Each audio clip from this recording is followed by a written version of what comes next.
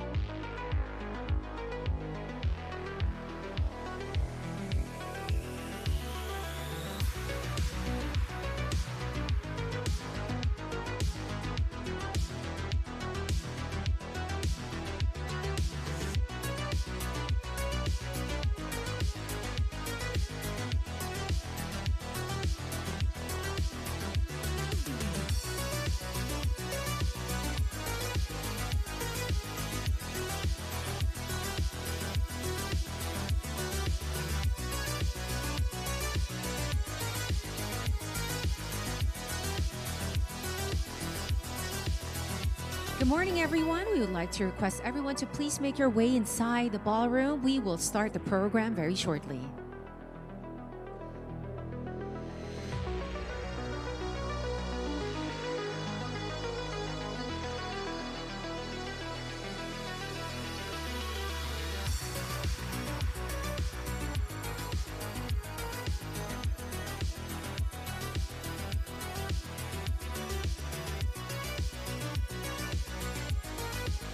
Once again, attention everyone, please make your way inside the ballroom. We will start the program very shortly.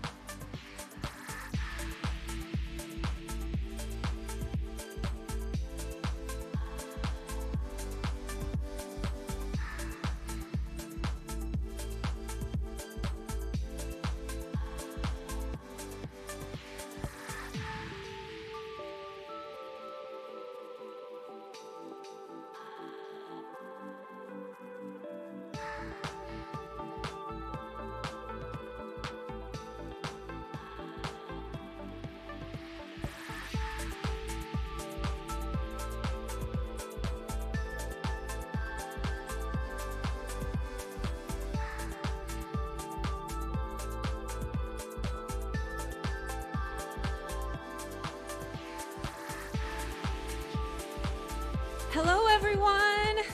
I hope you're well. Come on in, guys. We have all day for the pictures. Come on in, everyone. We are starting very, very soon. Make your way inside the ballroom. Come on. Hi, everyone. It's going to be an exciting day. So we might as well get this event rolling right now.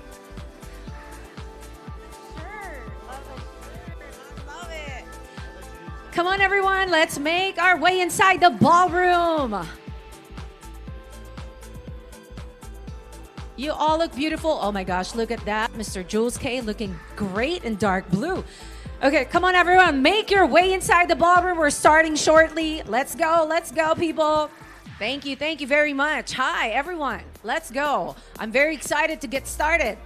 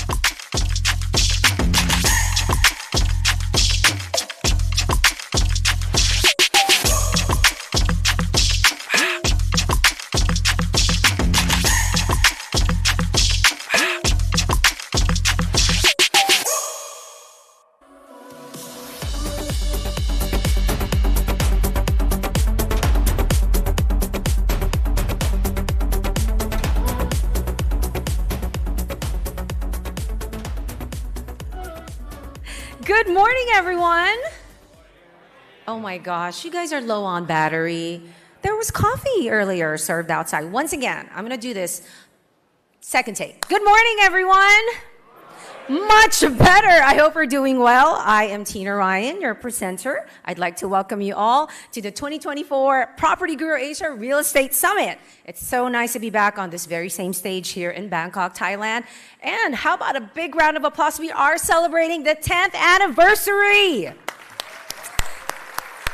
10th anniversary of Property Guru's annual thought leadership event, Property Guru Asia Real Estate Summit, or as we call it, ARIS. It's truly an absolute pleasure to be back here with all of you because today we are shaping the aspirations of future cities, and a very interesting topic indeed. Now, it's truly ARIS 2024 promises to be an inspiring event. We'll bring together industry experts and thought leaders as we explore ideas and collectively shape the vision for the future of our cities. Most importantly, it is our chance to connect with innovators and visionaries, investors, and property seekers who are all here today. We all want to drive meaningful change in the real estate sector and in our communities. Let's take this opportunity to learn, collaborate, and inspire one another.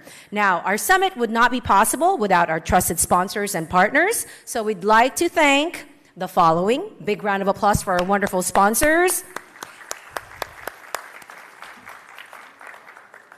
Sub-Zero Wolf, Delivering Asia, Property Guru for Business, our supporting partner, Reda Institute, our official magazine, Property Report by Property Guru, official portal partner, Property Guru, and our media partners, Bridges, Business World, Detic, Compass.com, Luxury Society Asia, Manila Bulletin, Philippine Star, Prop Tomorrow, and Tatler Homes.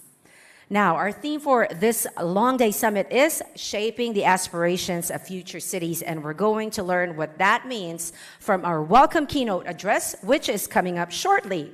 Okay, so this time, let's see what we have in store for you at ARIS 2024. Today, we're going to have experts from all around the Asia-Pacific region and beyond, and we will have exciting keynote presentations, various panel discussions, and even a couple of special performances. I'm so thrilled you're all here so we can enjoy ARIS together. Now, our summit is divided into three thematic segments filled with interesting and timely topics. So we hope you stick around for all these sessions that we've curated for you. We encourage all of you to watch the live presentation and discussions until the end because we know you always appreciate our ARIS content. Now, later this afternoon, you'll also be requested at the ARIS, you'll also be given the ARIS Digital Certificate of Participation from our registration kiosk. Now, also, if you would like to use our meeting pods inside the hall during the summit, feel free to do so. You can meet and speak with someone face-to-face. As you can see, we have one to my left and to my right here. Outside in our foyer 1 and foyer 2, we have free popcorn. How about that? A 360 camera booth, which I still have yet to check out, and coffee and snacks. So please feel free to check them out as well. Again, there's also a lounge for our VIP guests just near our foyer area. And for those who have passes for lunch, once again, folks, do not lose those badges, okay? Please keep your name badges so you can access our exclusive lunch area later. So as we continue with ARIS 2024, we urge everyone as well to post your thoughts, takeaways, and photos on our social media pages. You can get connected via X, Facebook, LinkedIn, and Instagram. Don't forget to tag us and use the hashtags Guru Summit and Inspire Innovators. ARIS 2024 is also live streaming on our official channels. Just look for the Property Guru Asia Real Estate Summit on YouTube and Facebook. And feel free to share the link to everyone you know as they can watch wherever they are in the world today.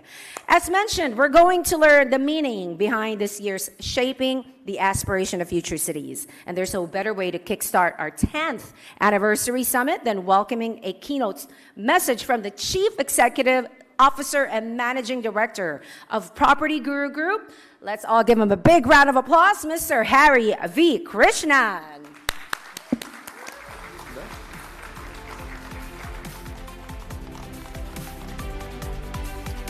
Thank you, Tina. Good morning, everyone. Good morning, distinguished guests, and welcome to ARES, Property Guru's Asia Real Estate Summit. And as Tina mentioned, it is my pleasure to welcome you, as this is the 10th time that we have conducted ARES here in Bangkok.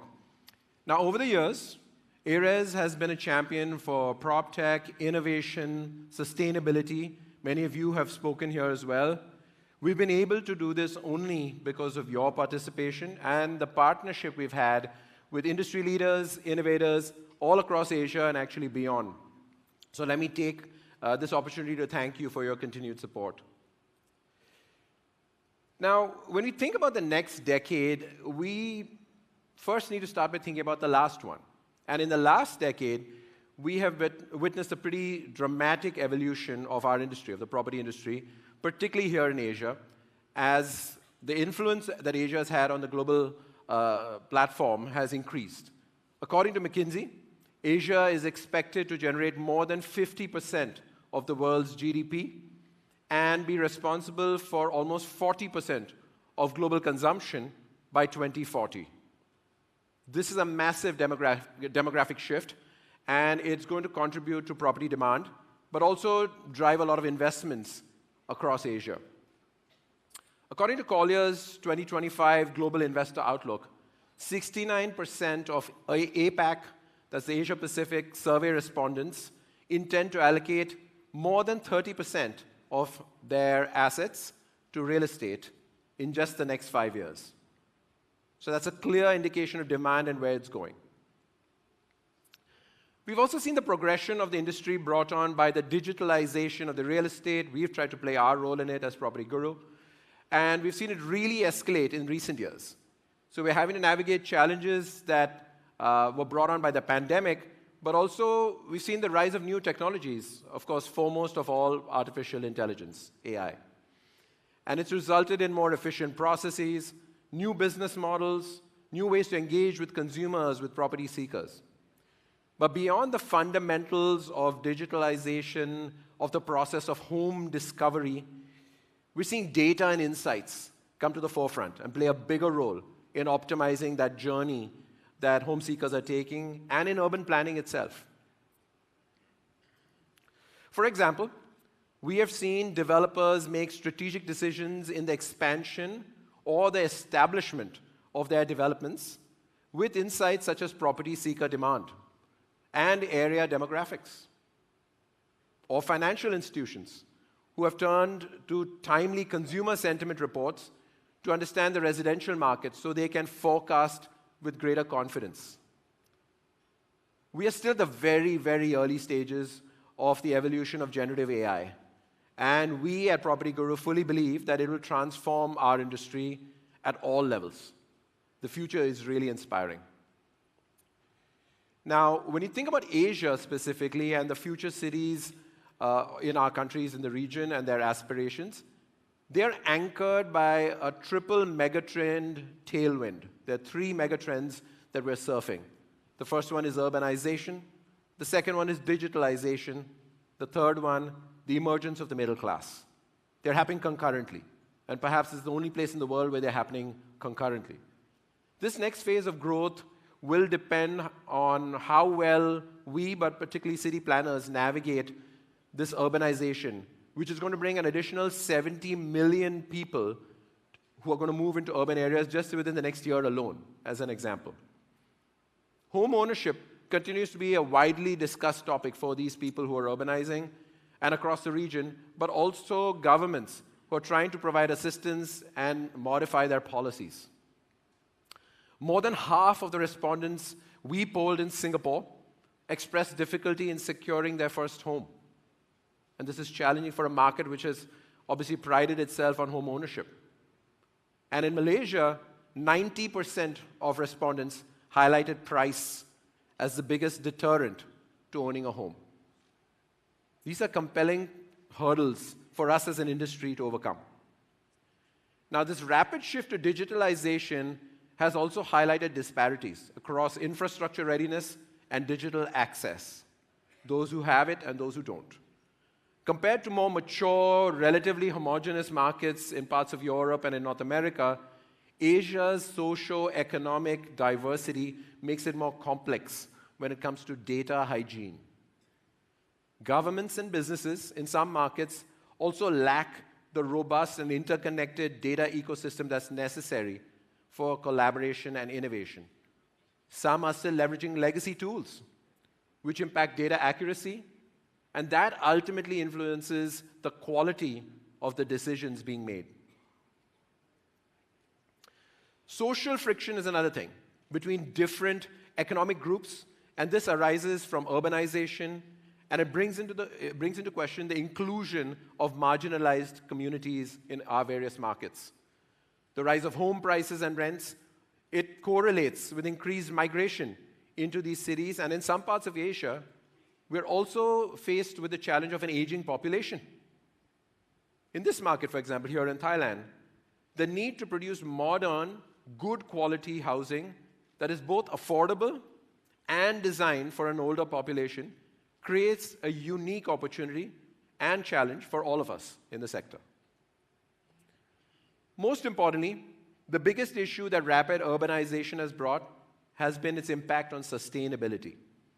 The built environment contributes to an estimated 42% of the world's annual global carbon emissions. That's significant. It's material. Uncertainties with climate risks have also impacted confidence in our city's capabilities and knowledge in ensuring that these property developments are strategized and delivered while keeping in mind the effects of climate change. For Asia to advance its future cities' aspirations, citizen advocacy and trust will be critical. Confidence can be established with data-driven decision-making and transparency.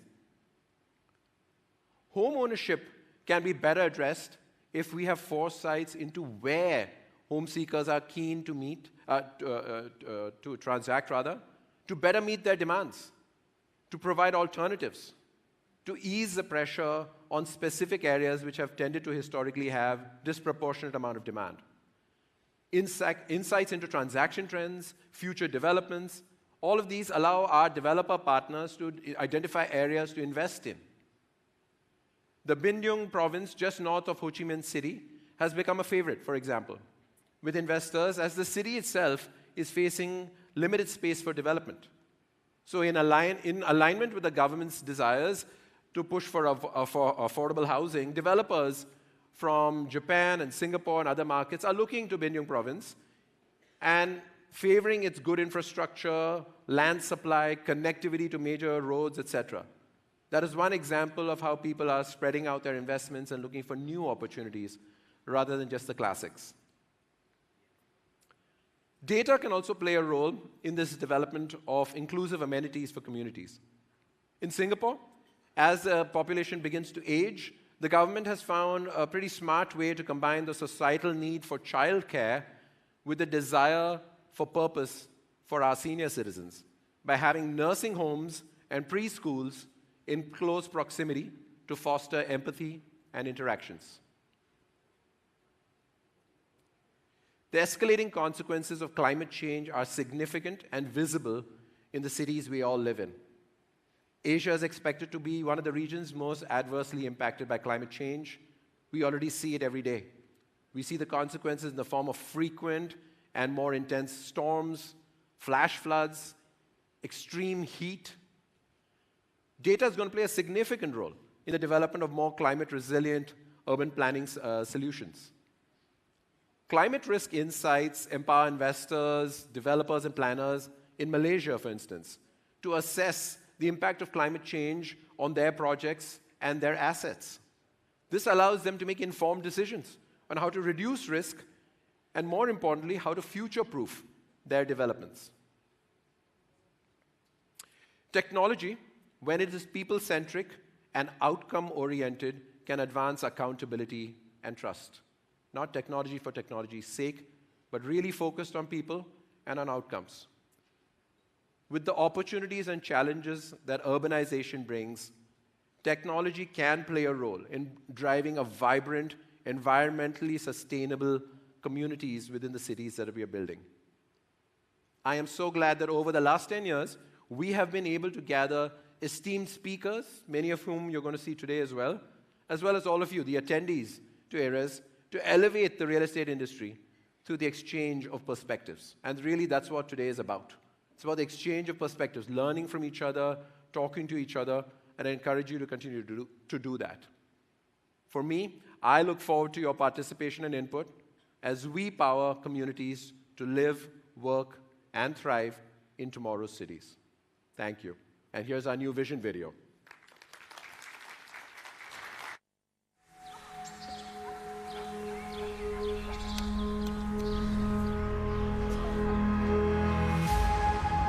Let's celebrate the ambitious for starting something new, the hopeful for envisioning a brighter future, the loving for reminding us what's truly important, and the bold for creating beautiful homes their way. If we can imagine cities where a better life is possible, where love exists to overcome life's challenges,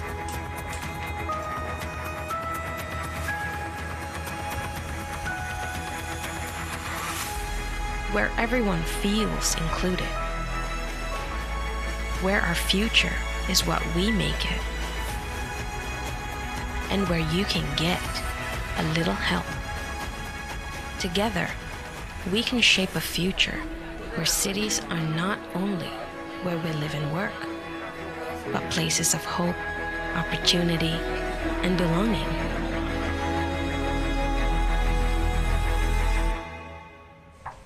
Because when people find a place where they truly belong, they thrive.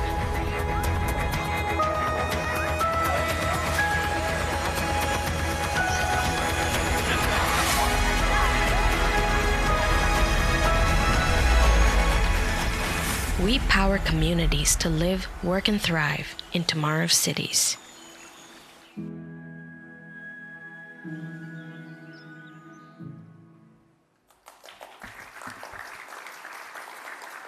Now, before I call on our next keynote speaker, I'm not sure if it was just me because I'm so jittery right now, but I thought I heard someone's cell phone. A friendly reminder to please put your cell phones on vibrate. Thank you. I see a gentleman doing it right now. Thank you, sir. I appreciate that once again, because you don't want to be that person everyone looks at, right? Okay, so here we go. Let's now hear our keynote speaker from The Economist to talk about Asia's economic landscape in 2025. Please welcome the Director of Southeast Asia from The Economist Intelligence Corporate Network, Mr. Sumana Rajaratnam.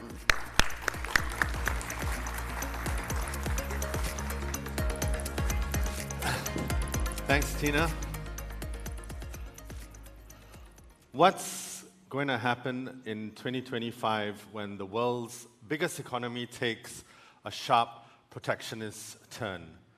What's going to happen if the Trump administration takes a much more transactional approach to its security relationships? And how are we going to factor all of this in when we have the advent of AI that's changing everything from healthcare to warfare to the way that we live in cities? Well, if you have about 20 minutes and you can resist the popcorn and the 360 phone booth outside, I'm going to try and help you answer some of these questions. And I'm going to do so by taking you through a short outlook on the macroeconomic environment of the region in Asia, some of the wealth trends that we are seeing here as well, and then a couple of things that you need to look out for in 2025. So here is our short-term economic outlook, and that's our hexagon map of the world. So each of the hexagons is a country, and on your left is North America, and on your right is Asia Pacific, where we are sitting. And it's a heat map, so the more blue and lighter colors are slower economic growth, 0 to 2%, and the brighter colors are faster economic growth from sort of 3 to 8%. So you can see, if you look on your left, Donald Trump is the president-elect. He will be inheriting a slowing US economy. So the US economy has really done very well over the last 2 years. It is slowing down just a little bit, and that will have consequences for all of us. But it's still growing at 1.7%, which for an economy the size of the US is just excellent. You can see Europe in the middle, lots of purples, lots of blues, not really doing very well as a region. It is slightly improving next year, but with Germany, the biggest economy there, not doing very well. We expect momentum to be slow in Europe. In the world, there are also two wars that are raging, two regional wars. One is in the Middle East between Israel and Hamas, and also between Ukraine and Russia. That's been going on for a while. Both of those are things that concern us, of course, from a security and social perspective, but also from a macroeconomic perspective. So we'll have to see how those pan out, and I will talk a little bit about those. But if you look at our region, that's where you see all the reds and the yellows. Good economic growth, right? India, you can see they're the fastest growing big economy. It slowed down a little bit the last quarter just after the elections, but predicted or forecast to grow at about 6 to 7% next year. Vietnam, Thailand, Malaysia, Indonesia, Philippines, all growing at very good rates. And China, it is slowing down because of the property crisis and a lack of domestic demand. But we still forecast China to grow at 4.7% next year. And for both secular reasons, as the Chinese economy matures, and also the US-China rivalry, we do expect China to slow down to about 3% growth by 2030. But that 3% growth in China shouldn't be underestimated. It's still more than India and Indonesia put together. For next year, we forecast, as you see at the top there, global economic growth to be at around 2.7%. And that is a bit slower than average. The average growth before the pandemic was about 3.1%. But given the world that we're in, coming out of the pandemic, with these wars, with all of the changes that are happening and the rise of industrial policy, that is a pretty good growth story. So the near-term outlook is improving. Now, I want to talk about two things that I think will really impact consumers and people who live in cities. You know, Hari talked a lot about urbanization and how long more we have of that in Asia and how that is driving growth. Here are two lines, right? These are inflation for developing economies in red, so you can see that is higher, and then developed economies in blue, and that is lower. And it's from 2020, so around the time of the pandemic starting, all the way to 2029, which is our forecast. And what to take away from this is that we've all been through that big spike in inflation, and you can see that it is coming down. So this inflation is our core forecast. Prices are coming down. They still are high, although the worst of the cost of living crisis is over. But the other thing is that if you look at the left of that graph and the right of it, you'll also see that inflation is going to be higher for the next forecast period, which is 5 years, than it was before the pandemic. So before the pandemic, the 10 years before, inflation was about 1.5% on average. And we are looking at a 2.5% average for inflation. So if you compound that over 5 years, over 7 years, that can really hit the pockets of consumers and the amount of disposable income that they have to put towards things like rent or mortgages or all of the stuff that they buy. The other factor here, and here's where things start to get a bit saucy, is interest rates, right? So we've been watching interest rates. Here are some of the interest rates of the big central banks in the world. So you have the Fed, you have the ECB, you have the UK central bank, all there on top. And then at the bottom, you have the Japanese central bank. You can see that they are increasing their rates.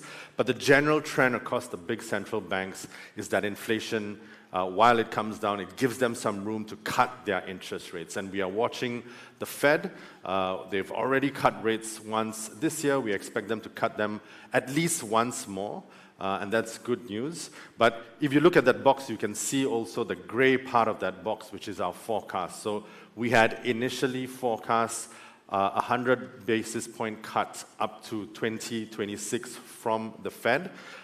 But given some of the unknowns around what the Trump administration's policies will be to tariffs, to immigration, and to defense, which I'll speak about, I think it is really now something that we have to watch and react to in terms of where rates go.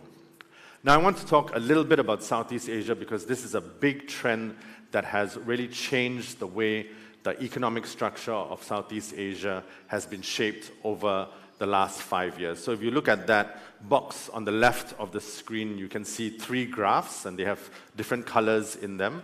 That is the aggregate GDP of Southeast Asia. So putting all of the 10 economies of ASEAN together, their economic growth in 2014, 2023, and 2024. And so the first thing to look at is that, it's pretty good growth, around 4.5% to 5% across that time period. That's great.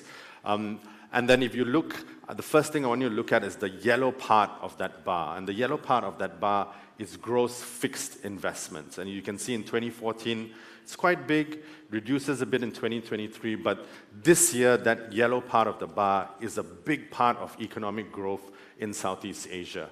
And what is that yellow part? It's really all that you see on that map. It's infrastructure build. It's things like airports, new cities, bridges, special economic zones. All that is coming online either partially or fully this year. These are big projects that are funded both by public organizations and private capital. And they'll come online over the next 5 to 7 years, but a chunk of them have come online this year. And that's why you see that yellow part of the bar very big this year.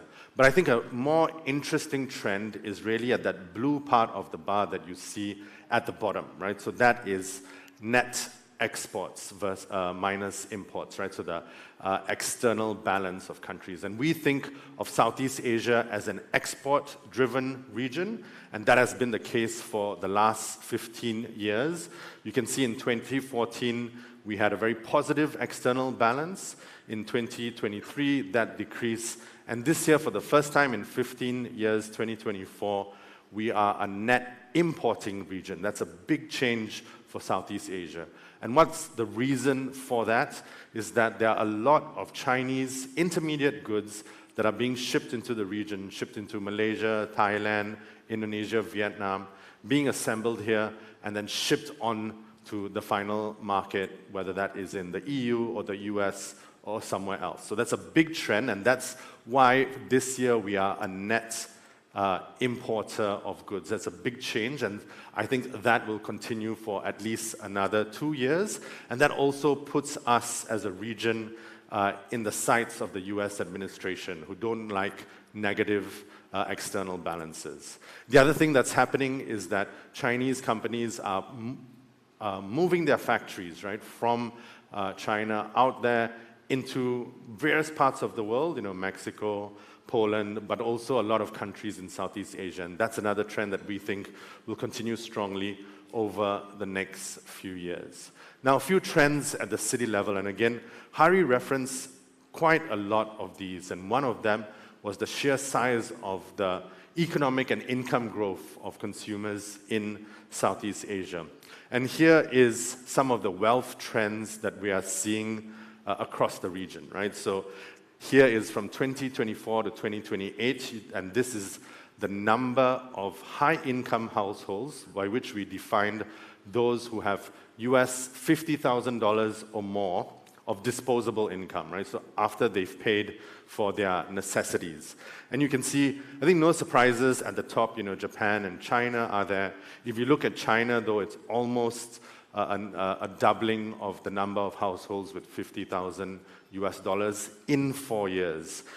Other interesting parts of that trend, India wasn't there in 2024 this year, but we forecast that they'll be in the top 10 in 2028. Malaysia, quite a big increase in the number of households there as well. And you can see Indonesia, even though it rounds off this list right at the bottom at number 10, it's still a significant increase in the number of households. So a lot more wealth and income, disposable income, which is very important, coming into the region. And of course, the region is also a very disparate region, right? Especially our cities and our mega cities. They're good for lots of things, right? Good for economic growth, good for jobs, but they also tend to promote inequality, and this is part of that trend. We're also seeing large rises in ultra-wealthy individuals, right? So the previous slide was people with 50,000 or more. This slide is households that earn 1 million or more, and that's expected to go from 19% in Asia in 2019 to 23% in 2024, so this year. And if you look at that, the big increases, 40% increase from 2019 to 2028 in China, 50% increase in India, and 35% increase in Malaysia. So big increases in both $50,000 households and also ultra high net worth households. At the EIU, we do this thing called the Livability Index, where we basically construct an index of what factors people think make a city livable. And here are some comparisons of cities from Asia Pacific and the Middle East. And you can see the types of factors that we look at, political stability, healthcare, infrastructure. And because you'll be having throughout the day different sessions, on the luxury real estate market, also on what factors will be used to reimagine and redesign cities, I thought I'll just put in your mind some of the changes that we are seeing of respondents to this survey, right? One is that coming out of the pandemic, healthcare has become much, much more important. It didn't used to be so important before. There was sort of uneven delivery, but the pandemic has really created a much bigger demand for healthcare amongst people that live in cities. The other big difference is in culture and environment and infrastructure. And the big difference there is sustainability. So a lot more people care about the environment, and that's things like, the air pollution in a city, the quality of the water, those types of things. But also in infrastructure, more people care about how resilient a city is. What type of defenses does it have against climate risks? And so when they are making decisions to relocate and move cities, these are some of the changes that we've seen over the past 5 years or so. The other index that we do across many, many cities is the Worldwide Cost of Living Index. And I just told you about inflation coming down and how the cost of living crisis, we've been through sort of the worst of it. But prices in big cities around the world have risen by an average of 8% over 2023 to 2024. And that's a big increase. In fact, it's the fastest rate of increase in 20 years, right? And so at the country level, you might not see it, but at the city level, especially big cities that attract a lot of people, we are seeing big price increases. And Asia is a region of cost of living extremes, right? You can see the ultra wealthy and the lower income living very close to each other. And so one of the things that we think planners should think about is how to maintain this quality of life amid this consumer price inflation and amidst this inequality that's developing in a lot of these big cities. Now, some trends to think about for the world ahead in 2025, and we do this publication every year. We essentially get all our analysts, all our journalists, and we stick them in a room. We give them lots of sugar products, chocolates and biscuits and things like that, and then lots of tea, and we lock the door, and we tell them what's going to happen, to predict what's going to happen in 2025. And so here are some of the things that you should be aware of, right? 2024 was a bit like Schrodinger's cats. That's the experiment where you have a cat and it's in the box and you kind of don't know whether the cat is alive or dead until you open the box. And The cat in the box for 2024 was the outcome of the US presidential election. And now the box is open. We know who's going to be the presidents. The ballots have been counted, but I'm not sure that that makes us any more certain of what's going to happen next year. And so America's choice really has repercussions around the rest of the world. President Trump-elect, when he was on the campaign trail, he came up with these 20 points of what he was going to do. And of course, what politicians say on the campaign trail is very different from what they actually do.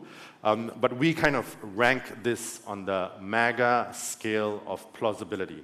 So there are certain things on that were at number 5, all the way to number 1. So 5 is very likely.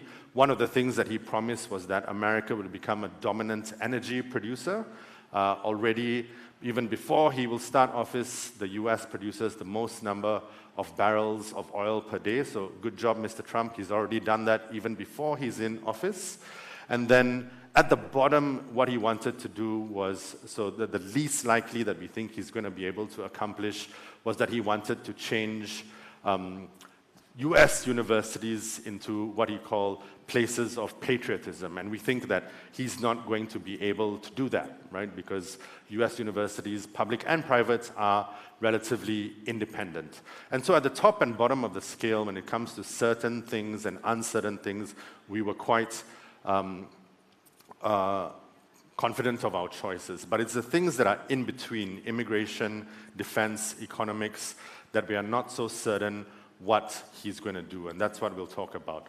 One thing is that 2024 was this year of many, many elections, right? Elections around the world. The most number of people have voted this year than ever before in history. And what we saw was that incumbent parties did pretty badly.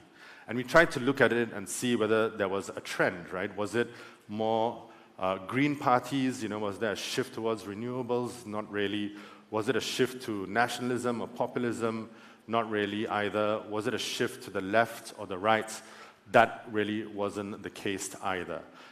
What we've seen is that voters have generally just kicked out incumbent parties or made it more difficult for them. We saw that in the US and the UK. We saw that in India and South Africa, where there's a coalition government. That's a bit surprising. We also saw that in Taiwan and France, right, where there's this kind of uneasy cohabitation of political parties. So voters have voted for change, and we expect that to continue. 2025 won't have as many elections, but we've just seen over the past couple of weeks changes in Syria, changes in South Korea that were extremely surprising. So I think that voters are really looking for leaders to deliver change. Now, the other one that we need to talk about this year for 2025 is tariffs, right? Donald Trump has said that he'll put a 60% tariff on China, all goods coming out of there, and a 10 to 20% tariff on goods that are from the rest of the world. And that's effectively like a sales tax on the American consumer. Now, trade between the US and China is around $550 billion. And if you truly had a 60% tariff, that trade would fall by about 85%. So what we think is that as Donald Trump tries to move this through the business community in the US and also through Congress, these types of things will be watered down. So we expect probably around 25% tariff on China, and a 3% tariff on goods from the rest of the world on average, right? And also Trump himself will probably go after the headline, so he'll want to see a big tariff number, but his team will then work many different sort of carve-outs or caveats to those types of deals. But if there are these big tariff increases, as we do expect there to be a bit of a downside effect on macroeconomic growth in Asia Pacific from anywhere from around 0.8% to 0.4%. And over the course of 2 years, this could also reduce growth in the US by up to 0.5%. So do expect prices to go up if there are increased tariffs, and do expect China, which has been quite restrained so far, to react as well, right, in terms of how they will deal with US tariffs. Now, one positive thing really coming out of China is the clean tech boom. As consumer demand is quite weak, China has tried to pivot to a new economic model that it calls new productive forces, with a heavy reliance on technology. And a lot of that technology is clean tech, things like solar panels, batteries, EVs. We've seen them produced very efficiently in China, sometimes with government support. Some companies do that without government support. But they've been exporting that to the rest of the world. There's a very interesting example in solar panels. This year, Pakistan was the fastest adopter of solar panels in the world. And they got all of that cheap solar panels from China.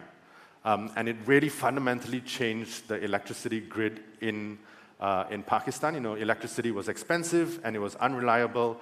If you were a consumer or a factory owner and you could afford it, you would get these solar panels, you would install it, and you'd have your own access to power. You would take yourself away from the grid.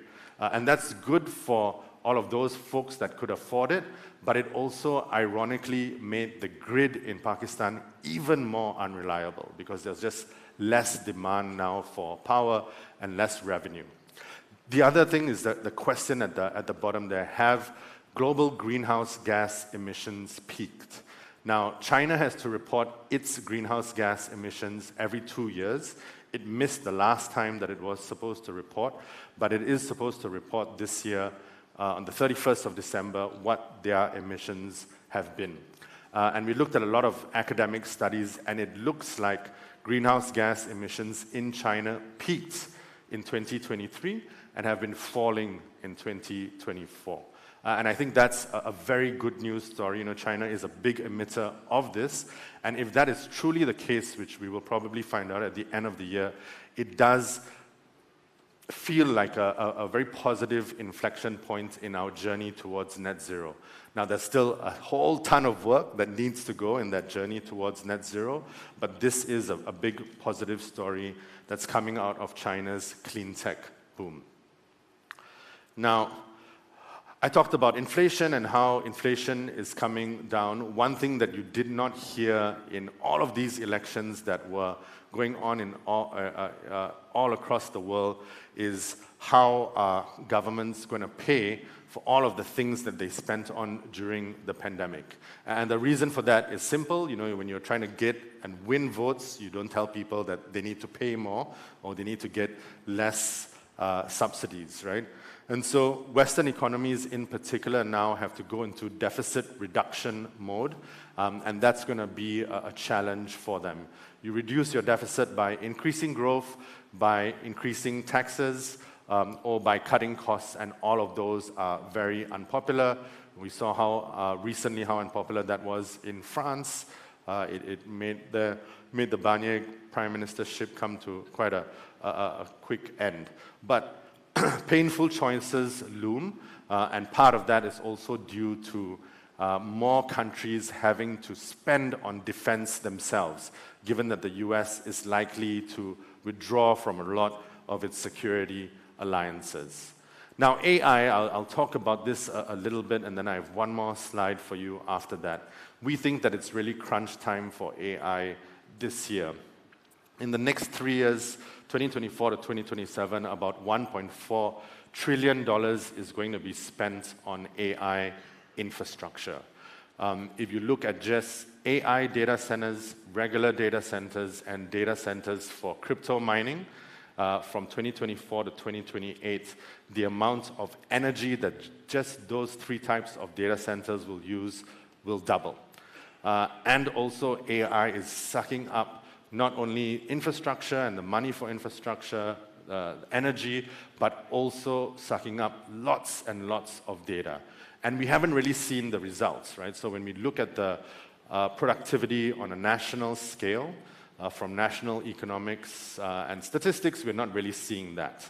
We look at a survey from the Census Bureau in the US, and that question asked US companies, how many of you are using AI for your core products or services? And the answer was 5%, which is very, very low if you think about it.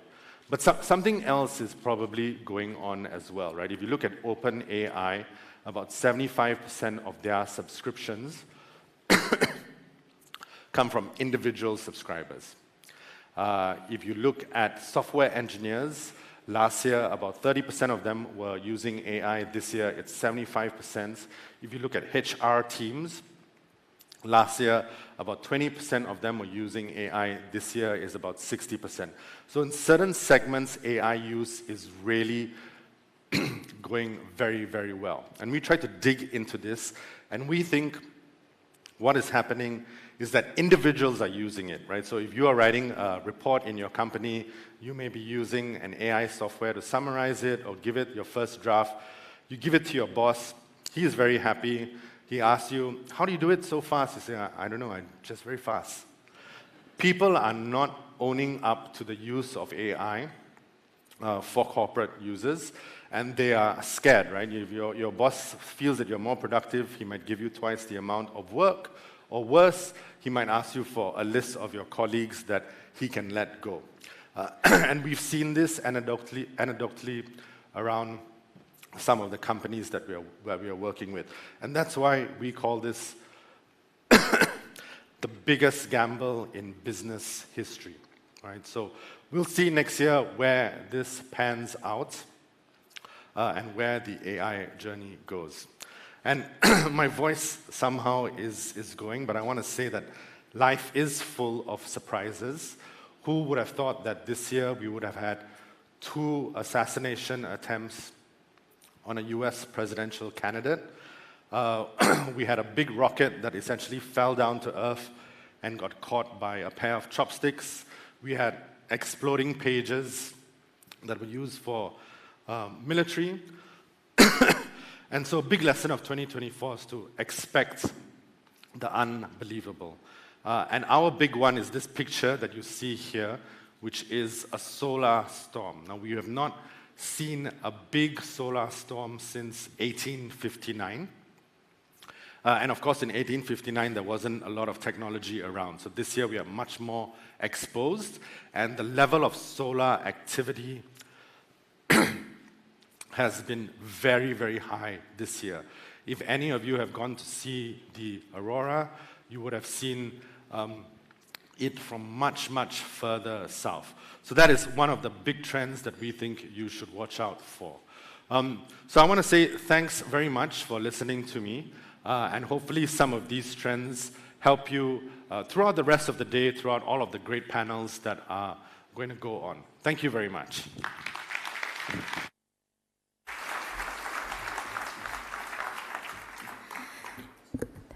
Thank you, Sumana, for your 2025 economic outlook.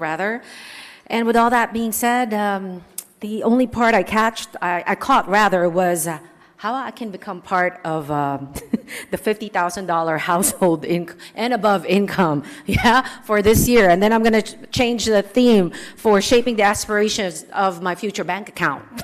So thank you so much, Sumana. As promised, we're giving away, oh, no, not yet. Not yet. I got excited. We do have a video from our supporting partner, which is the Retta Institute. Let's have a look at it.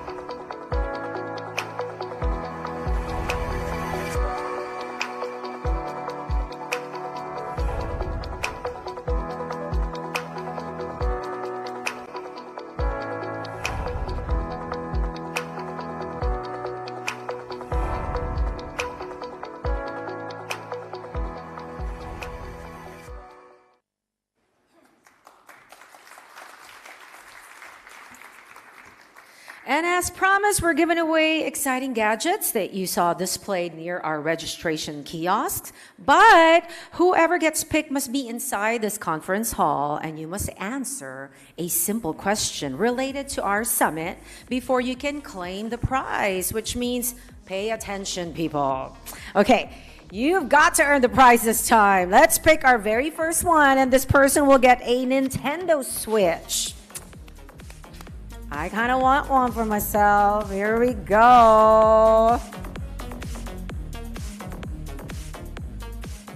Tita Ann, are you here? Miss Tita, come on down.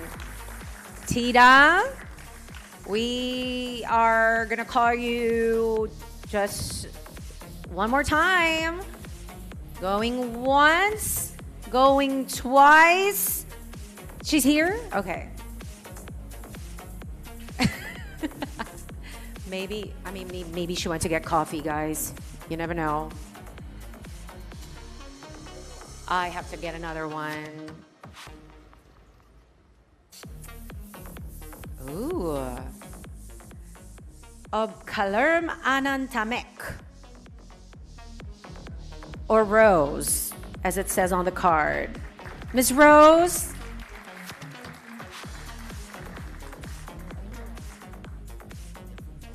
Okay, Miss Rose, the question is, what is the, I'm just kidding. What is the name of our official portal partner? We flashed it on the screen earlier. I can give you a clue. The initials are PG. Come on, Miss Rose. I'm dying right now. Wait a minute. I think I take some photos.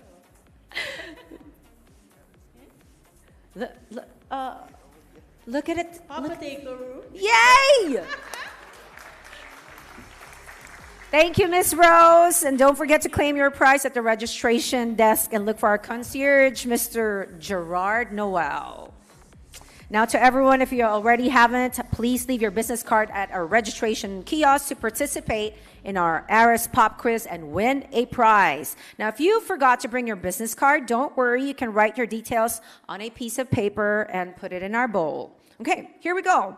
It's time now to welcome our first panel discussion of the day, and these experts will talk about digital adoption and transformation of businesses. Let's welcome to the stage our moderator, Dr.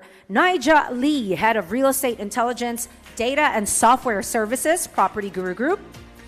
We have Anton Warman, creator, entrepreneur, and real estate advisor from the popular YouTube channel, Anton in Japan. David Chong is the Chief Operating Officer of Reda Institute from Malaysia.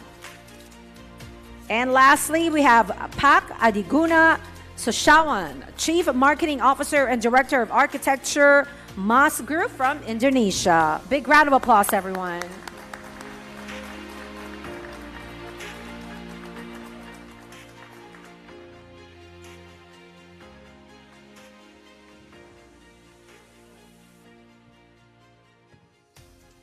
Hello, good morning.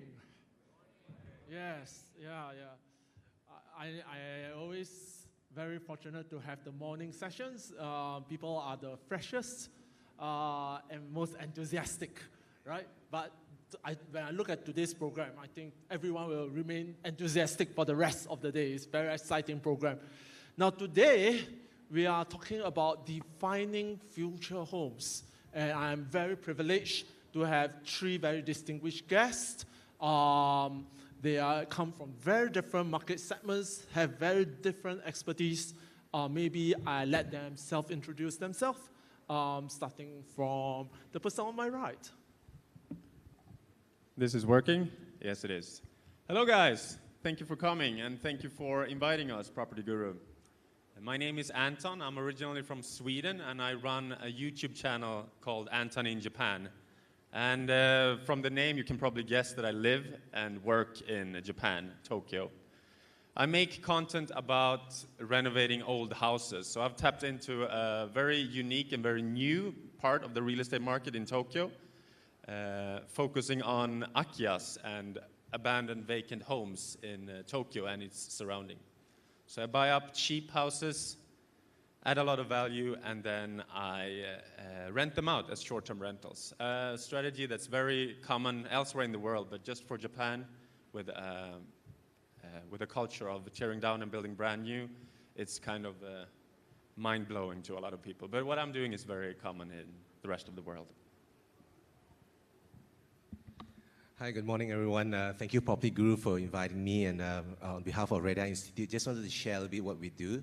So originally, I was a lawyer, corporate lawyer. Now I work for a housing advocate organization. Radar it stands for Housing Developers Association of Malaysia, representing more than 1,600 developers. But I'm from the institute, so we have an institute focusing on trainings, right? Where we do study tours, we do conferences. We also do a lot of research on housing in terms of affordability, in terms of abandoned housing, and looking at housing issues right in Malaysia and also slightly beyond Malaysia as well. And we also have an education component where we have a master's in real estate development with certain universities. So, we'll be happy to share more about our perspectives. And thank you very much. Hello. Good morning, everyone. Yeah. Let me introduce myself. My name is Muhammad Adikuna Sosiawan from Mas Group. I'm from Indonesia. And Mas Group itself is a company, a real estate developer company that specializes in millennials housing, Gen Z housing. So right now, maybe I can share about how we can make the house appealing to the younger generation. Thank you. Thank you. Thank you very much. So today we are going to have very, very interesting topics, and each of them have very different expertise of different market segments. And just now when we talk about the economy and how we talk about the trends in Southeast Asia, there are a number of trends in Asia, right? In Japan, you have depopulation, aging population. In Indonesia, you have the growth of this millennials, Gen Z, of a very, very prominent middle income group. And then in Malaysia, you have both of this, all right? So we're going to have a very interesting talk. So before we start, maybe we talk about future homes. In the future, what homes are going to look like, right? So each of you all are in different markets with very different market conditions, very different culture. Maybe can you share a bit about how, based on your views, what a future housing look like based on your experience? So me personally, I enjoy a home. I enjoy a house where I can put my own ideas into life. I want to make this house. I don't enjoy a hotel room, so to say. I would like more personality in my home, like where I can choose the wallpaper, I can choose the kitchen, and put more personality into the home. And that's how I envision my future homes. And that's how I think, from my culture and from my upbringing, that's what a home should look like. You should not live in a shoebox, but you should create your own shoebox, if that makes sense. Nice. David, what about you?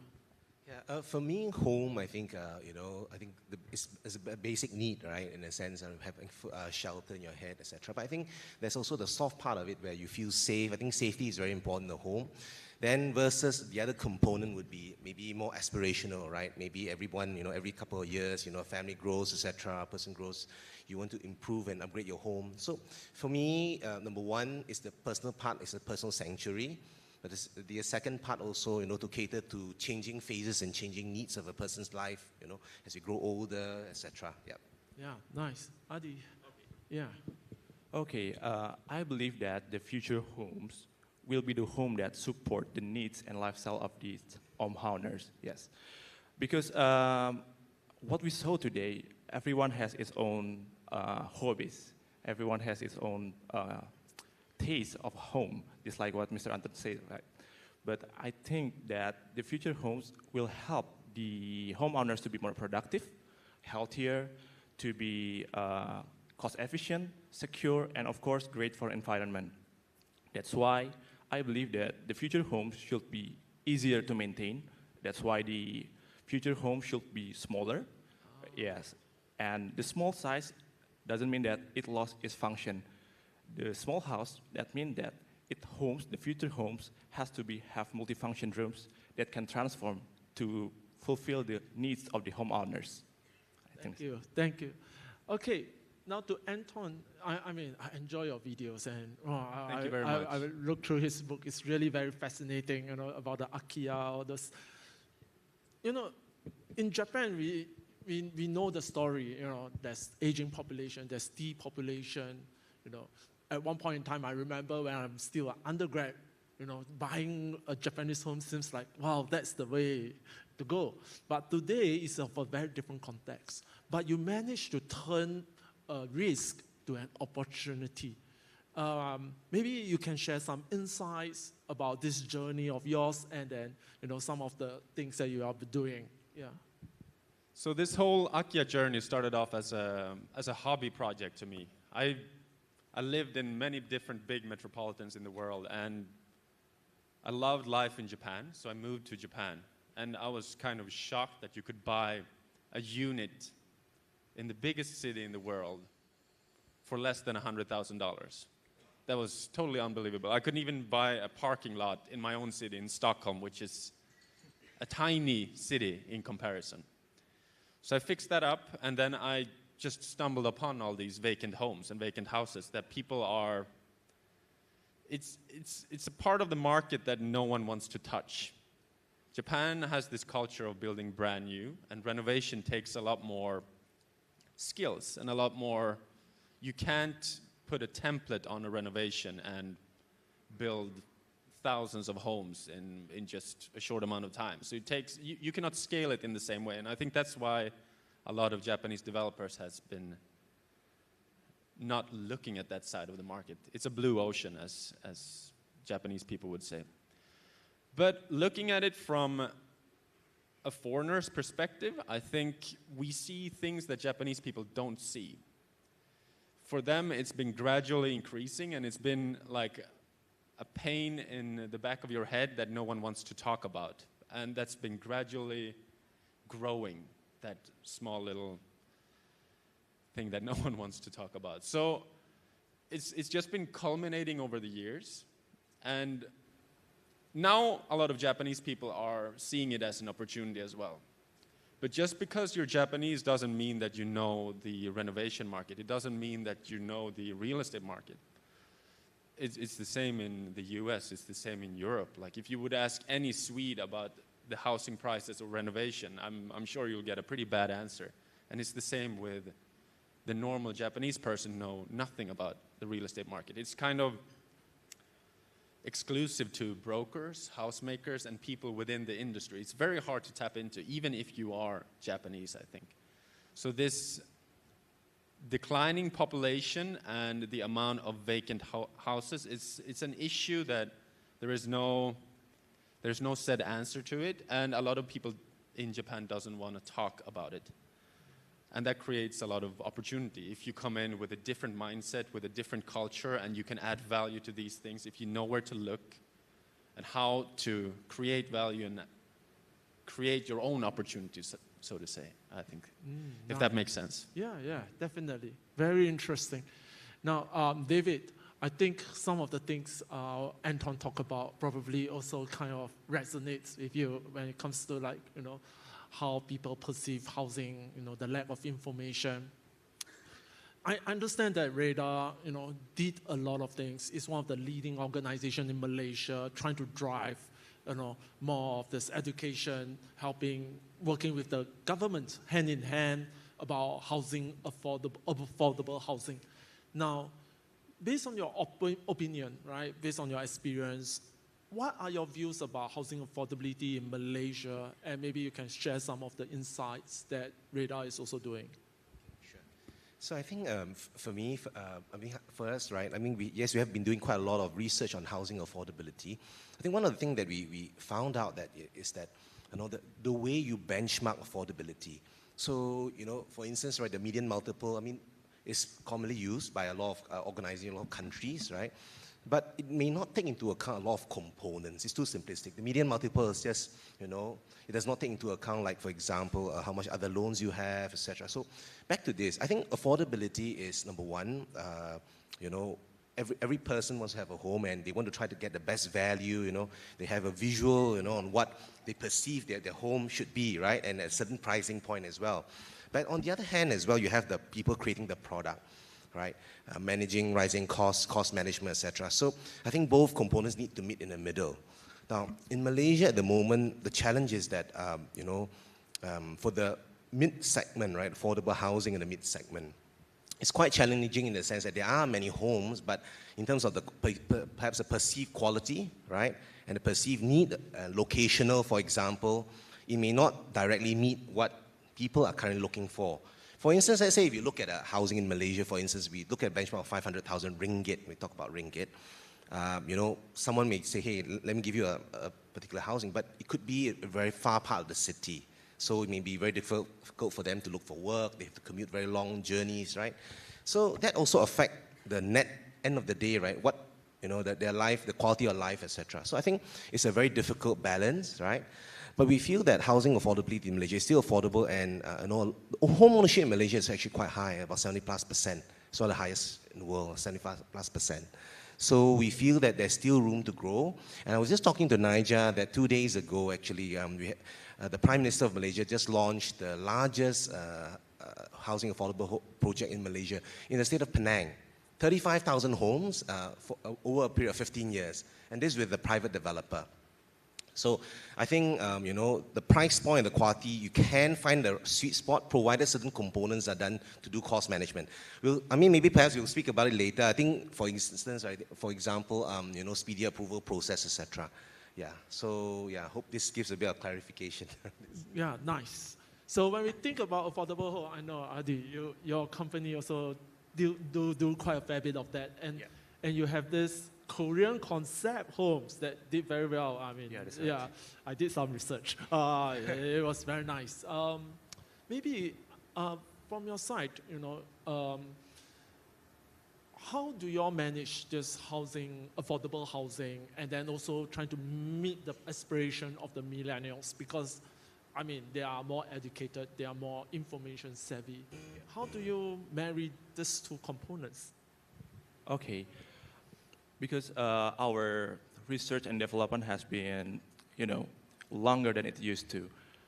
Basically, in Mas Group in Indonesia, we just did it for 1 year, for example. But for Arium Park, we did it twice. We did it for 2 years because we need to know exactly what they want. You know, the younger generation has very much information from the internet, so they have exactly what they want. And luckily, you know, the home ownership ratio in Indonesia is very high, actually. It's around 80%. But there are also 80 million millennials and Gen Z in Indonesia that doesn't have a home yet. So what we do is we're searching what is the most popular culture in Indonesia right now. And luckily for us, the Korean hype in Indonesia is real. It's real. It's starting from the children who watch Tayo. It's starting to the teenagers who want to buy something, a mobile phone from a Korean brands, and the automotive industry, and so on, until the, you know, you want to have something from Korea. And why not you have a Korean homes in Indonesia? And what we saw from Korea, it has a distinctive quality just like a home with technology. That's why our perspective is how to build a home that is affordable, can meet the lifestyle of the Gen Zs and the millennials, but also have a high tech. So that's our formula, actually. So we create a home that may be much cheaper than inside the city. So we built it just an hour from the city center, but we can create flexibility for them. We can create bigger facilities. We can create a more secure environment for the children. And we also can create the houses that the design have a great adaptability. That's what we do. Ah, nice. Now that redirecting the question back to Anton, you know, we talk about affordable homes, especially for younger people. And I think a lot of the people in this audience, they want to invest in property. And then to invest in places like Tokyo seems like always very prohibitive. But you are showing a different opportunity where, you know, it's affordable, So what kind of advice will you give to especially young people looking to invest in cities or mature cities? What should they look out for, and what is the mindset they should have?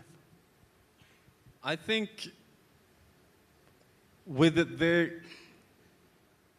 virality of the Akia crisis online, I think people just think that you can come to Japan and you can buy any house and turn it into an asset, and then it's going to generate money and a return for you almost by itself.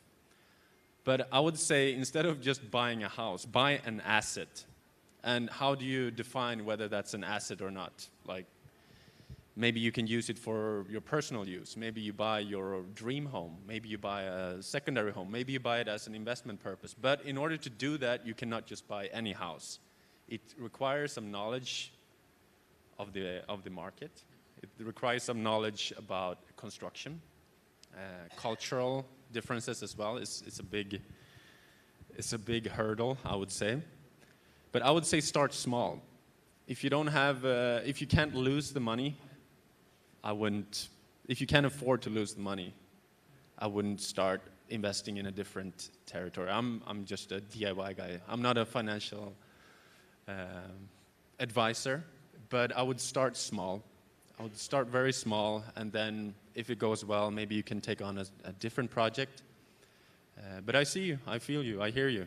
I lived in New York for a few years. I lived in Europe, and I know how big of an issue, like, a lot of people cannot afford their homes. In my city, Stockholm, over the past 15 years, property prices have risen a few, 3, 4, 500%, sometimes even more in some areas. And I know Australia has a big issue with younger people are being priced out and cannot afford their homes anymore. But then they're seeing that there's a huge opportunity in Japan. So I see why a lot of people see this as a big opportunity. But you gotta be in Japan in order to pull this off, I think. It would be same, like, I would never buy a house in Alabama, US, just because it was cheap. How long do you stay in Japan before you do your first project? 9 months. Wow. So I knew I wanted to stay in Japan. I knew I wanted to be in Tokyo, so I moved there first, and then I found this opportunity. And then I went all in on it and turned my hobby into a new profession. Very nice. You really inspire us a lot for the young audience. Thank you very much. Now, David, I understand that the institute or the radar, they also conduct a lot of visits to different countries, learning their affordable housing models, learning new sustainable housing models. Maybe can you share some of the learnings among our audience here? Actually, I just, we were in Ho Chi Minh City about 3 weeks plus ago, and previously we also went to Singapore to look at the HDB model, and also to Hong Kong, etc. as well. So just to share a little bit, I mean, I think Nigel and the panel, I think today about defining future homes, right? I mean, just a few points that Adi mentioned just now, I'd just like to add on a little bit if I could. So I think in Malaysia right now, for instance, right, we have this different balances that you need to balance them. And at one stage, right, if you build outside, further out from the city, you may get, like he said, Adi was saying, a bigger house, right, a bigger home, right, better facilities, etc. However, you may lose certain things. For instance, you have to commute a bit longer, etc. Right? So I think this is a difficult balance, and perhaps the solution could be in different phases of life. For instance, say when a person's single or working in the city, etc., they may want to work, city has the family grow, they may want to move outside. So I think this defining future homes is, I think the house has to be flexible and adaptable over time. And one key component that we found from some of our visits, for instance, was that, one, we feel that housing stock, right, let's say affordable housing stock, especially in the heart of the city, should not be sold. So if it's government social affordable housing, the stock should be kept by the government, right? Because if you keep selling land, over time, you keep building outwards to the city. So people that may need, like, to work near the city, they may lose that access. Now, talking back to your question here, Nigel, about the different cities, I think Singapore is always the benchmark, the highest benchmark when we talk about affordable homes, when we look at HDB, right? So we have the $1 million HDB, and HDB, we visited them several times. Then every few years when we visit back, right, they're always ahead of the curve, right, in the ASEAN sector. But, for instance, now, they were sharing that they were building homes near the sea, reclaimed land, etc., jogging paths that, connected to a lot of facilities. So I think HDB is the benchmark for most cities that we go to. However, the issues with the other cities, right, that want to achieve similar affordable housing like Singapore would be about cost management. I think I was talking to Nadia just before we came in that a lot of people may not realize that HDB actually subsidizes a huge component. I think in 2023, the subsidy is about about $6 billion in 2023. The year before, about 5+ billion Sing dollar. The year before, 21 is about 4 billion. So I think when we speak to a lot of people in Malaysia as well, people doing affordable housing, they were saying that they wish they had such budgets as well, right? So perhaps, I think looking at that, the different cities also want to model Singapore, but always about the cost. And perhaps in the near future, the different structure, financial model and structure could be in place.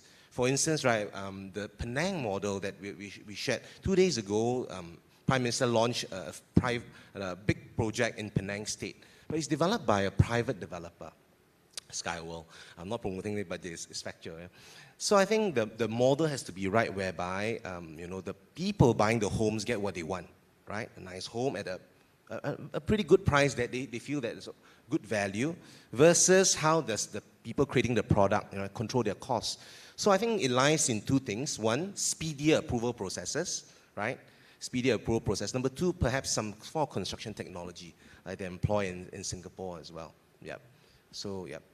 Maybe I just want to tap your mind a bit more.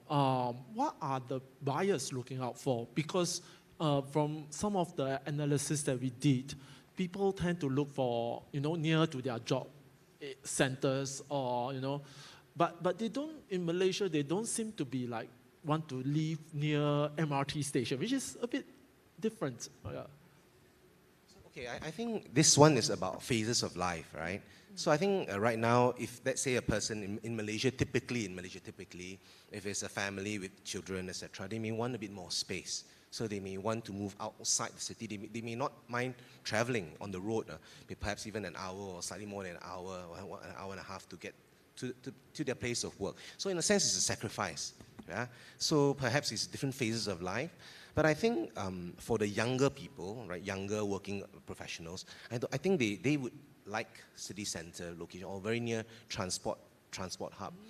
However, the challenge is that, perhaps in different cities as well. For instance, we were in Ho Chi Minh City recently, and, their MRT, LRT is not here yet, So perhaps in different cities, we can't compare apple to apple. It still depends a lot. So Malaysia, our infrastructure, we have some form of public transport infrastructure, but may not be as advanced as, say, Hong Kong or Singapore. Hence, not all areas are very connected. So perhaps that's one challenge why not so many developments could be transit-oriented. I see. In that sense, Nigeria, yeah. So, Adi, in Indonesia, I understand that the market is very diverse.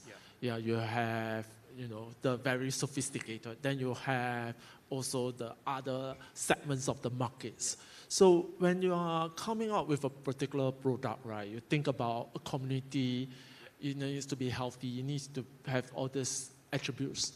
From a very design perspective, right, what are the kind of things that goes into your mind? Because, we talk about cost management, and then we still need to make a profit out of this. How do you manage these commercial objectives and social objectives together?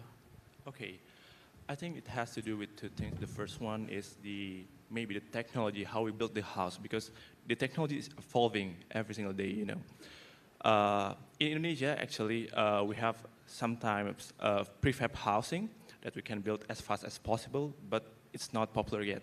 But I think in the future, this technology will help us to cut the cost, because in Indonesia, the housing price inside the city and outside the city is very, very diverse. So it can be 4 times much more expensive than in the city. So what we do in Mas Group is we want to be the middle ground here, because as Mr. David already said, that maybe the infrastructure is an issue here. Because in Indonesia, it's very unique, but it is the truth. There's a lot of people who really want to commute from their home to the city center in Jakarta 5 hours a day. Can you imagine? 5 hours a day. So they're willing to get the better job for them. But I think the problem here, there is no middle ground. So I think the house inside the city is too expensive. But the house outside the city, they tend to have lack of quality, lack of concept, and maybe lack of the, things that Gen Z like, sustainability. So that's why Mas Group want to be the part of that area. So when we think about our products, we no longer want to sell it as a housing development. Rather, we prefer to sell it as a lifestyle development. So the first thing when you see our project, you may not see the house because the house is just an instrument. What we want to sell is when you be part of our community, you'll be a part of a healthy community. You'll be a part of the modern community. So what we do is we just have one kind of plot length. After the research, we decided 5.5 meters times 14 is the best for Indonesian right now. So it has flexibility. As I talk about the landed housing, I think growing house is one of the best things ever happened in Indonesia. Because when we sell the house as it looks, it has to be more expensive. So the younger generation doesn't need that at the time. So we sell it maybe for the smaller house, only 1 bedroom. But this 1 bedroom has the structure to be evolved vertically into the 3-story homes. And maybe from the 1 bedroom, it can be transformed into 5 bedroom according to their needs. Yeah, that's what we do. Yeah. Ah, nice. So maybe to dwell one deeper into the question, right? Because your concepts are very new, and sometimes you also need to educate the consumer. Yeah. How do you do that? I mean, I understand you did a lot of social media. How effective is that? And what are the new trends you are seeing in Indonesia? Yeah. Actually, back in COVID era, me and my wife, we started a YouTube channel. Not as big as Anton, but it helped us quite a lot with the sales right there. Because, when we want to influence the house, we have to be the target market. So I start to tour to a lot of Indonesian property development from my friends. So we saw that maybe when you just sell the house itself, the house is just a house. It has no story. It has no uniqueness. It has no the trigger, the emotion that makes people want to buy the house. But when we sell the house, starting from the story itself, how the house will be evolving in the next 30 years, how the house will be future-proof, how the house will be the place where the children grows, when they can learn safely, securely in the secure environment, then it's easier to convince them to buy the house. So in our case, in Arium Park, we want to create the story about a Korean dreams where people can live healthier with a lot of facilities that they cannot get outside Arium Park. So we can create the housing. At first, we have 60% of the products will be the 1-story houses, but because we have the adaptability from the same land plot, now we sell the 3-story house even more. Yeah. Ah, nice, nice. Antoine, I think also you are very experienced in YouTube. You set up your YouTube channel. Now there's so many social media outlets, right? How do you manage to stand out? Or what's your strategy, especially when you want to convey the message about future living, how it should be done, how it can be done? Because yours is pretty revolutionary in terms of the Japanese culture where they buy a new house and so on. I think it's about what do you want to convey, and then you package it in a 60-second video with a really strong hook in the beginning. So, for example, what's your video? Let me give you some advice. Sorry? What's your video about? Actually, we're just home touring. We pretend to be the consumer, but it's actually our houses. And you're making long-form content, or you're making shorts? Yes. Right now, we don't usually use YouTube videos anymore because, our video usually long. It's about 20 minutes. And right now, we just make a highlight in the Reels or TikTok just for 1.5 minutes. So I would just go shorts if I were you. Yeah, yeah. Because you'll reach millions of people with like this amount of work. Yeah. And then people will be funneled into your living. Yeah, I know, because maybe when we put the shorter video, maybe the algorithm will help us to grow even more, right? Because the exposure of the content itself will be much bigger than that. Yeah. Was that an answer to your question? Or? Thanks for helping me moderate. Yeah.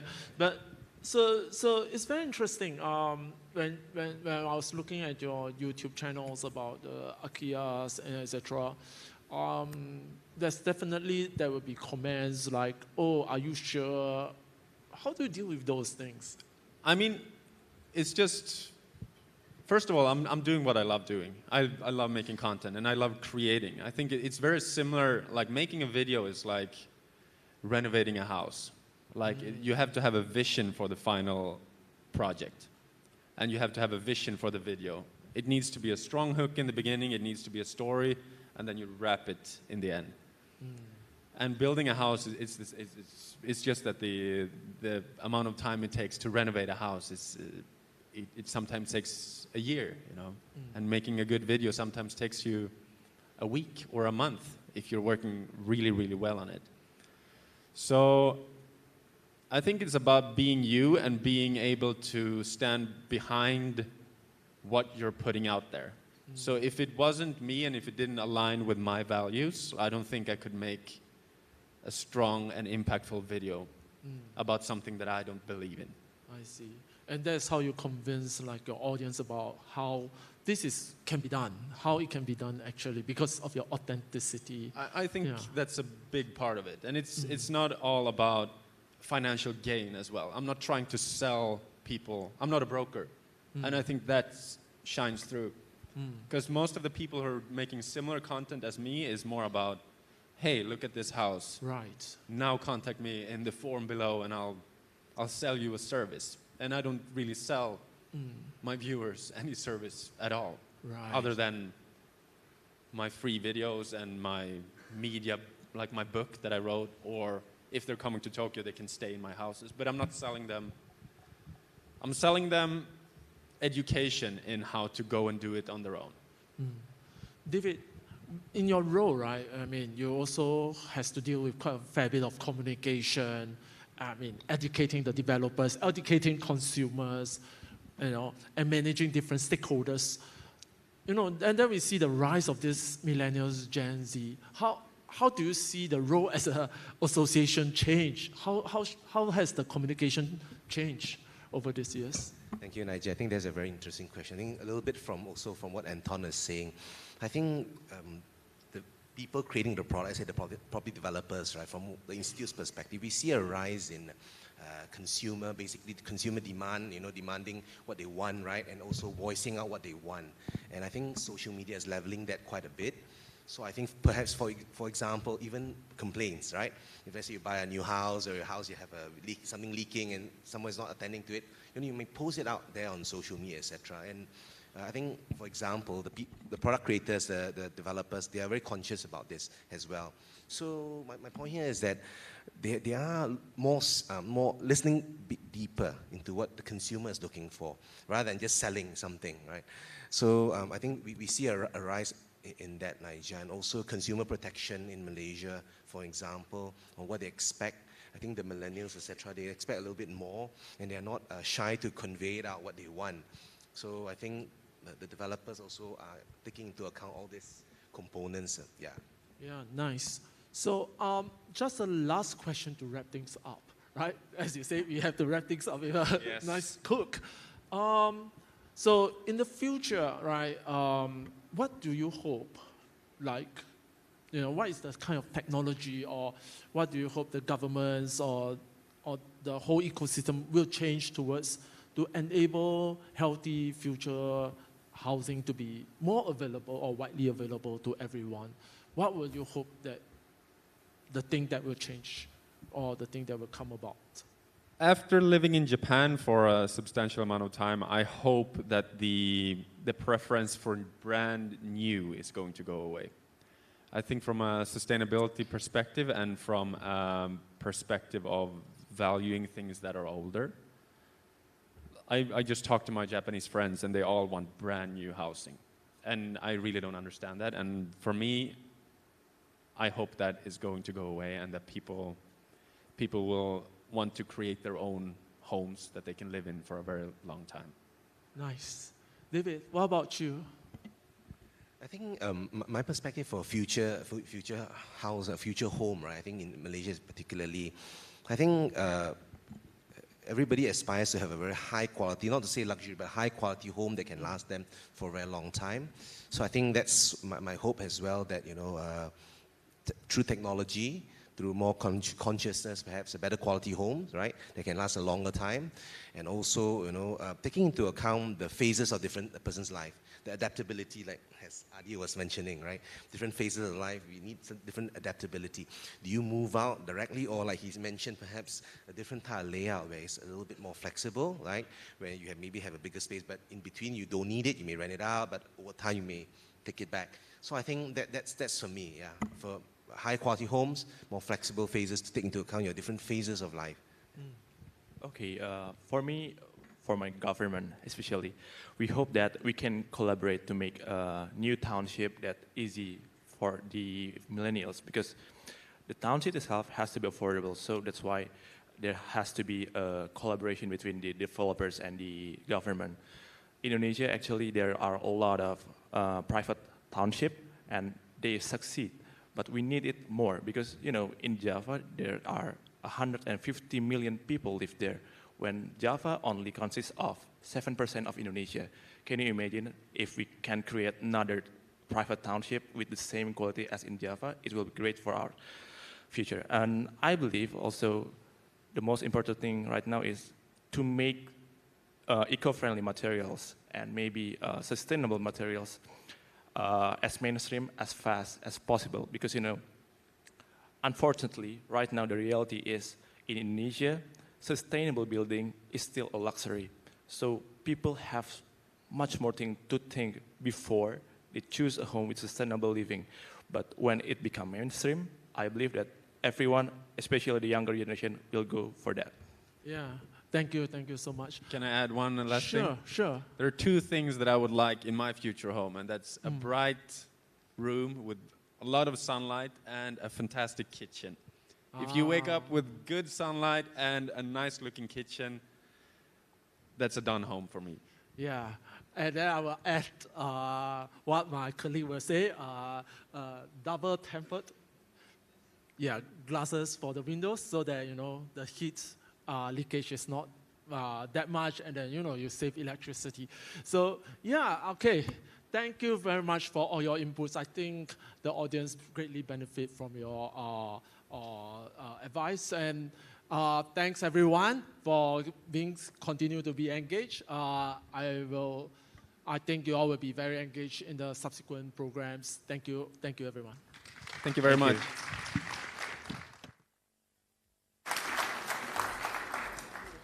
Thank you, gentlemen. In my future home, I want more wiener dogs.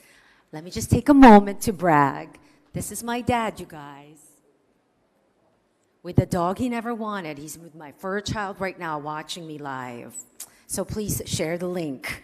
Okay, so before we take a coffee break, who wants to win an iPad mini? Raise your hands, because I can always take it home for you.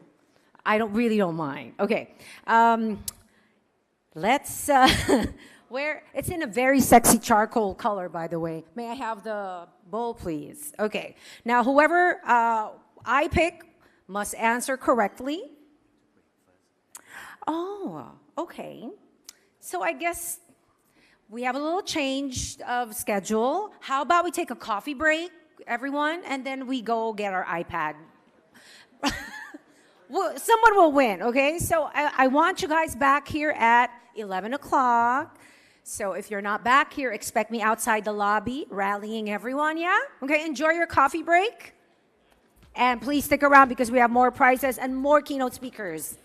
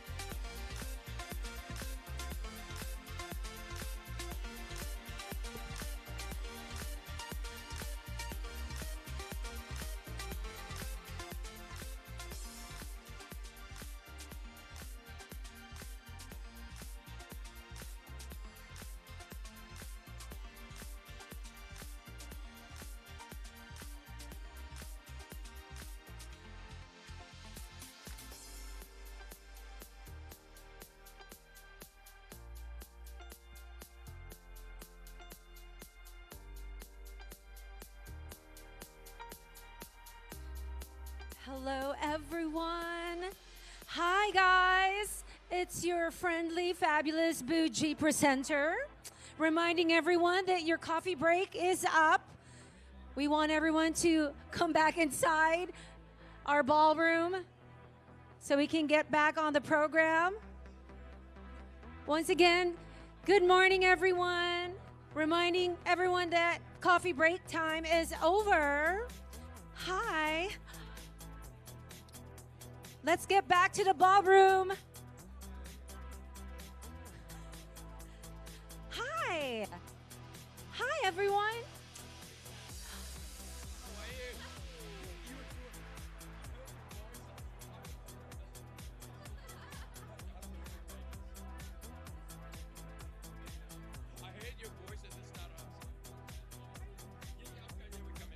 Once again, a friendly reminder that your coffee break time is now officially over.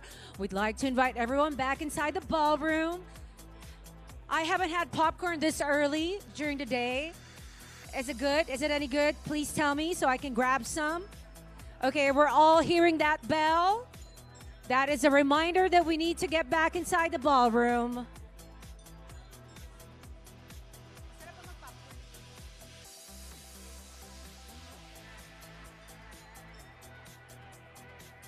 Once again, we would like to call everybody back inside. How was that popcorn?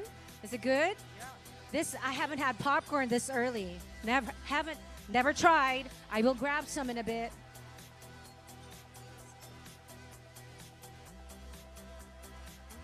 Once again, we would like to request everyone to make your way back inside the ballroom.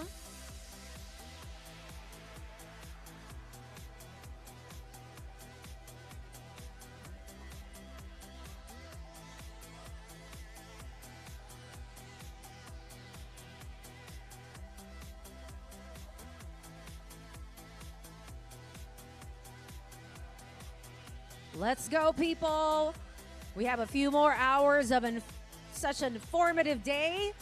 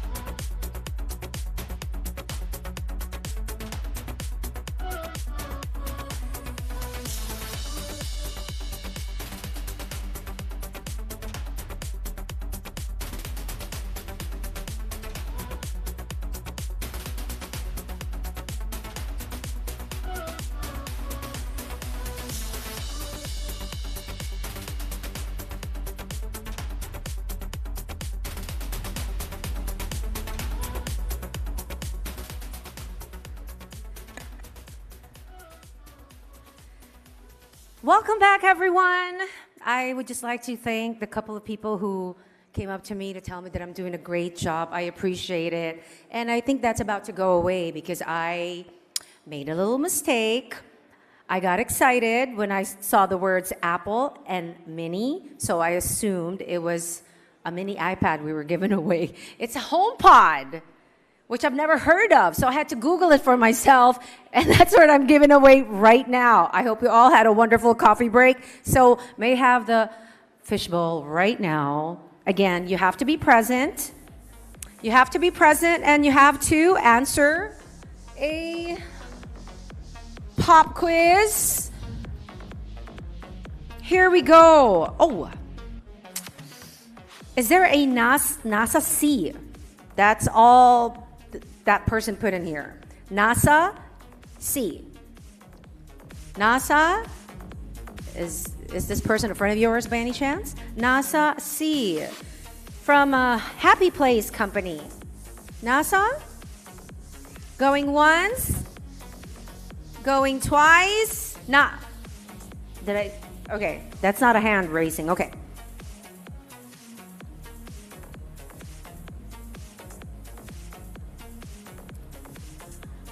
Rawisara. Rawisara. Is Rawisara here? Hi. Where is our microphone? Okay. Rawisara, I hope you enjoyed your coffee break. Please, this next question requires a lot of brain activity. Which global city does ARIS 2024 take place? If you need a moment, we will give you 5 seconds. 5, 4. Your answer? I don't think I know the answer. Did she say, I think I know, or you don't? I don't. You don't? Girl, where are we right now? Where are we? Right this very moment. I'm sorry?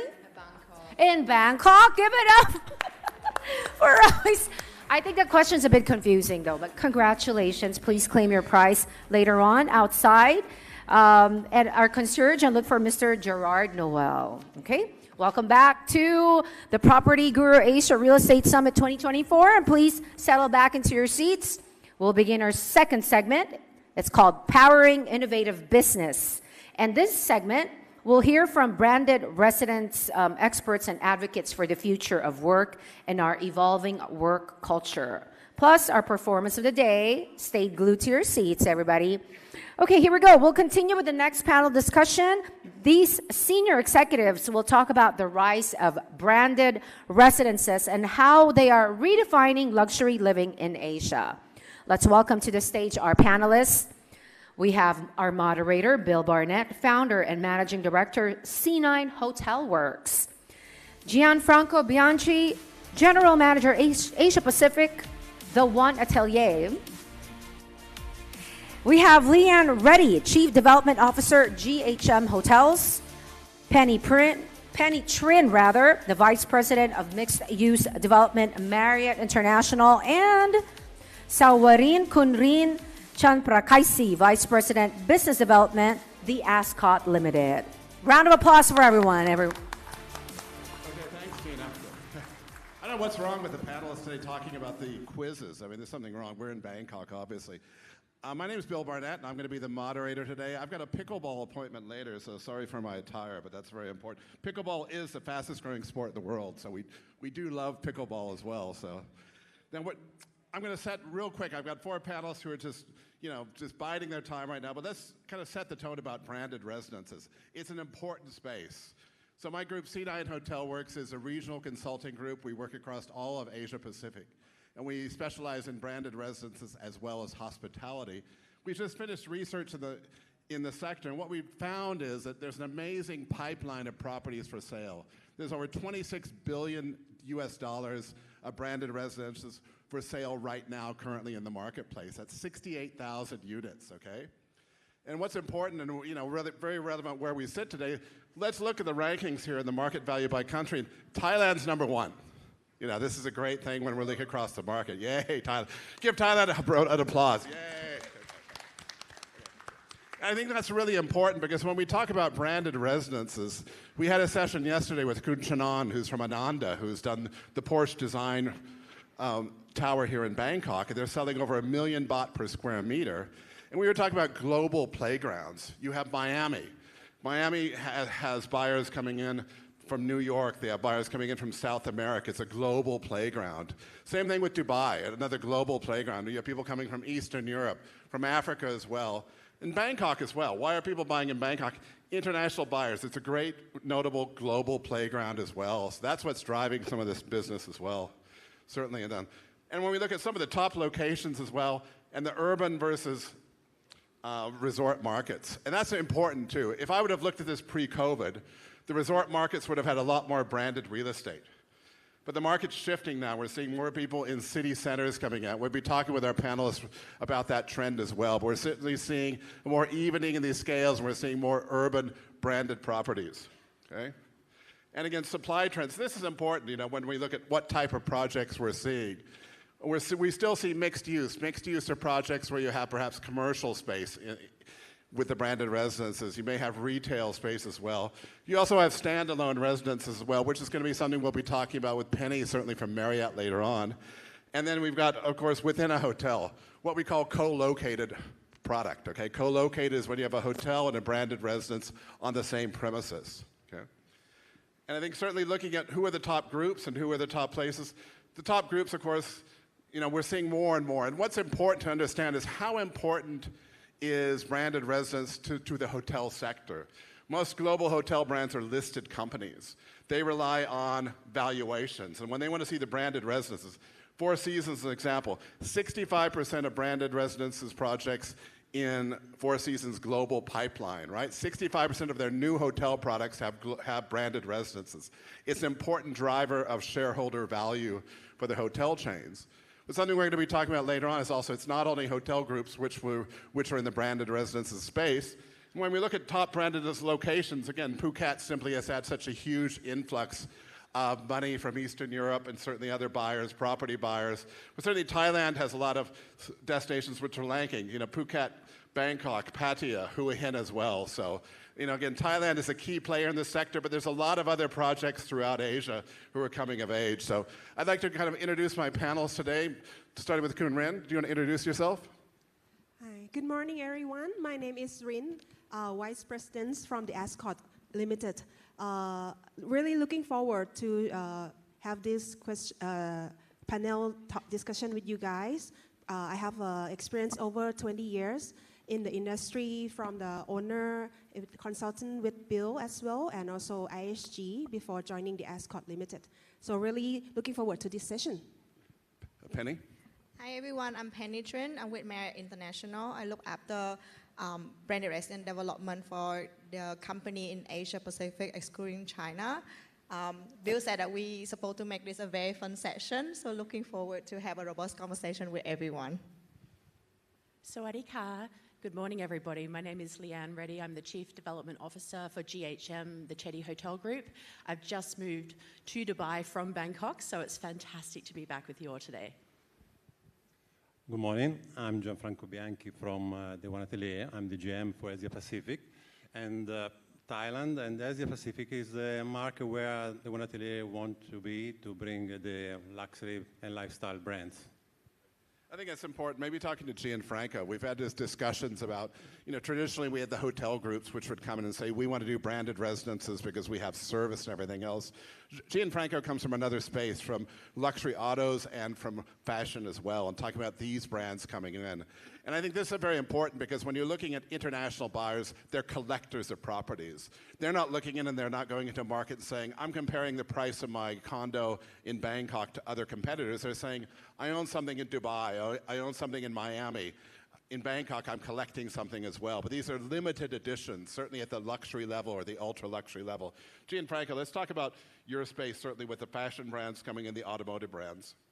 Yeah, I think fashion brands, they didn't come to the market yesterday. This journey started more than 20 years ago with Bulgari in Milano, followed by Armani Hotel in Dubai and then Milano. We have Fendi in Miami.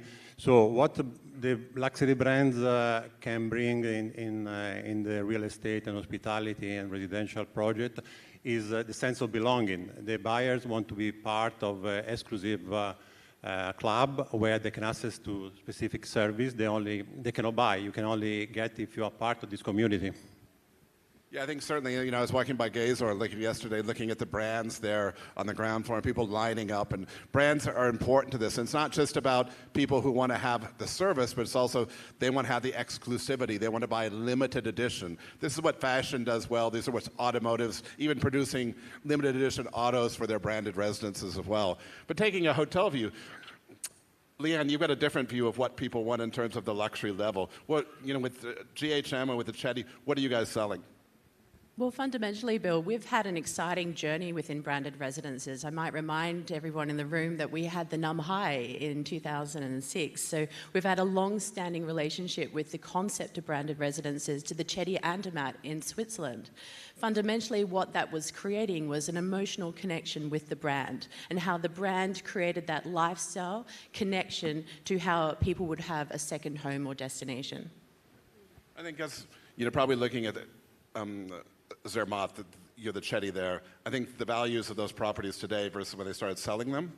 Absolutely. 10 years ago, we're at 15,000 euros square foot, and then meters, and then we're doubled that. We're at 30,000. So we're actually at the same positioning price point that you mentioned for the Porsche Tower. Pennies with Marriott. Marriott are the big boys in the room, certainly, in terms of that brand and from branded residences. I know you guys are engaging a lot more with your branded residences, also with loyalty as well. Maybe tell us a bit about that. Yeah, so from a hospitality perspective, we want to be where customer wants to be. So that's the fundamental point, and we are the largest hotel company in the world with over 200 million loyalty members, and over 90% of our buyers are Marriott Bonvoy members. And stemming from that as well, we want to use the Marriott Bonvoy platform in order to support owners whenever they travel globally to enjoy the benefit of Marriott. I think that's interesting with branded residences today. They're changing the space of a traditional property developer. It's not just a model unit. If you look at the Porsche Design Tower here, you see an art gallery. Certainly with Bonvoy now, usually people buy a branded residence, they're waiting 2 years, 3 years. With Marriott now coming in, they're engaging a customer from the time you buy. So they're not sitting waiting 2 years or 3 years for the unit. They're already engaged. Perhaps they're getting, the developer is buying Bonvoy points. There's other ways to incentivize. But if you're buying a branded residence, it's early engagement. This is changing the marketplace a lot as well. I know Kun Rin, with the Ascot Group, with Capital Land's mighty value there, traditionally you moved from service department now to broader hospitality, now into branded residences. Tell us a little about that journey. Yes. Nowadays, brands becoming more important than ever. And with COVID, right, it's really posed the importance of the people paying attention to the brands. They want to have a reflection of themselves. And for us, the Ascot Limited, we've been in the industry, we pioneered in the market over 40 years ago with the service residence, first in Asia, in Singapore. And now we understand that we have the brand value that we can actually extend it into the branded residences to give the people the sense of home, the sense of community, and that is where we believe that is an opportunity posted even more. Maybe let's talk a little about design, because design matters. And I guess, Gianfranco, starting with the fashion brands, if I'm buying an Armani or I'm buying something else, aside from getting a hotel standard product, what are the fashion brands offering or the automotive brands offering developers in terms of tweaks to design, in terms of materials, in terms of fit out as well? First of all, when we talk about these kind of luxury and lifestyle brands, we have to consider that they're going to have a very limited number of property around the world. So it starts as a very exclusivity plan. And then for our brands, we invite the buyers, the property buyers, to Milano for a few days, not only to work with our dedicated team, but we have experience with them through the shopping directly, to access to some collection that are limited only for them. We have direct lunch and breakfast with them. So we try to involve, it's all focused on the experience, like you mentioned, Bill. I guess a question back to you on that would be, what about the timeless quality, with fashion, in terms of your designs? With the hotels, they're constantly renovating. After 5 years, after 10 years with the branded residences, how would a fashion brand take a view of that timeless quality of their product and change or evolve over time? I think, for the brands, it's always, we really look to blend the design and the DNA and code of the brand with the environment. So we We have projects, for example, you know that Dolce & Gabbana entered in real estate only in 2023. We have a beautiful project in Miami that will be the tallest tower. We have a project in Marbella that is more resort concept. And we have from very black and gold to completely white environment. So we try to always complete what we find in the place. Maybe with Leanne, for Chetty, what's the design brief, in terms of brand standards, in terms of what you're briefing the designers as individual projects? Or are you trying to keep some standard throughout or some threads of that concept throughout the Chetty brands? So fundamentally, the brand since 1992 has been offering a timeless brand experience, and that has been across the entire properties ecosystem for all the developments.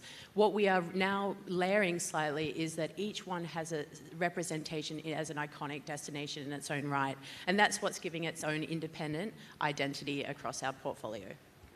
There may be a question for Penny. I mean, Marriott's technically, very, very standardized products, certainly within the hotel products. But with the branded residences, how much leeway do you have to kind of give way with the branded residences and create something a little different, or points of differentiation, or creating that concept differently? So we currently offer 15 brands under branded residences, from premium to luxury, and we have both traditional and also a collection brand. You guys sitting in the luxury collection, which is one of our collection brand. So the design orientation and the flexibility really depending on the what the market wants, and also the brand affiliation that the buyer wants as well. And obviously people buy into a Ritz-Carlton or St. Regis because they want to be able to bring a part of the hotel where they enjoy the experience back to their home. And so that will play a component role in terms of design orientation. But then we are not getting involved in terms of the internal space of the unit. So everybody can also having what kind of design orientation they want to. So there's a lot of flexibility there. And Arin, traditionally with Ascot, serviced apartments, more long stay, extended stay. How are you looking at brand standards or branding for your branded residences? I think for the design and the service delivery and the safety are the core pillars that people really buy into the branded residences. And this is what the brands company need to deliver to what they promises. So I believe that for the Ascot as well, we would like to really deliver that sense of ultimate design and the feel of the delivery to the home, the sense of home to the people. So we would really need to accentuate that core pillar. But of course, we need to be flexible towards what the market is really need as well to the localized demand. So we will have the core standard that we have to comply, but at the same time, we will have to be flexible enough to take the local, what is fit most in the market. Okay, maybe let's talk about brand premiums. The entire reason these people are sitting up here saying brands are going to give me a higher price per square meter. I think, we've seen our research. When you look at our reports, you're seeing that certainly the pricing per square meter is higher in urban locations, higher cost of land. That's really important as well. But if I'm a developer going to a brand, be it a fashion brand, be it an automotive brand, a hotel brand, how much more am I going to make? I think if we look at Bangkok, where we sit today, we look at a similar development along the river, MQDC, who did the Mandarin Oriental branded residence, is also the waterfront, which is a similar product as we've seen premiums between 40 and 50% higher in the hotel branded product as well. But generally speaking, there's no set rule. We always hear it's 35% or other markets, but certainly getting the value from the premium. Gianfranco, maybe you want to comment on, what kind of premium can developers expect with the fashion brands? The opportunity to be associated to a luxury and lifestyle brands, that you get a global visibility that no other brand can offer. So this is, for us, a good parameter are the social media, where we can check, compare to hospitality, where fashion brands are. The fashion brands, the luxury brands are the bigger investor in media, and this brings, of course, to the investor and developer the global visibility for the end user to buy a property, a property that they know. So they're looking for something they already know, they are familiar with, they get confidence. That's very important for the end user and buyers. Leanne? I think fundamentally the brand creates a level of confidence as well. It's an emotional connection, as I shared, but it's also that sharing of confidence about how the brand gives you a commitment to your asset valuation and how it is managed and looked after from a long-term perspective. Penny? Yeah, so I probably want to talk a bit larger than, obviously brand premium is very important because when you look at a real estate project, return on investment, probably one of the first thing that real estate developer are looking at. But we also see, as Bill mentioned, there's a lot of more projects in the market. People are looking at co-located because you want to have the residential project or hotel project as basically a defining moment, a whole development. For example, we just opened the Ritz-Carlton Hotel in Bangkok here with One Bangkok, which is basically the key IP for the project. So I think the developer should take into consideration not only just brand premium, but also the sale velocity, the long-term appreciation of the assets, and also the, as Leanne mentioned, the confidence in terms of the buyer because the quality assurance stay behind that. But in general, based on the market study by third party, we do see that branded residence project would achieve a premium around 25 to 30% over non-branded. Yes, I think the value that the brands bring onto the table got to be justified for the brand premium that the people will pay for. And I think it's going to be in line with the market. You cannot really overcharge for something that is too much over the edge. And 25%, 30%, that would be the kind of indicative. It's quite justified in that sense for the services and the consistency and the brand that we bring on. I think the interesting thing about branded residence, it's not a standardized. Once you start crossing borders, country to country is very different. If we go to Tokyo, we look at the Aman, we look at Niseko, branded premiums can be driven over 100%. If we go to Korea, it's a much different market. Korea, the most popular product there for branded residences are fractions. You're selling membership basis as we brand premiums above 200% in many markets because they're selling smaller ownership units as well. So the one thing is there is no standards when we're looking. We saw the Aman come in, and the Aman went from a market where you had branded residents selling at 400,000 baht per square meter and coming at 650 for leasehold on a 30-year lease. Now we've seen the Porsche designed residents come in over $1 million. So again, there's a point where developers come and say, we're not just focusing on the domestic market. And the danger for developers is if they're only looking internally and saying we're selling to a domestic market, why on earth would you want to do a branded residence? Look at the international marketplace, look at the potential to price up, and I think that's often missed by many developers. They're leaving a lot of money on the table. Let's talk about standalone residences, and that's an interesting subject because we're seeing in every city in Asia, we see brand penetration. We see a hotel. We see hotels now with coming at 2, 3 locations in the same city. I know, Penny, in terms of looking at standalone residences now, if you're going into a city, what's the basis? Do you want to have a hotel first and then saying you can do other products as well? Or what's kind of your regime with standalone residences? One of the key reasons why people buy into branded residence is because of the brand affiliation and how strong the brand is in the market. For Bangkok, as an example, as Bill mentioned, there's a lot of international buyers, so it's becoming less of an issue. But for market, for example, India or Japan, a lot of buyers are actually domestic buyers, so the brand representation in the market is very important. We are open to both co-located and standalone. The strong preference is only have the hotel representation in the market already, because that would really help create the hype for the developer. But for the market where we have super high level of entry and a very strong demand for residential development, we definitely would consider as well.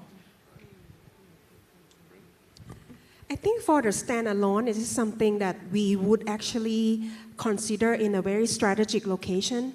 And let's bring back a little bit of why our brand will be creating the premium value to the development. Is because of the awareness that is out there. And that's bring back to the operational synergies for our presence, the hotel, the service residences in market to deliver the service to the standalone residents and homeowners. So that is the key. And it's a natural element of the brand that we haven't engaged before, but I'm very excited to share we have an amazing announcement in early 2025 with our first standalone residences. So we're going to have to wait for that, okay. We're going to have to wait. Gianfranco, fashion brand. You know, again, if we look at Bangkok, we see Icon and we see Paragon, we see Hemisphere, we see the same brands within that. How would a fashion brand or automotive brand view a single city? Would they want to come in with only one product, or would they have multiple products later on as the market evolves? Fashion brands want to be sure that they can bring something special. So the location is fundamental, and they only decide to enter in this market when they can add value. They can add the experience. They can give a visual, sensorial experience to the customer. So they consider and evaluate the project at the same level. It's important that we can make something special and unique for the buyers. Yeah, maybe let's have some straight talk as well. You know, you guys all deal with developers daily in your jobs. What are developers doing wrong out there? you know, what are some of the bigger mistakes what you see developers doing in? I think traditionally what we see, certainly in our business, is we see developers that come and say they want to sell 100% of the units, and they want a hospitality product, that they have to understand that later on they're competing perhaps with a rental operation where they're competing against hotels, but they don't have a single developer there who's uplifting the product over time. It's not realistic to do this. But maybe starting with Rin, what are the things which are wrong out there? I think thinking of the project without really in-depth market visibility, understand the demand and what is available offering out there, that would be something that I would recommend it for all the developers to take this solid first step before getting into the project and engaging everybody and cost something even more than just the strong, solid market visibility. I would say underestimate the amount of time that you need to account for before you can have a successful launch. Hotel very different from residential in a way that you can see a residential project successful or not right at the gate at the time of launching. So I would highly recommend take time to get on that preparation step and process done properly, sales and marketing material, learning about what market you want to launch, and also what will be the next 3 steps. Getting a sales gallery done properly, because that would be the first, probably stronger impression that the buyer will have for you and with you. And if you have an aspiration to connect your development with a brand, talk to us from the beginning. We're your partner to drive the whole infrastructure and the landscape for how you even design your project to make sure that it works. The number of projects that we see that are already commenced that, and that there is a lot of workaround required to deliver that branded residence service experience, is what's really key. So talk to us. We're here to help. Yes, I think it's the part of where the brand can add a special value is the marketing part. So they are very focused, and they know how to use all the communication possible. So usually with the One Atelier, we are very well connected with each brand. We create a very good asset to be sure that we deliver the correct message. I think something that we see is developers underpricing. They don't look, if you're looking at a resort, find those views which are the best. Find the biggest type house you can price up in the market. Something that Anantara did with Aberdeen, they had a void underneath their biggest villas. And what they created was they created a space which was a customizable space. They took a negative and said, instead of just a void underneath the big villa, they said, you can customize your own space. They sold it at premium pricing. They created value and added value. And that's what branded real estate can do by creating these other areas and these customizations as well. But I guess, in terms of pricing as well, I know the hotel groups now are asking, we want feasibility studies, we want other things as well. But how involved are you when you're talking to developers about pricing their product, Rin? Something that we need to really have the collective kind of like feedback, because we as a hotel company, we bring, on terms of the brand expertise, we bring the level of service, we bring the brand guideline, but something that we need to collaborate very well with all the parties, including the developers team and also the third-party consultant that the developer need to engage, is to understand the pricing, to understand the dynamic, and how could we differentiate our product to make the project successful. So this is really the key, and I really need to highlight this again. Our role would be more on the consultation because, again, hotel and residential development are very different because developer will be the one who go out there and sell the project. So they, with all of the knowledge, market intel that they have, they should really know how to position the pricing. And also because when you already decide to go with branded residences, you understand there's going to be a premium involved. But how much the premium is, as Rin also mentioned earlier, it needs to be reasonable to the market, but also need to take into consideration that the incremental cost involved to a branded resi project to achieve the consistent brand standard and also the fee involved to be associating with a brand. Yeah, and fundamentally, we have a proven track record. So we are able to use that benchmarking in the branded residence space in terms of pricing, also projections. And fundamentally, as the ladies have shared, it's a collaborative approach because every market has a different identity and has to be addressed separately. Fundamentally, though, I only see it as a growing space because it is, if I look at our pipeline of projects currently under construction, 50% of them have branded residence as a part of the hotel development. The One Atelier is not just a brand provider, it is an interior and architectural company. So we speak the language of the developers, we understand the market, we do the market research, we do discussion with them, and we do the best evaluation. Very often we need to say no, because maybe the market is not ready for this product. I think something about branded residence, it's changed a lot in the past 20 years. 20 years ago, 10 years ago, you'd go to a hotel group, they say, sure, we'll do it. Well, we'll take a branding fee of 2-3%. That's all changing now, and we're seeing hotel groups certainly capitalize on saying this is a hot marketplace. We're seeing a lot of new things in contracts. We're seeing groups that won't pool revenue anymore because this is issues with litigation in places like North America about selling securities as well. There's commitment fees, which are something new we're seeing in agreement. So it's not just coming and signing a hotel deal, it's understanding the financial commitments for developers in terms of commitment fees, in terms of assurances by developers. Again, hotel companies traditionally didn't look at contracts. Now they're saying we want to vet with a lawyer the contracts that the developer is selling in with the brand in each market as well. There's a lot more control. So we're seeing a much more sophisticated legal environment, a restrictive environment.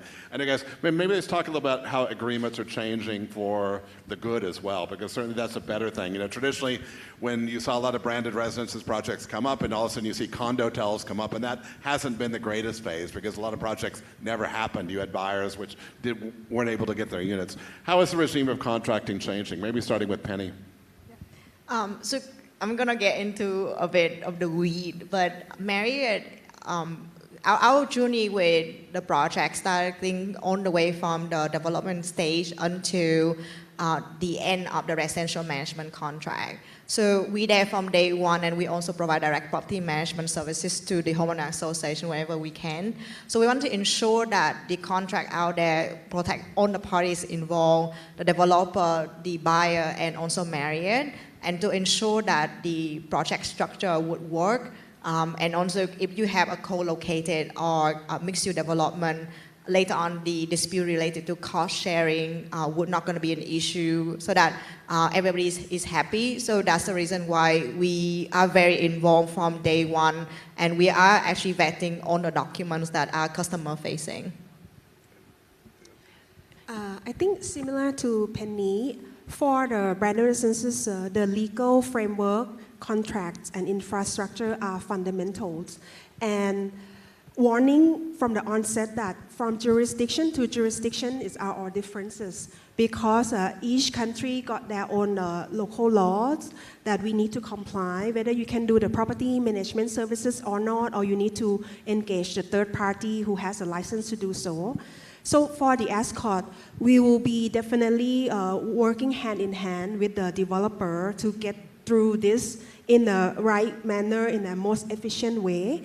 And definitely we need to ensure that the efficiency is going to be what we actually want to achieve, and definitely we're going to get there, the premium value, the delivery, and the quality of service. We actually took advantage of the opportunity to take stock of this marketplace within the branded residence space. And we went back down to basics, and what we really wanted to give confidence in the developers that we removed all the elements of no hidden fees, because we saw that as a serious detriment to the project's success, and what we saw within this crowded marketplace, quite an opportunity to give that clear communication. Brand and knowledge of the brand is the most important for the brand. So reputation is everything, and we really care that the legal part is fully covered. So of course there is a lot of responsibility, and again, like I mentioned sometime, it's some project cannot go on because we don't find that it's right in long term. I mean, something we see is this space is complicated.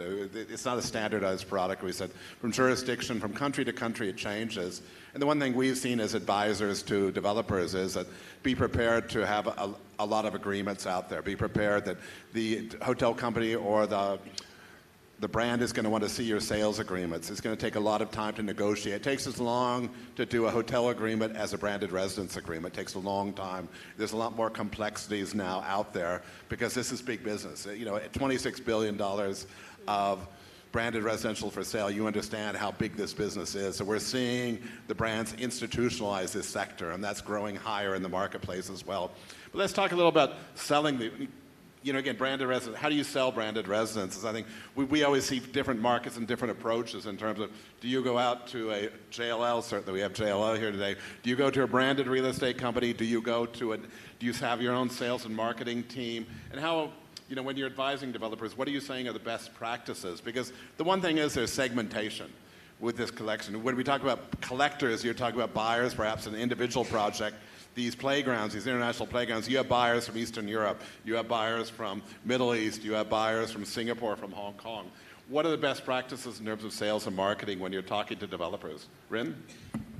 I think it's still important to understand the target buyer, right? And then when we understand what are the groups that we are actually after, then when we tailor our sales approach to match that.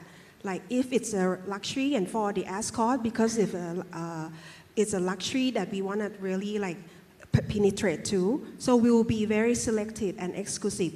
And definitely because we're not a brokerage, we're not having a sales network, so definitely the developer need to lean into the brokers, those who really have the right network for the target buyers. We are the same as Escort. Our role is really sales and marketing consultancy. So anything in order to enhance the sellability and the readiness of the developer and also their sales team, that's our job. We've been doing this for over 23 years with over 130 properties open and another 100% grow in the pipeline. So we do have a lot of best practice and also a lot of marketing material that the developer can utilize and look at from every perspective. And because we are operating in over 90 countries, so we do have a lot of good connection with the broker consultant on the ground. So we can also provide a lot of support to developer from that end as well. I think our philosophy is always about think global, speak local, and that's customizing your strategy by market. If I reflect just the fact that I've recently moved back to Dubai, and we refer to it as a playground because of the volume of branded residences being introduced to the market, I can't tell you how much I'm bombarded on Instagram and on Facebook and with all these different marketing messages. But what has come through all that noise is that very few of the actual developments have clear USPs, unique selling points about their development. And if I give any sort of perspective on that, is at a hotel level we do that. We have clear USPs against our competitors, but I haven't seen that translate very clearly in the branded residence space. Fashion and lifestyle brands know very well how to use the media and the communication. They are very focused in each market, so you see what's happening in Thailand is different what's happening in China or in India. So what fashion brands bring to the real estate is the complete knowledge in marketing and to use their platform and channel at the best to deliver the right messages. I think to sum that up, I mean, you signed a brand and you think you're going to sell, but the truth is if you're a developer, you're on your own. You're going to have to develop a sales and marketing strategy. You're going to have to work with a brand to have brand standards and everything else. But this is probably an underserviced area in Asia Pacific. You know, when we look at this market, there's not a lot of specialists doing sales and marketing of branded residences. It's complex. You're dealing with different segmentation. There's not a lot of expertise out there. There's certainly, if you're selling in a single country with a large institutional agent, it's going to be okay. But if you're looking for international buyers in different parts of the world with different strategies, there's not a lot of expertise out there. And to me, that's probably something missing in the equation with branded residences for developers. Oftentimes, developers come to me and say, how do we sell? How do we sell these? What's our marketing strategy? Do I hire a sales and marketing person? Where do I find that person as well? So this is a great opportunity, talking at this event as well, saying it's an underserviced segment when we look at the breadth of the growth in the marketplace. Maybe let's talk a little about product differentiation, because traditionally we see hotel and we see residence, and we see the product differentiation. Understand, Franco, how important is a product differentiation with a branded residences versus a hotel? I think, you know, this is, first of all, the luxury brands are not only focused on residential. So we, like I mentioned before, some of the brands started from the hospitality. And this is by year they grow in a proper way to understand the market. So what happened is to grow at the right speed and have a knowledge. So sometimes there is a confusion regarding the luxury brand, that the luxury brand, they don't operate by themselves. So they always associate to operator with a lot of experience to be sure that the service is completely aligned with the brand DNA and codes. The Chetty's Foundation is built on that service hospitality, so the extension of that throughout a branded residence is then very clear. It's about then the additional amenities and attributes that you deliver to that community, and fundamentally it is about creating a community, and that's why we're seeing such a strength in this space, is because people are, they're craving it. They're craving that community and brand connection as an extension of themselves. So with Marriott, we're a company where people are saying that we have a lot of brands, and a big chunk of time that what the Marriott is doing is in order to differentiate between the product in terms of the tier, luxury, premium, and also design from classics to modern, and also the collection, and that is translatable to the residential perspective as well, because you want to deliver both unique and also the unique product and also unique experience. For example, JW Marriott brand is very well known for wellness. And also kind of family gathering, and in terms of the activation of the day-to-day to service the residential unit owner, we also bringing that USB from the hotel perspective over to residents. I think for the Ascot, we offer a very unique value proposition. So we grew our founded in the service residences. We know how to service the long stay residences for a long time, for a very long time. We, in one of our the Ascots, we have our guests stay many years with us. So this tells a lot, and this, when it comes to the expanding the opportunity for the branded residences, is kind of like a natural move into it. We kind of know the market already. We know how to deliver the sense of home to our guests.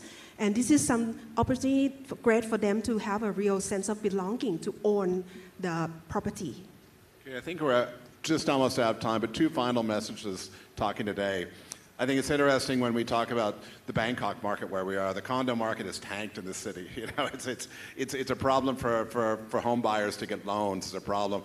All of a sudden we see international buyers coming into the marketplace. We're seeing this international migration of buyers move around. We have Eastern Europeans who are looking at branded real estate as a banking device, because they're looking, people not necessarily investing in crypto, they're looking beyond crypto, they're looking beyond the stock market. They're saying this is a good solid investment with long-term appreciation. But these international collectors and the movement of money around the globe is really a key trend going forward. But I think the other note for developers is be brave. Go out there. When you're developing a project, do something that nobody is doing. When you see Kunchanand and Ananda saying, we're going to double the value of luxury real estate by having a Porsche residence. We're going to have something that nobody else has. We're not building a model unit. We're building a sales gallery. We're creating something else. Be visionary. Don't just follow the rest and say, we're going to price maybe 30% above. double the market. That's the ability you have with branded real estate, is to set pricing much higher than everything else. So thank you very much to my panel of experts. Penny. Sorry. Oh, no, we got one final word from Penny. Yeah, sorry, I know we're running out of time, but just one comment I want to make to one of the panelists on the last session. He said that when he buy an apartment, he wants to have natural daylight and also great kitchen. We do have all of that feature in branded residences, in case people are wondering. There you go. Thanks, guys, for a great panel. Thank you very much. Enjoy the rest of Aries. Thanks so much.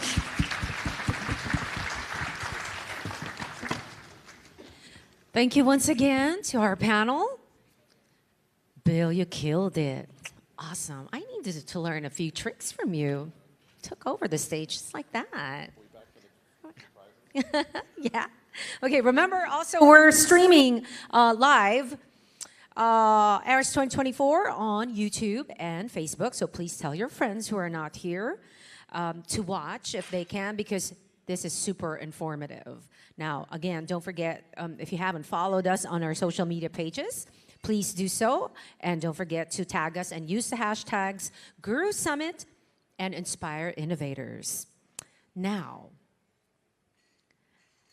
I just want to say, don't get started on the popcorn, you guys. I never had popcorn this early. It's actually good.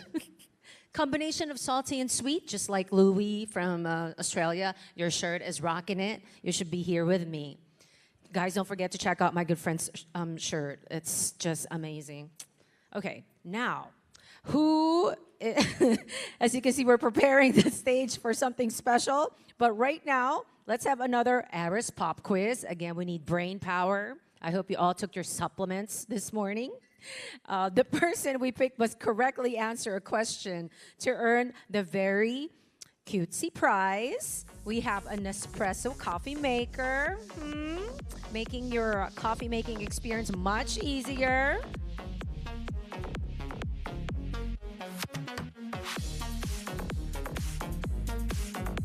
Sorry, it's almost there. Oh, I can't quite get it. Okay, here we go. Ooh, this one's difficult. If I may just remind everyone, if you haven't included your business card, is it Narlene? Narlene from Aspire Thailand. Are you here? You can stay right there. The mic's gonna go to you. Girl, are you ready for the question? Did you get some sleep? I will surely try to answer your question. Okay. Tina. What is the color of the photo backdrop outside? Was it orange? Orangey brown? I am very colorblind, but you're very close. Not quite. It is Okay, the ladies, name help of me out Taylor here. Swift album. Ladies, help me here. Tina, help me here. Was it red? Yeah, you got it. But in my defense, I did take a video, a photo, besides the Property Guru backdrop as well. And it didn't look red to you? Yeah, well. How about Anyways, thank you. Red color does it pass? I guess so. Guys, Are you gonna let me pass? Oh, see you guys. It's all about love here at Aries 2024. Congratulations. Don't forget to claim your prize. Thank you. Thank you later so on. much. Thank you. Honestly, it kind of looked pinkish to me. I actually have it on Instagram. Have you followed us? Please do I have so. tagged you all over, so just in case. Thank you. We appreciate that. And it is orange. My defense. There you go. She has proved that it's kind of orangey, so let's give it to her. Thank you so much, girl. Thank you so much, and you're doing a great job. Thank you. Thank you. Thank you. Thank you, everyone. Thank you for this wonderful summit as well. Oh, how about a big round of applause for our winner you. again? Thank you. We have more exciting questions for everyone, so please enjoy your lunch and make sure your brain's working later on for those questions. Now, I think we're ready to watch the special performance by the same group that recently won honors for Thailand. Please welcome, put your hands together for Bangkok Aerial Space.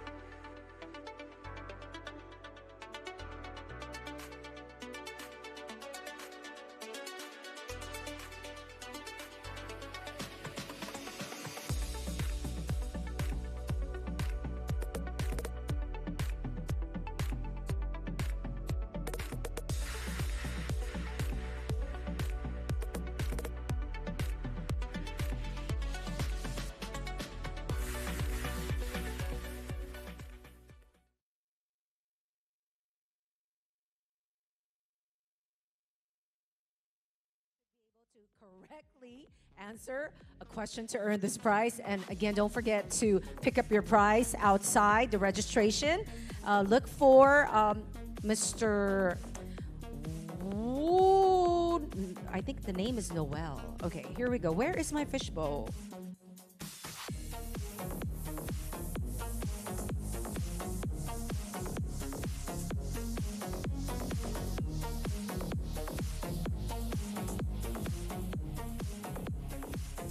Tungmei.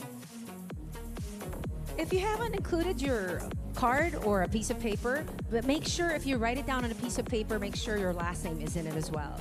Tungmei or Tungmai? Tungmei. Maybe this person is having popcorn outside. Who knows? Going once. Tungmei, are you sure you don't want this? Okay. Going once, going twice. Okay, next name will be, how about the one I dropped? This one. Again, we're on a first name basis today, folks. Is this Nopat? Nopat from Nana Estate. Hi! The microphone, okay, all the way down there, please. Are you ready for this mind-boggling question?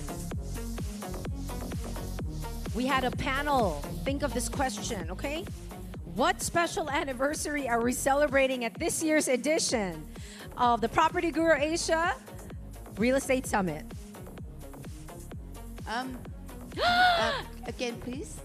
What special anniversary are we celebrating at this year's edition of the Real Estate Summit? I'll give you a clue. Right. 10th. Yeah! Yay! Oh my Thank goodness. you very much. Don't forget to claim your prize, girl, outside the registration booth later on. Congratulations again. Here we go. It's time to hear from our next panel, who are here to discuss the evolving work culture in the era of hybrid and remote working.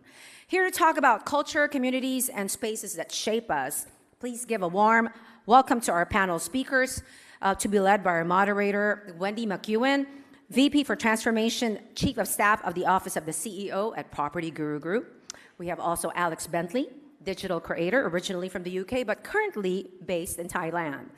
Chelsea Perino is back, Managing Director of Global Communications, the Executive Center, Hong Kong. And Kirsten Thorstingen, partner at Portman Investments from Singapore. Come on up. We also have Mike Jones, certified ergonomist, wellness coach, and founder of Pain Free Me Studio here in Bangkok. Oh, I have a few questions for you.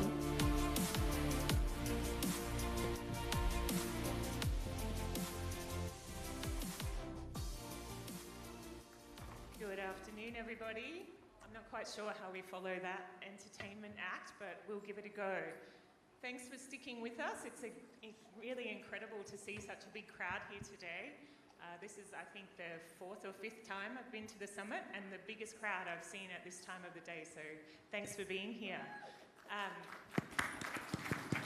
And happy anniversary, Jules and team. And thank you to my panelists for being here. We might just give you a quick introduction so everyone knows who's who. So Chelsea, in one sentence, tell us a bit about yourself. Hi everyone, great to be back again this year, and I do agree, bigger crowd, which is excellent to see. My name is Chelsea Perino. I'm Managing Director of Global Marketing and Communications at the Executive Center, which is Asia's largest premium flexible work-based provider. We have over 230 offices in 36 cities, from Australia over to the Middle East. And thank you, welcome back, and congratulations on winning the Asia Power Women in Real Estate Award last year. Kristen, over to you. Hi everyone, my name is Christine Thorstens. I run my own consulting firm, which is a strategic advisory for startups and hospitality. So my background is actually in hotels. I worked in development for hotel companies for many years, and then I realized that this expertise can be translated to different types of real estate. So very happy to be here again. Welcome. Over to you, Michael. Hey, how you doing? My name is Michael Jones. I'm a wellness coach, ergonomist, and founder of Pain Free Meat Studios here in Bangkok, Thailand. And there is where I help active desk workers to correct their postures so they can work and live pain-free. Thank you. Hopefully that will get fixed. And Alex, finally to you. Hi everyone, I'm Alex. I'm originally from the UK. I've been living in Bangkok now for almost 3 years, and I create content around Thailand. Thank you and welcome. So we're switching gears here. This morning we've heard quite a bit about living and homes and branded residences. We're going to talk a bit about offices, because to shape cities, where and how you work and what kind of space you work in plays a central role in how that city thrives and how the communities are shaped in those cities. And we've seen a lot of change in that over the last decade, obviously accelerated by the pandemic. But as employees and consumers, where and how we work has absolutely changed in the last few years in particular. Chelsea, why don't you start off by sharing a bit of your experience, both from the perspective of what the future of work looks like in the context and what the future of the office might look like. Sure. I think I'd like to ask a question to the audience first, if that's okay. How many of you worked from home before 2020? More than 50% of the time. We have one lucky person up front here. How many people worked at home for a significant amount of the time for 2020 until 2023? Yeah, we've got more hands. Wow, but not as many as I thought. So I think when we're talking about the way that the work culture has evolved and changed over time, you can look at pre-COVID and then you can look at post-COVID, because they really are two different existences, I think you can say. Pre-COVID, the traditional kind of work model was there was an office, you went there, you had your desk, for the majority of people, right? Then COVID hit, and a lot of us were not even able to go to our offices for a significant part of that time. Now, I live in Hong Kong. We did not have that experience because our offices were actually always open. But in the rest of Asia and the rest of the world, that was not the case, right? Now we're thankfully in the post-COVID era, but I think what happened during those years is a very big shift in mentality from both a corporate perspective, but also individually about where we want to work, how we work best, and what kinds of facilities and resources and amenities we need in order to do that best. And so I think now we're in a place where we're trying to figure out what that balance looks like. And I think that's really positive. And Kristen, in your experience, are communities changing as a result of that change in expectation? And do you see a change in the type of office space and or the type of amenities that hotels, for example, want to offer as a result? First part of your question, change in communities. I think coming out of the pandemic immediately, I think the expectation was that remote work and distributed work was here to stay and it would change everything. Sadly, there seems to be a backlash on that. Many companies are mandating people to come back to the office. But what I'm seeing in Singapore, for instance, is that the Singapore government has realized that more life needs to be brought into the CBD. So now they are mandating developers to include residential and hotels in new developments in the CBD. And then what they've also realized that if you are asking people to work in a distributed manner, then it's hopeless if the offices are not located close to where people live, because if people have to travel across town to sit in a co-working space to work and then commute back home, then, you know, defies the purpose. Second part of your question with regards to hotels. So this is interesting. Before COVID, hotel chains were actually phasing out desks in hotel rooms, especially in resorts, because the general belief was that nobody was using them. Then during COVID, hotels experimented with offering their spaces as workplaces. So this was creating new revenue stream when there were no tourists. I think that the fact of working during a leisure trip or tagging a holiday on the back of a work trip became a mainstream and an accepted thing. There was, no stigma attached to, combining the two, and the word pleasure became, used quite a lot. Again, with the return to the office mandates that we are seeing, maybe there will be a backlash and this will become a no-go again. I certainly hope not. Ultimately, if you empower people and give them more say about how and when they work, it will increase productivity and employee satisfaction. If you go on LinkedIn and Google or whatever your sources may be, and you read the research about how remote work affects productivity, there isn't any proof that says that being in the office is better for productivity. So, yeah, I think the jury is still out on how this is all going to end. Great. I'm just going to jump to Alex because there's a perfect segue. Alex, you turned a business trip into a lifestyle and a totally new career. Tell us a bit about how you're seeing the city and the shape of a city and the shape of where people work and live impact the future of the office and the future of the cities. So I think there's a few things here. So talking about the productivity piece, I definitely think there is more than productivity to be considered when it comes to co-working and working remotely.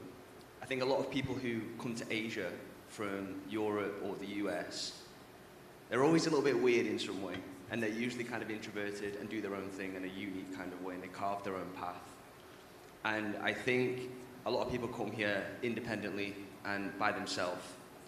And if left to their own devices, they could find themselves being stuck in a trap of isolation. And they exist in their condo, or they don't socialize, or they work and just eat, live, breathe, whatever it is they're focusing on at that point in time. And so I think I'm seeing this trend more in Bangkok specifically, more so than in Hong Kong and Singapore. This trend towards kind of co-working, co-living facilities, which I think really helps people socialize in a more natural and organic way. I think people can still be productive in that sense, but I think more importantly, it's a way for people to spark natural, organic conversation, find friends, network with people that they wouldn't ordinarily network with, and just create serendipity that wouldn't otherwise happen. So I think this trend towards more co-living, more co-working spaces is great, and offering the flexibility to still be around people, still have that human interaction, but also on your own terms, on your own schedule. To me, this is very positive. I'd love to see more of it in Hong Kong and Singapore. I'm seeing a lot of it in Bangkok and Thailand generally. And I hope this is a trend that goes in that direction, continues to go in that direction. Okay, we'll come back to that because I really want to hear Chelsea's view on that as well, based on what you've seen in Hong Kong and other spaces. Before we get to that, Michael, one of the key ways that companies are thinking about how they bring their teams together and how they facilitate collaboration is through thinking differently about wellness and the amenities that they offer their teams. And one of the experiences we had as a result of working from home more was that we could create a space that worked for us as opposed to a homogenous space the company provided us. Where and how has what you do changed as a result of how you started to interact with companies as opposed to being a wellness professional with individuals? I think how it's changed with me working with different companies is helping them to create more of a digital first human-based model to increase employee engagement. So we're doing more virtual town hall meetings, more gamifying the whole experience of just being a part of an environment. And I really see that many people are just becoming a little bit more happier in their experience with that. We all love the technology focus, the AI is getting integrated in there, and it makes a lot of us, very, very happy.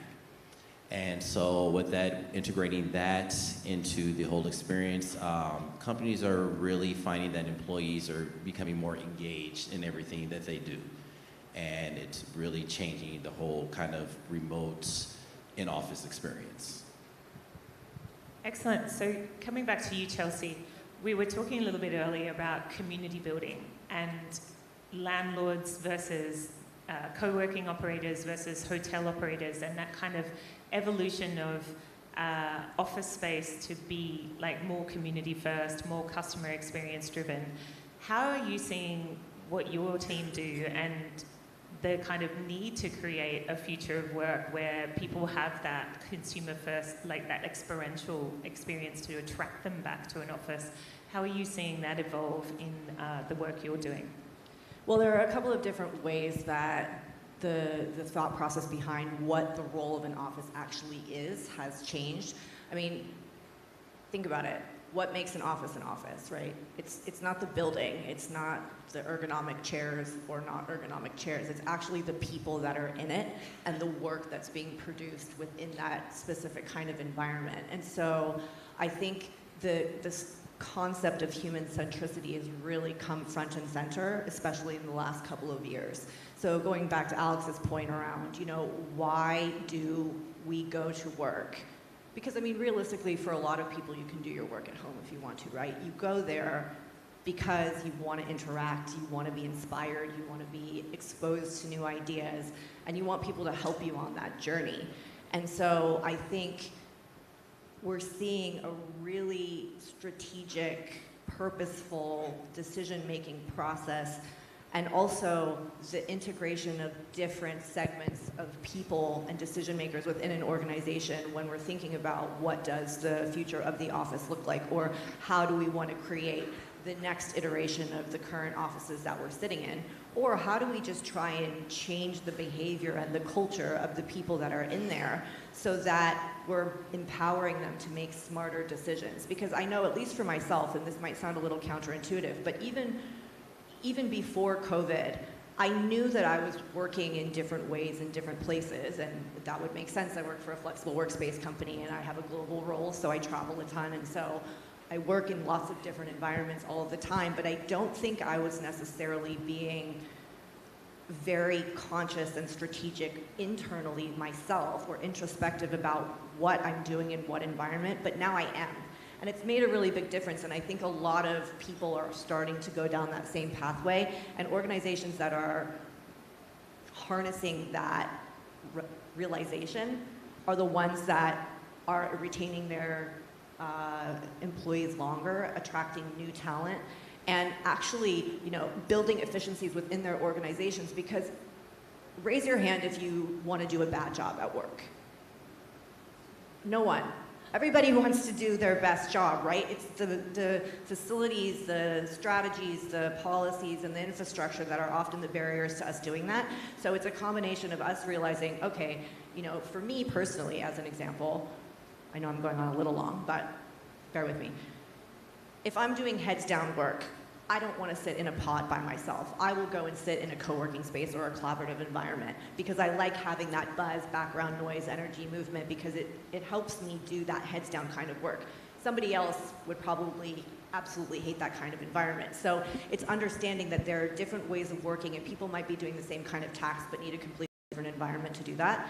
And organizations asking the questions, what do you do on your daily basis and what kind of spaces do you need to do that? And employees answering that question in an intelligent way because they've actually taken a step back and thought about it. So I think that's the direction that we're going, which is really positive again. Yeah, Chelsea, I really wanted to jump on something that you said there, and it really gave me hope that there are companies out there that are making thoughtful decisions on how to cultivate community and culture. Because from what I've seen, what influences culture in a company is the personality of the CEO. And that even influences how the office is fitted out, even the location of the office, that is located conveniently to where the CEO lives. And I think we've, if companies are going to go down that route of working in a distributed manner and working in a hybrid mode. I mean, all these companies that announced full flexibility coming out of COVID, we would never go back to the office. What are we seeing now? We're seeing the true culture of the companies come through. They want people in the office. They want to look at their employees. And then we have other companies. I mean, I take for example, because I'm in travel, Airbnb, where Brian Chesky said, yeah, we're gonna always work in a remote manner. That's always how we've done it, and that's what they're sticking to. So, yeah, I mean, someone said culture eats strategy for breakfast, and ultimately it's the DNA of the company and the culture that is going to drive this. Michael, tell us a bit about multinationals versus Asia-based companies, going back to what Chelsea was just talking about in terms of the space you provide people and the reason you give them to want to be in the office is so crucial to your ability to attract them and retain them. You talk to companies about this quite regularly. How do you bring that concept to life? What does it look like? Well, I always like to start with a question. I have to reach out to you guys. How many of you want to be more comfortable at work? Raise your hands. There you go. We got a lot of people who want to be more comfortable. So when you are more functionally comfortable at work, you're going to be able to be more productive. The studies are out there that show that. So when I approach companies, I tell them, this is the curative way of having to be able to retain employees, keep them happy in what they do, and also to watch their productivity shoot through the roof, and also keep those workmen's comps claims down. And that's through ergonomics. That is through workstation design. And so when you were actually fitting the person to their job, using, maybe stand-capable desks, things that are going to help to, raise their monitors to eye level, and also just giving them the proper education about maybe, stretches they can do, chairs that they can use. They're going to offer, proper lumbar support to reduce the risk of lower back pain. These things, really make a change in an office, and also helps to bring people back into the office as well. Because, when we went back into our homes, many of us were sitting at the dining room table, at these uncomfortable workstations. So a lot of us were suffering with back pain, neck pain, many, many things. So when you're giving them an environment where they can actually thrive and be pain-free, we're able to retain our employees a lot longer, and there's a lot more job satisfaction. Can you give us a demonstration of what we could be doing at our desks? Oh, absolutely. I always educate anybody that I work with the importance of taking a posture break. A posture break is from 1 to 3 minutes where you're actually kind of pushing the computer back and focusing on yourself.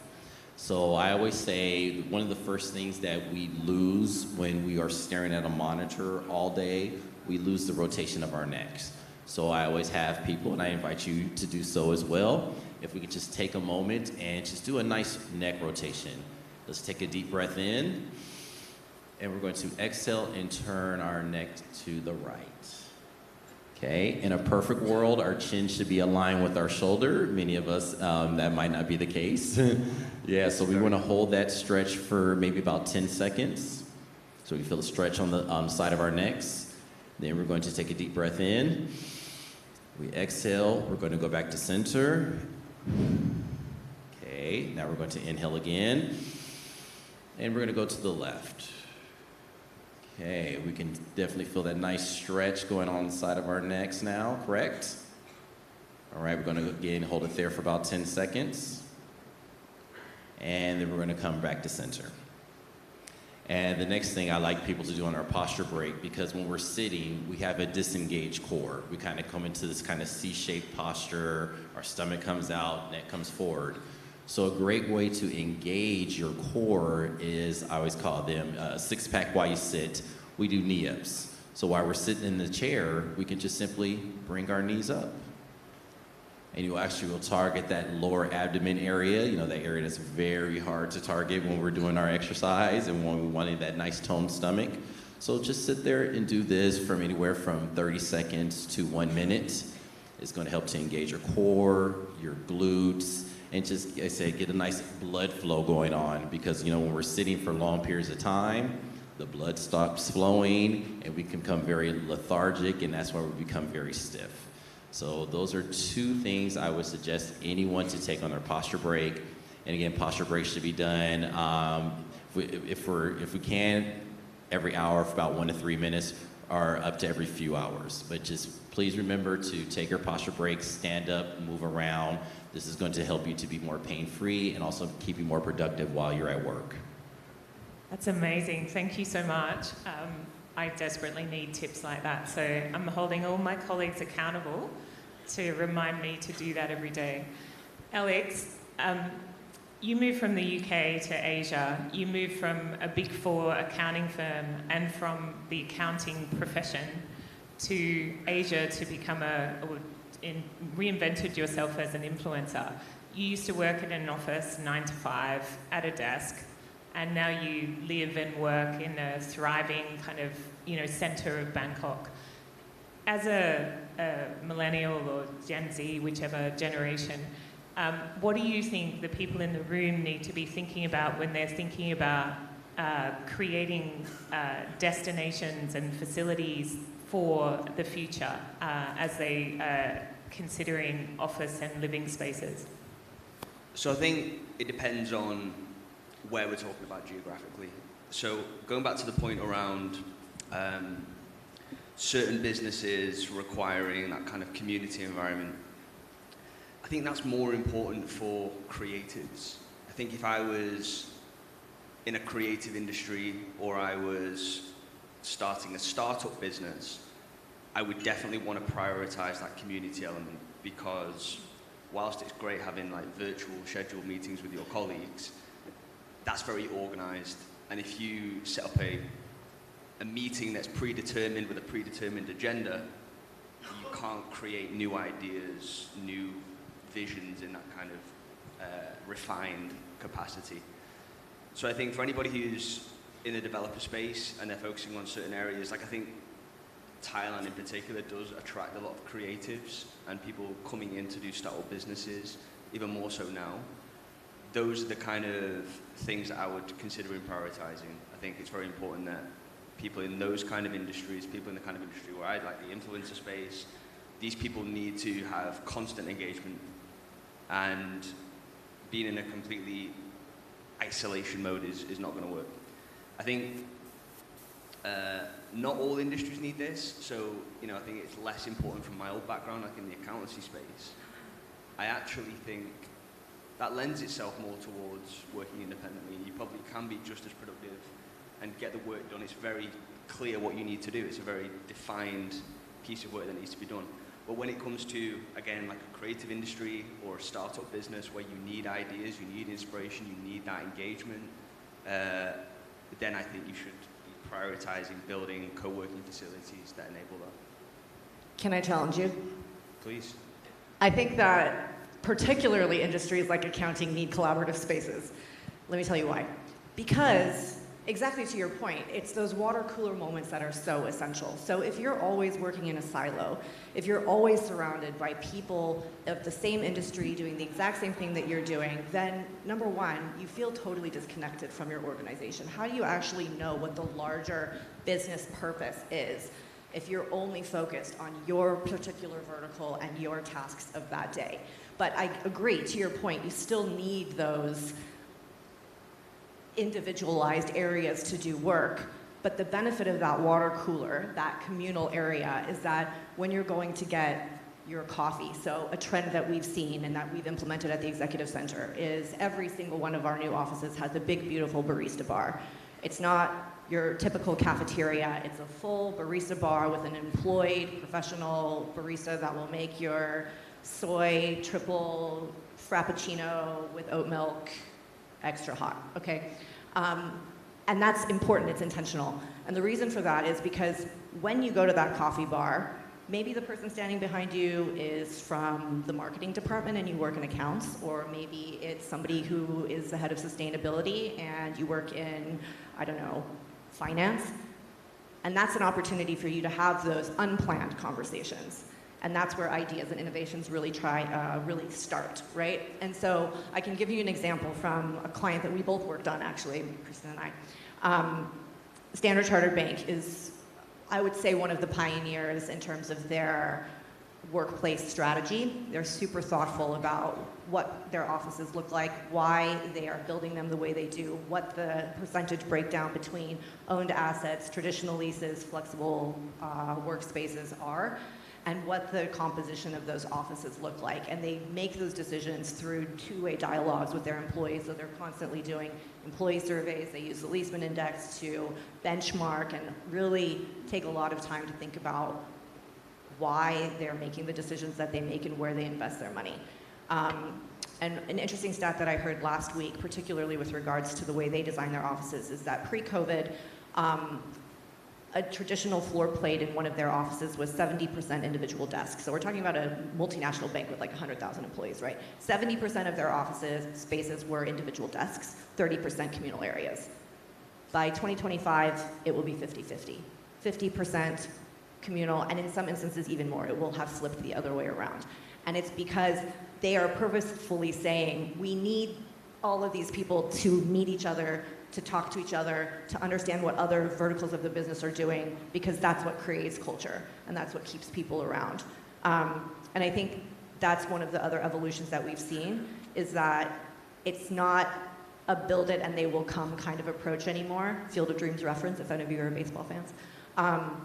If you build something beautiful, but you don't educate your employees about why you're doing it and what they're hopefully supposed to accomplish and why it's going to make their life better. So in this case, if you want people to meet people from different verticals outside of their own particular industry vertical that they work in, then you need to tell them that and say, we're designing the office this way so that you have the opportunity to meet the CEO. And you know what? We encourage you to say hi to them at the coffee bar. Otherwise, people will just go and sit next to the same people that they sit next to all the time anyway. No, you're absolutely right about this. I've noticed a lot more workplaces are doing flexible zones where employees can go.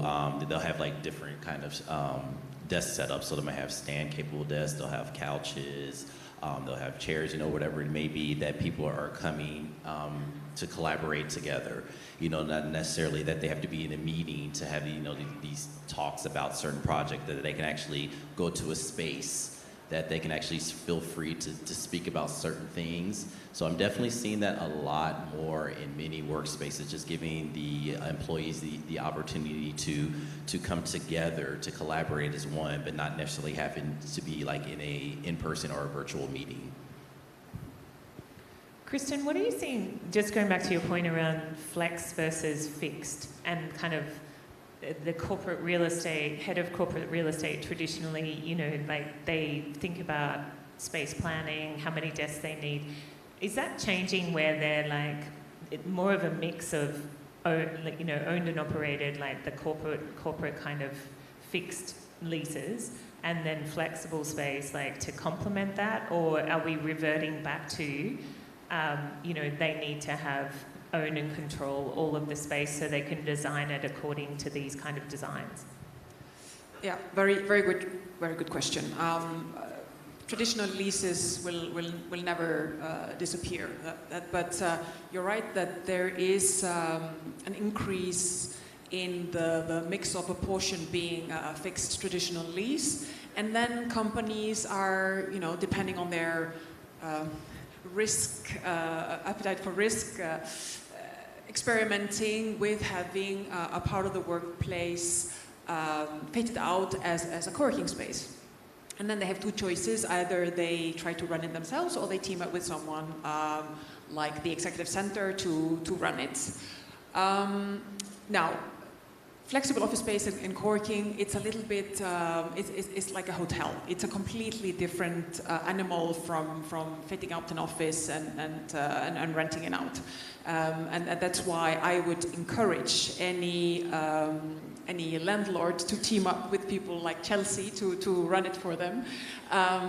But we are still seeing landlords going down the route of developing their own flexible office concepts with varying results. Some do it very well. Others, I can give you an example from Singapore, Lend-Lease, who had their own flexible office operation. They have now handed that over to the Great Room to run it.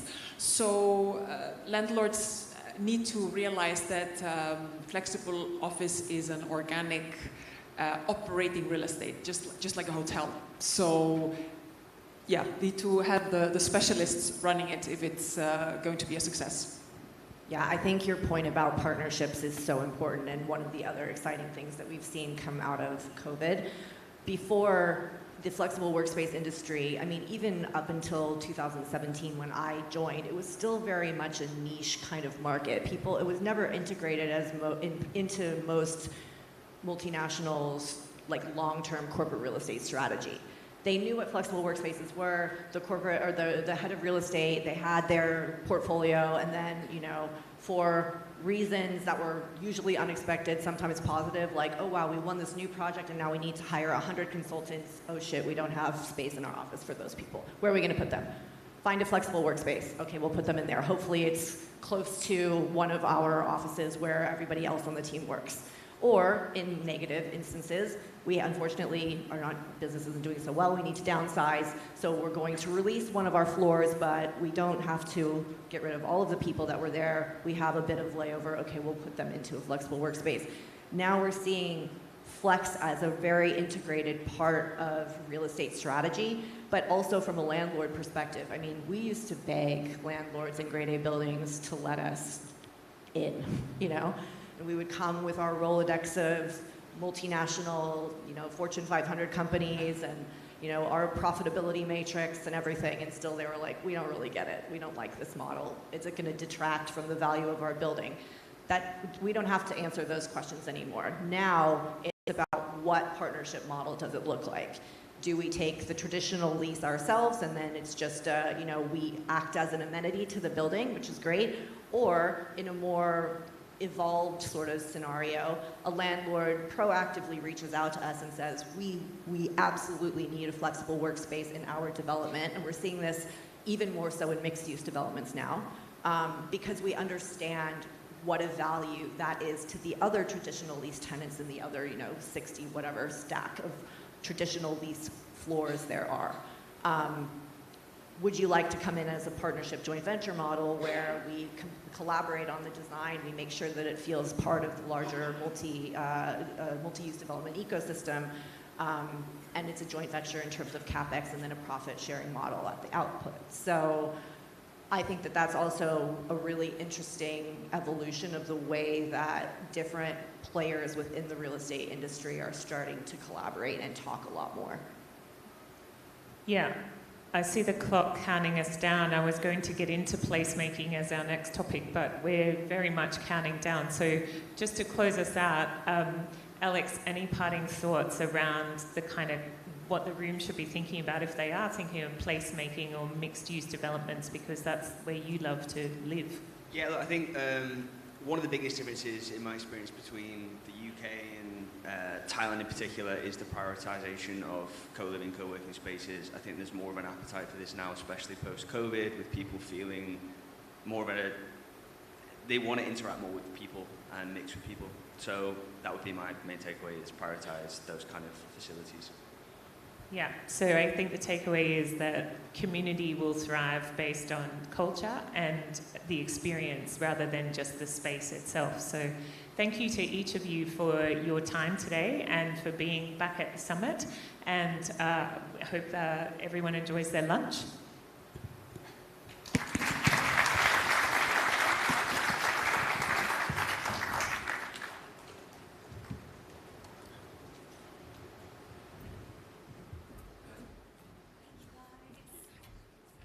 Thank you very much to our dear panelists, and I feel very much informed now about the evolution of our work culture and community spaces. By the way, we'll also have a 20-minute meet and greet with our certified ergonomist and wellness coach, Mr. Mike Jones, later at 2 p.m. Make that 10-minute meet and greet, because I'm going to take most of the time.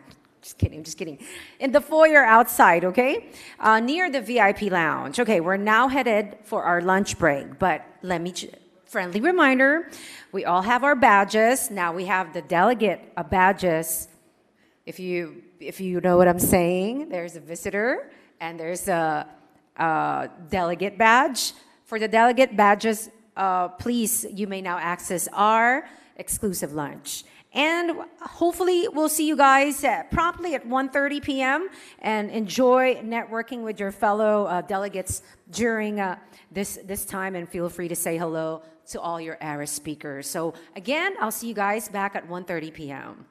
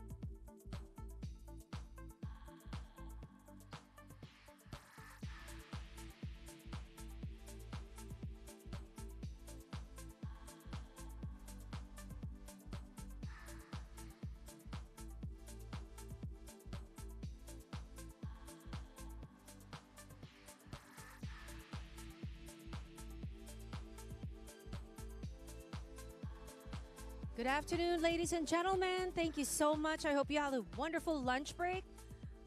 Once again, we would like to request for everyone to please make their way back to the ballroom. Once again, I hope you all had a wonderful lunch break. We would like to ask everyone to please make your way back inside the ballroom.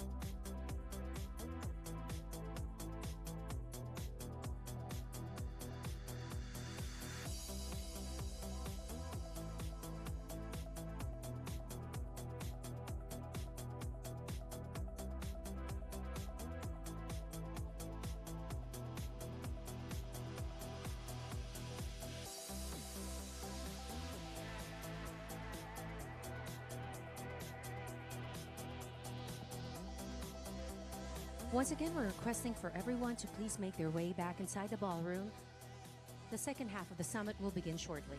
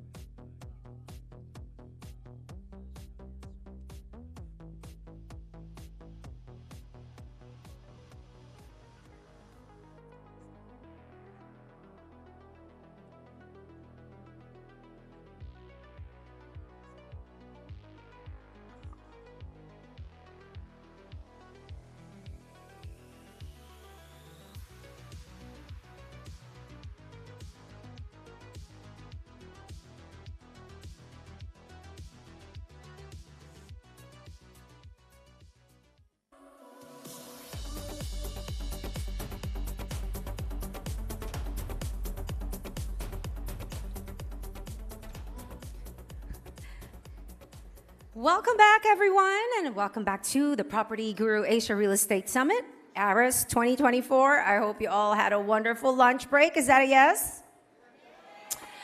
Although we're still missing half of the room, don't make me go down there and play the xylophone again. I had too much fun. I like that. Right? That was good. Maybe I should bring like a trumpet next time, yeah? It's louder. Okay, it's going to be a thrilling afternoon as we continue our expert panel discussions and our closing keynote featuring Thai pop superstar Golf Pichaya. Okay, as we continue to talk about shaping the aspirations of future cities, we now enter the third segment of our summit, which we call Embracing Shared Prosperity. Now, we have to thrive in our cities, and it's even more enjoyable if we can share all this experience together. Now, speaking of sharing, we'd like to thank once again our sponsors and partners for ARIS 2024. Let's begin with Sub-Zero Wolf, Delivering Asia, Property Guru for Business, our supporting partner, Reda Institute, official magazine Property Report by Property Guru, official portal partner, Property Guru, and our media partners. We have Bridges, Business World, Dedic, Compass.com, Luxury Society Asia, Manila Bulletin, Philippine Star, Prop Tomorrow, and Tatler Homes. Thank you so much. You're all awesome, and thank you so much for the support. Okay, now, though, it's time for another ARIS Pop Quiz. Okay, here we go. We are giving away a cool TCL 305 Android phone, because you never know when you might just need an extra phone, people. And again, if your name gets called, we want you at the, well, we're going to go to you, actually. Situnur Atira Muhammad from Sime Darby property. He's probably still having dessert. Is he here? Oh, there you go. Hi. Are you ready? Oh, we need to turn on her microphone, please.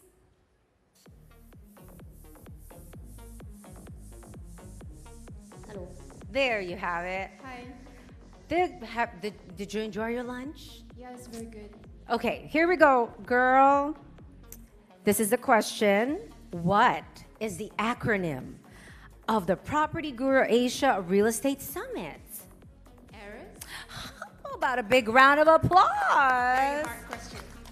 Very hard. Am I supposed to go up and get... Just have a seat, and we just don't forget to claim your prize later on. The name is Gerard Noel. Look for him at the registration desk outside.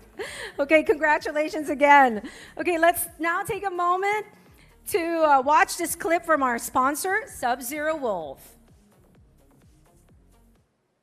At Sub-Zero and Wolf, we're all about elevating the everyday. Because the food you buy deserves to stay fresh longer. Because if you're going to make a meal, why not make it special? In a Sub-Zero and Wolf kitchen, every detail, every element adds up to experiences worth savouring. Because what matters to you matters to us. Sub-Zero and Wolf, a higher standard. Big round of applause for one of our wonderful sponsors. Now it's time to welcome our first panel discussion of this afternoon session. They will discuss what it takes to create inspiring spaces and why they are designing for impact. Let's welcome on stage our experts, our moderator, Stephen Pimbley, founder, partner, and director at Spark Architects. We also have Colin Chi, creator and creative director of the uber popular online channel and magazine, Never Too Small. Jessica Bianca-C, Vice President and Head of Design, Innovation and Strategy, SMDC. Patrick Keane, founder, Enter Projects Asia. Xiaowei Wang, Associate Director and Head of China Office at Zaha Hadid Architects.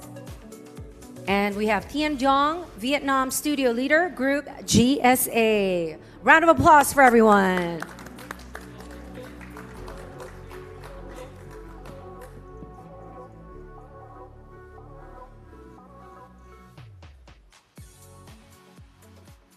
Okay, hello everybody. A little bit of housekeeping before we start. I know you've all just had your lunch and it's terribly soporific. But Harry says you've got to stay awake, and if you don't, there's going to be trouble, okay? And this is going to be the best panel discussion of the day, so you better pay attention. So we're just going to start by introducing these great guys. Off you go. Oh, do I have to introduce myself again? No. I'm Colin Chi. I'm the creator. What else do I do at my company? Well, I'm the founder of Never Too Small, you can call it that way. And Never Too Small is a media company now. We started as a YouTube channel, and now we publish books. And what else do? We publish magazine, we curate design for exhibitions, all about small spaces and architecture. And we also organize events occasionally in Melbourne, Australia. And we just moved to a new studio, which is still quite messy. And that's pretty much about it. And my favorite color is green. Thank you. I'm Jessica C. I'm the Vice President of Design, Innovation, and Strategy at SM Development Corporation and SM Prime Philippines. So we are the largest integrated property developer in the Philippines. So we have a large range of mixed-use and developments and commercial and residential ones as well. My favorite color is lavender. Change my mind about my favorite colors all the time, no matter what rolls through my head. I'm Patrick, the founder of Enter Projects Asia, and when we moved originally to Thailand, we started doing small spaces using plant-based materials, very nature-based projects, yoga studios, small restaurants, Asian fusion design, I like to call it. And then COVID hit and our business just soared as wellness became mainstream and people became aware of actually what we were doing wrong with our environments as they were sitting in isolation. So yeah, we're a bit of a patchwork quilt and we made the story of Enter Projects Asia up as we go. But yeah, thanks for having me.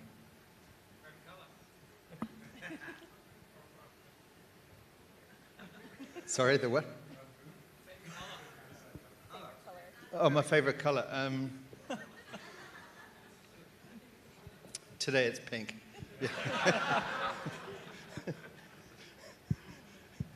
Hello, everyone. My name is Xiaowei Huang from Zaha Hadid Architects. Been with the practice for over 16 years, and we have an office in Asia for over 15 years. Last year, we decided to open the new office. That's how I came to Shenzhen from London. Very happy to be here. Thanks to PropertyGuru to invite us. So we try to engage more with everybody sitting here, and we try to do more projects in Southeast Asia. That's the whole purpose. We set up this strategic location here. So hopefully we can engage with everybody more. Very color? You're not supposed to be making soft pitches for work, shall we? Tian Dong, come on. Hi, I'm Tian Dong. I don't know who I am. I was just talking to them, outside, and they said, "Why don't you just come on stage?" So here I am. Architect. I'm part of Group GSA. I run the Vietnam studio. Okay, thank you all.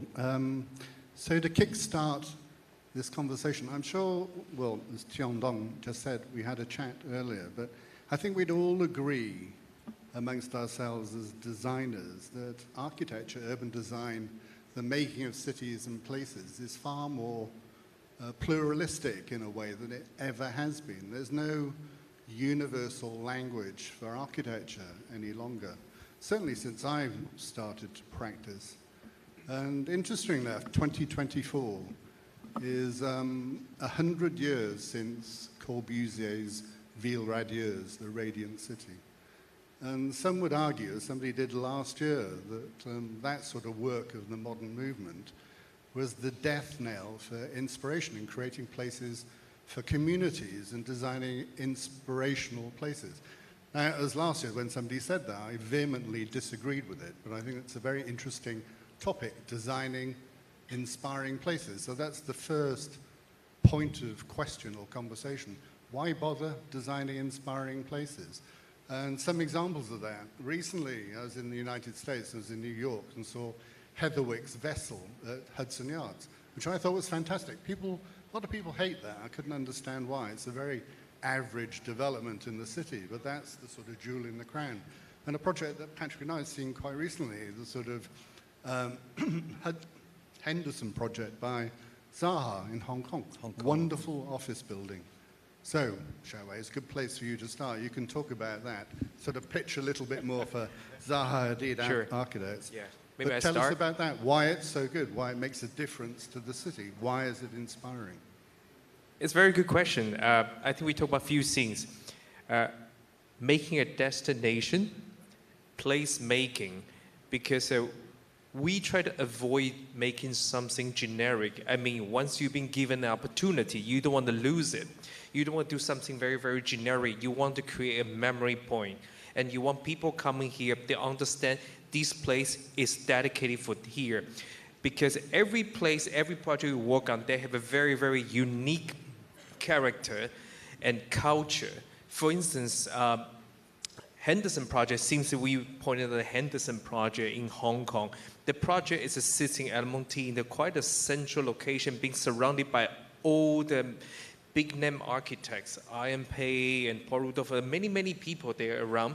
And when we come in here, we not try to say, oh, we're Zaha the architects, we're gonna make something super strong, unique, completely different. No, what we try to do, we try to understand what's the culture, and we want to understand there's a very, very nice symbol, like flower, the plants represent Hong Kong as a spirit.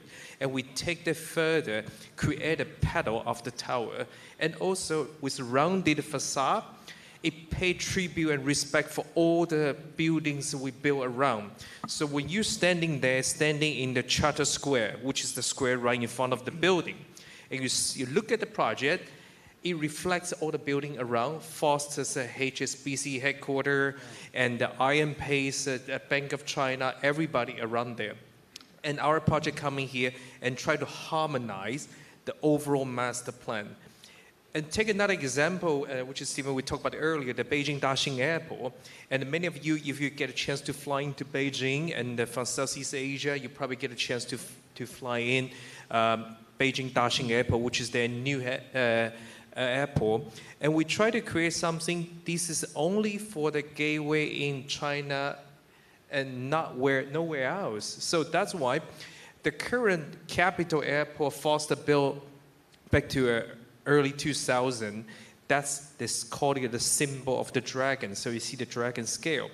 And what we do is 50 kilometers south of the Forbidden City, this very, very strong exit. There's so many layers of gates, so that's why we create a new gateway as a phoenix. So which means a phoenix and a dragon go surrounded by the Forbidden City, represent the use a contemporary way to represent the China culture. So that's why we don't want to lose the opportunity. Okay. Placemaking and destination, they're very important. I'd like to go back to Henderson because I think there's something quite important about it that works on a number of levels. And Patrick, maybe you can add something to this in a moment. I thought it works very good on a city scale, macro scale, because it's very visible. Its shape is very different. But importantly for me, it was the micro scale, the way it made a place for people at its ground floor. So I walked up and around it. I don't know whether you did that, but it's a great destination. Yeah, it's a very soft, very circular, organic approach. I just commend anybody that has to tackle a developer in Hong Kong without doing boxes and maximizing the space, because they want every square inch. I know as a matter of trivia that it was the most expensive property in the world. Back to our work in public spaces. We just finished a project for the Bangalore airport. We did all the public spaces there with SOM. And we worked with a whole bunch of plant-based materials, namely rattans and bamboos. Materials you'd almost expect to see in a tropical resort or something like that. But this is in a mainstream, high traffic, 20 million people a year area, very, very public space. I think, in terms of shaping an environment, we wanted somebody to feel that they were in a garden, not in an airport. And I think, that placemaking and also designing environments from within that have a special offering like that are much more fundamental and becoming much more important in the city. As the general public become more aware and as they're living in urban environments, we design projects that really want to emulate nature and introduce nature on a fundamental level. So can we talk the sort of macro idea of that, the sort of climate crisis and the need to think about new materiality and how it responds to the climate crisis? I know, Jiki, you can talk about this in a moment about a regenerative approach to your projects, but how do you deal with that, the sort of use of new materials? I know all this wonderful rattan that you use in your projects. How is it sourced? How is it used? What technology do you use to conceive these extraordinary things that you make, Patrick? So for us, sustainability comes in three flavors. Obviously, there's the performance, wind orientation. Second one is the materials, finding something that's very, very local, easily usable, cheap, cost-effective, easy to work with. And then the last one is actually engaging community, the people. So we have an initiative called Project Rattan, where we actually have people coming from all over Thailand and Southeast Asia. And we've revived the rattan arts and crafts industries in Southeast Asia with projects that are not just about making chairs and tables, but whole interiors. So our claim to fame with the airport is that we use 9 kilometers of rattan. So imagine all of that in paint or plastics or toxic chemicals. That's a hell of a lot. That's a lot of trees, forests, whatever. So yeah, we work with a very, very simple palette range of materials, hybrid materials, and cheap, readily available materials. That's the key here. And every part of the world has those materials that can be utilized. So a lot of the clients that we've worked for, and I'm sure it's the same for Tiandong and Zahaz, that you have these vacant sites, and sometimes they've demolished the projects. But I'm working with Jika's company, SM, but what's nice about the way they work, they're constantly refreshing their projects, constantly refreshing their buildings, which is terribly important, a sort of very regenerative approach to architecture. I think, do you talk about that a lot at SM? Yes, absolutely. So because we are a family-owned corporation, we look into the longevity of our businesses. So we want to make sure that we're setting ourselves up for not just the next 10 years, but actually we look at the next 3 generations. So we look at our buildings that way as well. So when we design, we're number one, designing for profitability because we are still a corporation. And we believe that that's actually a sustainable way of thinking through profitability and how we can then bring in livability and functionality and sustainability into that. So then next we design for people. That's not just across our mall developments, but our residentials and our other developments as well. And that really goes down to what the usage will look like in the next 20 years, 30 years, and whether we need to start preparing for that now, or is that something that we can afford to redevelop later on. So we have some buildings that are being developed now that are planning for the next 50 years when we look into the seawater levels rising and the different lifestyles of people, and maybe we'll need to accommodate a few more floors onto a tower because the population has grown so quickly. And so that's the kind of thinking that we look at in terms of our retrofitting and reusability of our buildings. So, Great. Yeah. That's fantastic. It's a very cool approach, I think. It's a pity a lot more people aren't doing that. When I was studying in the mid-1980s, we were asked to read a book called Small is Beautiful. Do you know that book? By Schumacher, which is, I suppose, one of the very early tomes on sustainability. So I thought I'd talk to Colin about that. And then I read online, because I watched these blogs about social housing in England in the 1970s. There was a great quote by a guy who'd visited, so I'll read it and perhaps you can respond to it. The journalist was Ian Nairn, who coined the word subtopia. Subtopia was his reaction to sort of drab suburbs as a result of poor planning, which I suppose goes back to that Corbusian idea and people doing bad versions of Corbusier.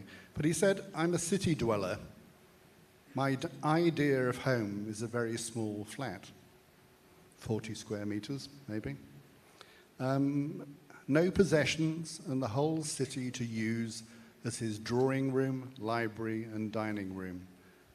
I thought that was very beautiful and something that I've heard you talk about before, but why is that important, do you think? Do you think it's important for city dwellers to acknowledge that they need to live in smaller apartments to make things more sustainable?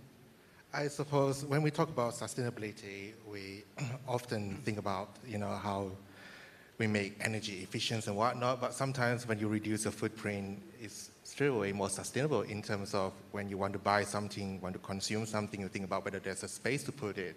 And that's the easiest way of being sustainable. And the other thing you talk about is journalists, and there's a great stories about Barbican in London that like one night the sun went down in the 1940s and the next morning the whole part of the city flattened by the German. And then take them 25 years to think what to do with the area in the city of London, what to do with it. And then 25 years later, they decided to build Barbican, which is the combination of what we call the mixed-use residential commercial, but they went on a bit further. They built a whole Barbican Center, which is the gallery, 2 theaters, and a concert hall, and 2 schools. And then it's create a little sort of, what do you call it? Like a little mini cities within the city of London. And people hated it.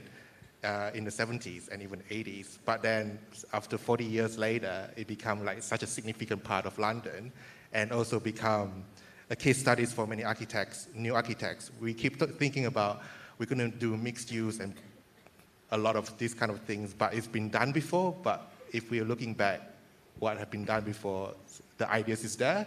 But then when we talk about small livings, there's a lot of developers doing a great job. But then we talk a lot about the external of the buildings, like how the community can hang out, how we can foster a relationship between the neighbors. But a lot of the time, the innovation or the experimentation ends there. But I would love to see more developers put more thoughts into the actual internal spaces in the small apartments. Anything under 50 square meters, I really think the flexible floor plan should be implied. And the reason is, when we talk about small spaces, most of people who live in small spaces, either singles or couples, or if you have children, you can, but then there are more young people who's trying to chase their dream. They're still young, and then they are from different backgrounds. Because if we can afford to live in big spaces, we have really live in big spaces, but living small is more like affordability kind of options. And then when we think about people living in the city, we think about people who's in service industry or nurses or teachers, and or even myself, I can't afford to buy big houses. That's why I live in a micro apartment. And this is why when we think about that, we can cater the design, become much more flexible. But at the same time, when we think about diversity and multicultural, let's say in Australia, we have so many different races, and even Malaysia or Singapore. When we think about designing small spaces, it has to be almost flexible in terms of, like I'm being Chinese, I don't want to go in the apartment and straight away see my kitchen, and then I want to see an entranceway, so how can we do it? I think, Zika, you have a micro apartment that have a flexible wall or something? We design our apartments because they're quite small at 24 square meters, so that if you are a growing family, you can purchase the unit next door or a smaller unit beside you and knock down a certain portion of the wall so that it can grow with you. Yeah, and I just want to add on quickly. And recently I was in Japan, and one of the architects that we interviewed for our magazine and also our video channels, the company is called CFIT, S-E-F-I-T. What they do is they design a whole lot of modular furnitures that become a portable wall. So you can separate your living room and the bedroom using the portable furnitures. And then with a bit of a twist of a screw, and then the furniture can actually attach to the ceiling. And it's great because, you know, when you have a family of 3, you have a baby, you don't need that much space. But when your family grow, maybe you can, you know, adjust the sizes of the rooms. And, you know, if you have a bigger family, you probably have to move out. I think what you forgot to say about the Barbican, which for me is the most important thing. Yes, the spaces are small and they're still in high demand and very high cost, but it's the balance of open space and wonderful green courtyard at the center. And I'm sort of reminded of something that we're doing in Ho Chi Minh City for a developer there in the Sasaki master plan, that the quality of the space that's afforded to the tenants, both at an apartment level and on the ground floor, which engages with the local community, is terribly important. Do you see a lot of that in the work that you're doing in Vietnam? Yeah, I think, first of all, I think it's amazing with this panel on stage. Do we have a show of hands of like developers in the audience? Anyone developers? Can they just have a quick look? Yeah, so I just want to say that this group is quite amazing. Like this guy, you guys should look up Zaha Hadid, okay? So if you don't know, right? It speaks for itself, right? This guy does textile, craftsman, artisan, like what is like kilometers of like sustainable products, right? Completely different. Like that building, we were talking about building, it was like all stainless steel, completely unsustainable, right? This guy, right? But it's quite amazing. You go in there, you're like, wow, you know, everywhere you look, it's like, wow, right? And this guy, you know, everything, he couldn't find a builder, so he had to build his own team to build the stuff that he designs. So I think it's amazing. And Stephen, okay, so, you know, if you guys don't know... I'm glad Clark you Key, mentioned me, because I'm suffering from FOMO at the moment. No, well, just look up Sparks, right? Clark Keys, we'll say no more, right? So for me, someone once told me that you should always leave a place better than you found it. You know? Like, just leave it better than you found it. But after meeting you guys, I'm thinking, that's not good enough, you know? It's about defining spaces, whether it's big, it's iconic, whether it's small, right? Whatever you guys are doing, it's leave a place with a huge wow factor with this group. And I think that's something to take away. It's not enough, I think, to just develop and to make money and just to, you know, meet the standards of the regulations and all that sort of thing. It's about inspiring, right? And at the end of the day, you guys, the developers, right, you have a responsibility to redefine spaces. You know, it's gonna live longer than us, right? So think about, look these guys up, okay? And the project in Ho Chi Minh, like when I heard Stephen say, oh, he's gonna come to Ho Chi Minh. So Vietnam, you've got China, you've got Thailand, Philippines, Melbourne, Australia, and then you got Singapore, right? So Asia, this melting pot of all kinds of creativity and inspiration, right? So I'm so happy to hear that you are coming to Vietnam, Stephen. Thank you very much, Tien Dong. That's why we asked him onto the stage. He's a great promoter of architects. He's the wow factor. Thank you very much. Now, completely off-piste, actually, because we had a conversation, nice conversation earlier on, and we started to talk about the Jetsons. And I'd sat through the sort of future housing conversation earlier on, and I thought nobody mentioned the Jetsons. Does anybody know what the Jetsons are? I loved the Jetsons when I was growing up, the sort of Flintstones and the Jetsons. And the Jetsons were, well, you tell them what the Jetsons were. Now they're going to see your age, right? Yeah. Jetsons, right? No, we had a conversation, right? Shall we? That I had no idea, you know. He's talking about in China, they're doing drones. Can you imagine? They're starting to think about spaces where drones can fly. Forget about cars. They're going to fly you from one place to the next, right? I'm sitting there, oh, wow, and I'm in Vietnam, right? We're on motorbikes still.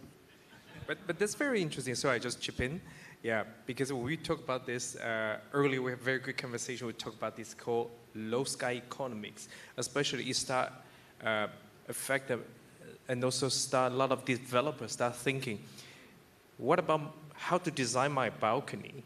Because right now, like we're based in Shenzhen at the moment, there's several developers start looking to say, is my balcony big enough? The reason why I ask these questions is because the drones start flying into a balcony and they pick you up and they take you to where you want to go. So which means that there's a lot of topics which is that people start looking into this. So even the shopping mall, the rooftop of the shopping mall, the rooftop of lots of this parking structure, they start looking into the space to design a drone port where they can park the drone taxi and everything. So it's a very, very interesting phenomenon. I think, Xiaowei, you should explain to them what low sky technologies are, because it's a very China-specific thing at the moment. And I don't, most people in the audience will know what it is. So do you want to talk about that? Talk about Shenzhen and what's going on there. Yeah, maybe I can spend a minute talk about it, because low sky economy is a big, you can call it a supply chain. Of course, from the AI technology, and the people start developing this a drone taxi and all these flying objects. But the related is not just those technology and the IT stuff. The property, the real estate developer, they start coming in saying, oh, this is actually a great opportunity for all of us, which means that we need to start design the unit, design my product has a high resilience, can adapt to what's happening in the future. And that's lots of financial factors that are going to come in. So that's why the low sky economy become quite a hot topic right now. It's affect not just the industry, it actually affects all different levels. So that's very interesting. Well, it affects things like infrastructure, of course, because the traffic jams we all suffer every day, they'll be a thing of the past. People will be buzzing around in their Jetsons type. You know, it's not far away, I don't think. Well, they're selling them to the UAE. They're testing them in Shenzhen. You guys know, like, it's coming in 5 years, okay? So you'll be sitting in these drones flying around the cities, right? You know Trump's in back to politics, right? And the good news is he's got Elon Musk on his side, right? And they're pushing innovation, right? But I think what's interesting is in China right now, if you guys are at that forefront of technology, and China starts and it kind of like it kind of merges into the rest of Asia, you know. So whether we can't be ignorant about this stuff, right? It's coming, right? And China, Asia is here, and we need to take the reins, don't we? Yeah. Another 30 seconds. Don't apologize. Just carry on. I'm originally from Taiwan, so that's why the semiconductor and all the IT developments is still a very hot topic, provide those AI supply chain. But when we talk about this low sky economics, have an impact on the infrastructure. On the other hand, everybody look at it, okay, I'm going to build my apartment, I'm going to have a charging station, whichever for my EV. Okay, we might need to think a little bit ahead, because there's lots of developers already start looking into it, that Am I going to develop the hydrogen station, have a space to preserve that? Because the hydrogen-based batteries is coming very soon, the next 5 years or 7 years, especially in Japan. So that's why there's something we always need to think 10 or 20 years from now. That's very important. Okay. I'd like to go back to the city because we're supposed to be talking about places in the city, so we might be in trouble if we don't. We all like going on holiday. I mean, you travel around a lot. You always like to be on holiday, don't you, Colin? I was in Barcelona a few months ago and walking around the Gothic quarter and looking at projects by Gaudi. And it sort of occurred to me that we haven't designed a decent city for about 200 years. And I was wondering why, you know, the tactile quality of those old European cities, whether it's in the south of France, the northern Italian hill towns, places like Barcelona, they have a great humanity to them. The scale is right. So why aren't we designing cities of that quality any longer that mean something to the pedestrian? Why is that? Yes. There's a book. Can I jump in? Yeah, there's a book by Thomas Hathaway about humanize. That's the first thing he talked about in his book about the Gaudi's design. Right. Cool. Yeah, and recently, you know, Never Too Small magazine, we write about Hundertwasserhaus. And it's similar thing, like, you know, how do we not design buildings the way we used to do? The Hundertwasserhaus in Vienna. Yeah, in Vienna. And then, of course, I think it's to do with first profit, but I think profit has to be for every businesses. But I think people like to do things according to the rules and make it quick bucks. And what we are really lacking these days is to look back, I think. A lot of the experience that I had in different cities in Europe is so different than Asia is the scale. Over here, we like to look at the city from the top down, but in Europe, my experience is that we look at the city by looking up. Yeah. And we feel the street is much smaller, and like in Madrid, you know, apartment feels so different. The height of the ceiling is very generous. And then, of course, a lot of rules. Especially in Australia, we have too much rules, and that's lead to less innovation. But Chika, in the buildings that you guys do at SM, you know, you need to draw in people, of course. They need to have a good time. You want them to spend a lot of time there, to spend more money. But you need to invest in creating good quality places. How do you go about that, do you think? Yeah, so I also read Thomas Heatherwick's book, very good, can recommend. But I think a lot of it is a little bit of a two-part. Like the issue itself I see as quite two-sided. So there's a little bit of laziness in terms of on the developer side. It's like it's very easy to just make a building look bland and get the most out of it because you're maximizing spaces and it becomes the most profitable. But if you take a step back and actually think about what the long-term usage would be and how you can integrate that into now the design of the building, we can see that there are actually ways, like your rattan ceilings, to bring down costs and still improve profitability, but bring in that human factor. And then the other side of it is, I think we often think as designers, to cater to a large audience and to cater to the mass rather than to think about specific people. So when you cater to a mass, the mass audience, everything becomes a little bit more bland. You take away elements that bring in personality. And I think that's something that we're still missing in cities. Yeah. So as we start developing cities and really bringing them in, bringing different developments in, we have to think intentionally about how we almost encourage developers and people who are going to be building their homes to still add personality and think about what others will be looking at and what others will be experiencing, not just the initial localized units. Yeah, there used to be an expression for that called putting lipstick on the gorilla, that developers build horrible boxes and expect somebody talented to tart them up, to use an expression. But if you're sophisticated about it, it can be very successful. And the stuff you've done, things like Bangalore, you know, it's another layer of tactility, another layer of visual interest that really adds value to the product.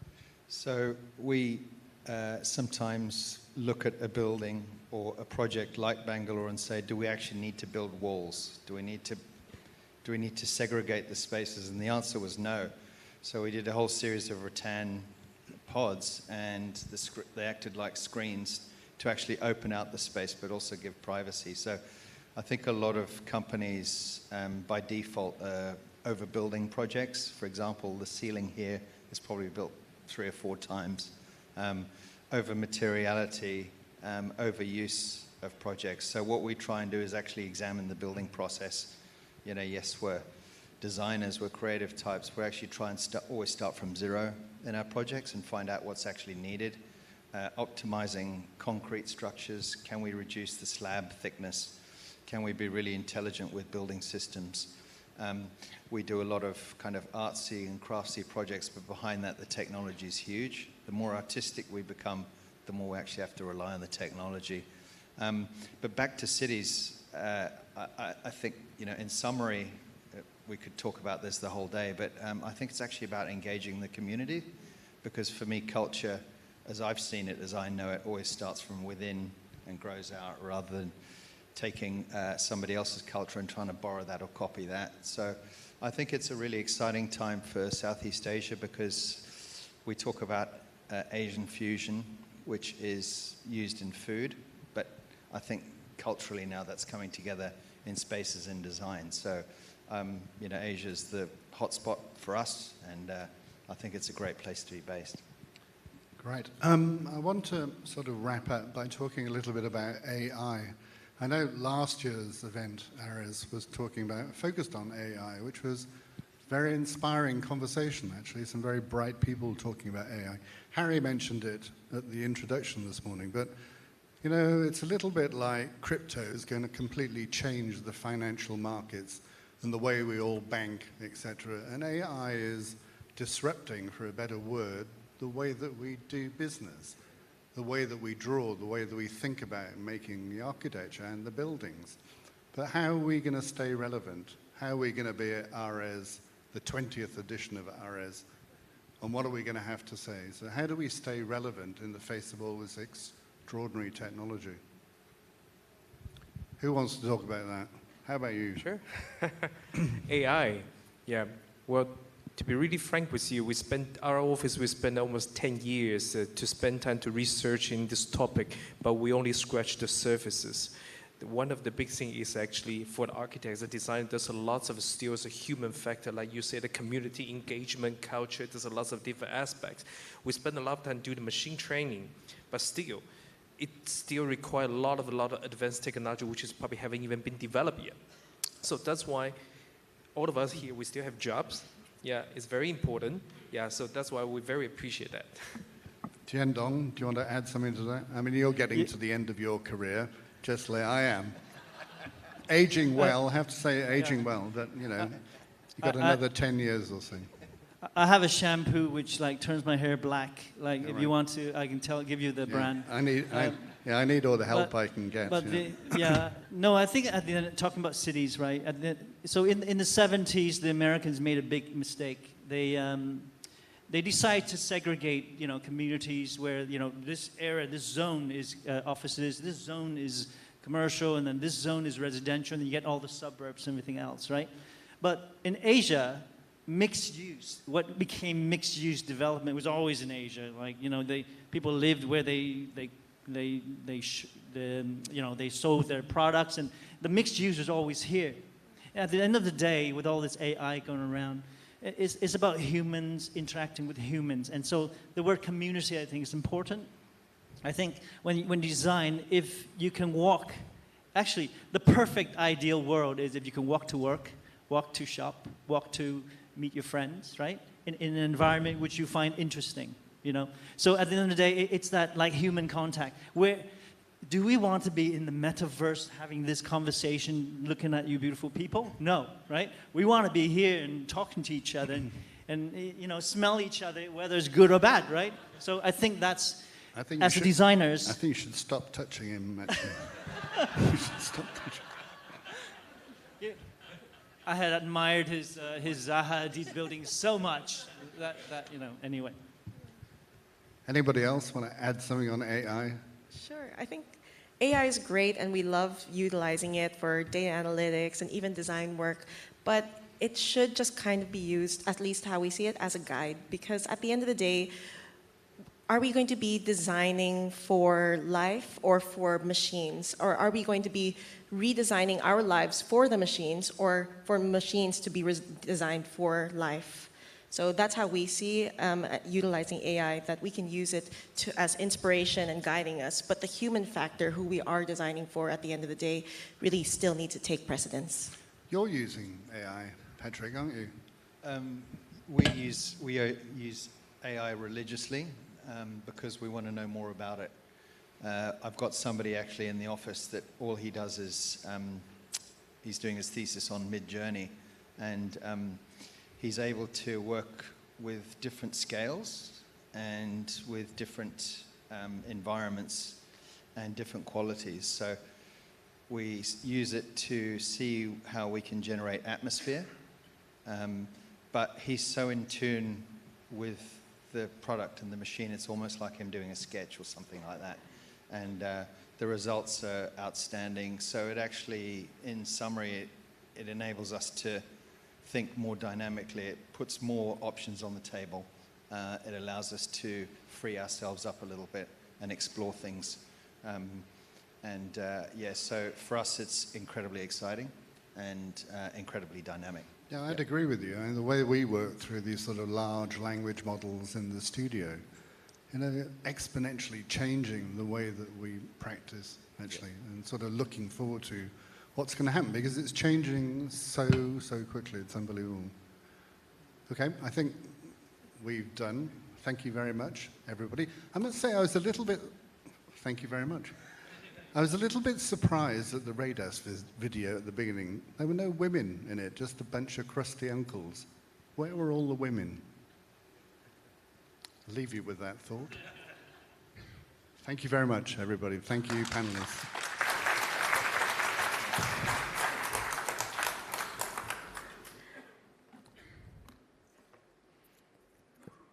Thank you very much, dear panelists. Tian Dong, good to see you. We've been truly inspired. Thank you, gentlemen, and Miss Bianca. Okay, do you all hear that? Should we do a pop quiz, or should we do like a posture break? Speaking of posture break, he's outside. We're talking about Mike Jones, our certified ergonomist, wellness coach, and founder of Pain Free Me Studio here in Bangkok. So he's going to be answering your questions for 20 minutes. I think it's going to be this side of the foyer, if you have any questions for him. Again, I do. I've been living with spondylolisthesis for the last 20-something years, and I just want to wake up one day rich and pain-free. Or maybe pain-free. I'd settle for pain-free. So, okay, here we go. We will pick another card or another person to win our next prize, and this time we're giving away a Samsung music frame. Never heard of that. I just Googled and it looks amazing. Again, I come from radio and music, so that's something I'd really love to check out. Marcus So. Marcus! Just stay right there. We are going to go right to you. Let's see if Marcus paid attention. This is a big one. Marcus, are we ready? Yes. Okay. What topic did the last panel talk about? It starts with the letter D for... Help him out, people.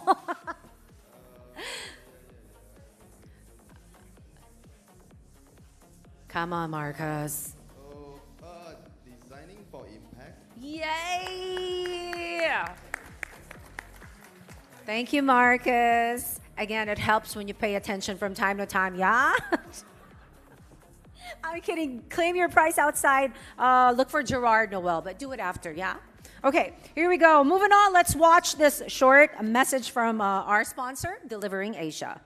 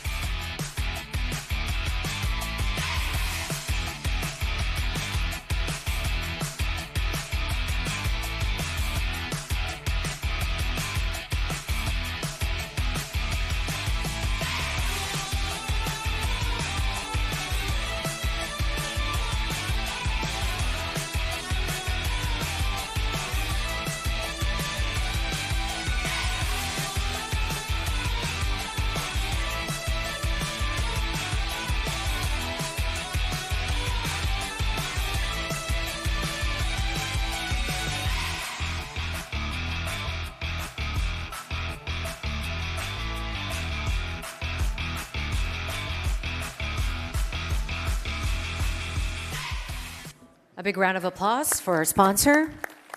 Now we're going to hear from our ARIS chairperson who will share his global perspectives for the Asia-Pacific region. Please welcome Value Management Specialist and Sustainability Advocate, Managing Director, Quantum, Stephen Ohm.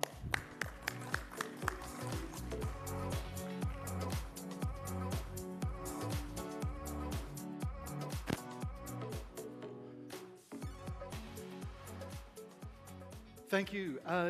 Thanks, Tina. And today has just been absolutely fantastic. I have been lucky enough to be the chairperson of ARES. This is my 5th year. And it has been an amazing journey.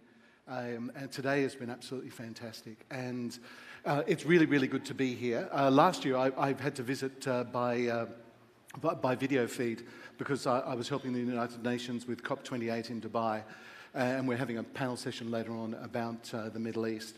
And the talk I'm giving today is about perspectives from Asia, from a global perspective. Back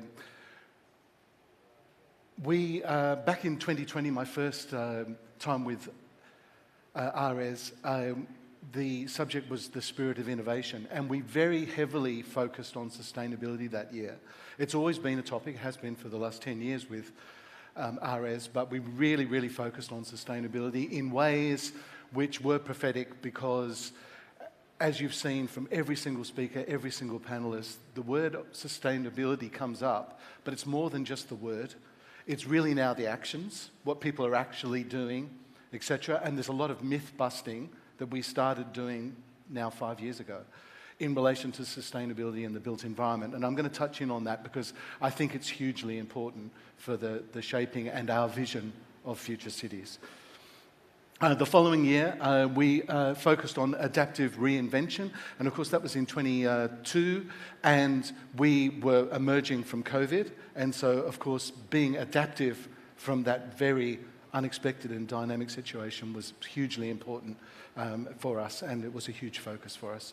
The following year, last year, powering communities, and I think many of you were with us last year, and of course it's fantastic being here at ARES because when I think back of these years, there's been hundreds of speakers literally, and thousands of people that have been engaged with Property Guru and the Asia Real Estate Summit and all of the publications and all of the things the Property Guru do throughout the year. I mean, it really is a fantastic driver of so much in Asia and beyond. And there's a lot of activities that the team are doing globally and a big focus on the Middle East as well, which is really excellent. And then, of course, we've got this year, which is the shaping... Oh, sorry, I'm actually one slide out. I'm sorry, I'm looking. So I apologise for that. So apologies for that. And then, so the parent communities I just covered, I apologise. And then we've got the shaping aspiration of future cities, which is where we are today. And the presentations, the panels have been truly excellent. It really, really is fantastic. So what is shaping... What is shaping our industry? What is shaping our future? Obviously, population is going to be a very, very big factor. This is from the United Nations. You can see the shaded area in there, which is the 95% confidence level that the United Nations have for what our future projection of population will be globally. And as you can see, it's going to be in the next 15, 20 years around about 11 billion people, etc. That is a lot more people than we have today. But then you can also see that it's starting to flatten out. But the next 15 years or so are going to be very, very dynamic and are going to drive a lot of what we must do, what we must think about, what we must consider, and the actions that we must take here in Asia and globally. But it's not just about population growth, of course. There are a few other really key factors. One is, and this is in our history now, that in 2005 was the crossover point for when there was more people living in urban environments than living in rural environments. So that was now, well, 2005, it's basically 20 years ago that that's happened. And of course, that's driven a lot of change in Asia and all over the world, and it is continuing to do so in many, many ways. It's a huge factor. So one of the things that, we look and we talk back, the last panel session was about looking back at how cities were done, et cetera, et cetera. And of course, cities were done extremely well 200 years ago, and they were done very differently to the way that we do them now. And in many ways, we are taking the lessons from those decades and 100 years and more ago. We are taking those back on board, and we're able to do that because of technology, because of the way that we can now work, which we weren't able to do even 10 years ago, even 5 years ago. Pre-COVID, we couldn't do that. So the dynamic of the change in urban and rural populations is, the changeover point happened nearly 20 years ago, but the acceleration of that is really happening now. And especially post-COVID, and also now that we're very clear of COVID, new work practices and everything else are being accepted, are being worked in as now the new normal, not just new. And so therefore that's a really, really dynamic factor. And of course, another really big picture dynamics is in relation to the age of populations. And everywhere around the world, we are seeing that there are less young people and there are more older people. And so therefore, of course, that's a huge, huge driver for how we have to look at what's going to happen in our future. And of course, when we're thinking about future cities, we're talking about next year, 2025, as much as we are about 2030, 2035, 2040, etc. So it's very interesting. Putting that together in, what do these dynamics mean? How do they interrelate? How do we need to think about them? This chart here is very confusing, but an illustrative dynamic of where people are moving to, etc. And so we've heard today, and we've heard over Ares over many years about how important the human and social side of business is for attracting talent, for retaining talent, for growing talent within businesses. But there's a really much bigger picture than that. We are doing that at community levels, we're doing that at city levels, we're doing that at regional levels, country levels, etc., etc. And the transportability of people is not only just between companies, and not only just between rural and urban areas, but now, more than ever before, it's between countries and regions. And of course, all of us in the room, we just need to look at how many of us are from different places around the world and where we are choosing to make our lives. And for many of us, me included, people ask me, where am I based? And I'm not able to give them a very clear answer to that because I'm very portable and really enjoying that. And this statistic here, United Nations again, is about where are the migrants and where are they living. And of course, in previous decades, Asia was a place where people left Asia to go and migrate to another country. Now we're seeing a reverse of that. And of course, that's a very, very important and very, very interesting factor. And it's accelerating. Look at Europe and Asia, almost level, which is incredible. It was never, ever like that. And of course, we all know that that type of migration in Europe is going to reduce. And in Asia, it's going to increase.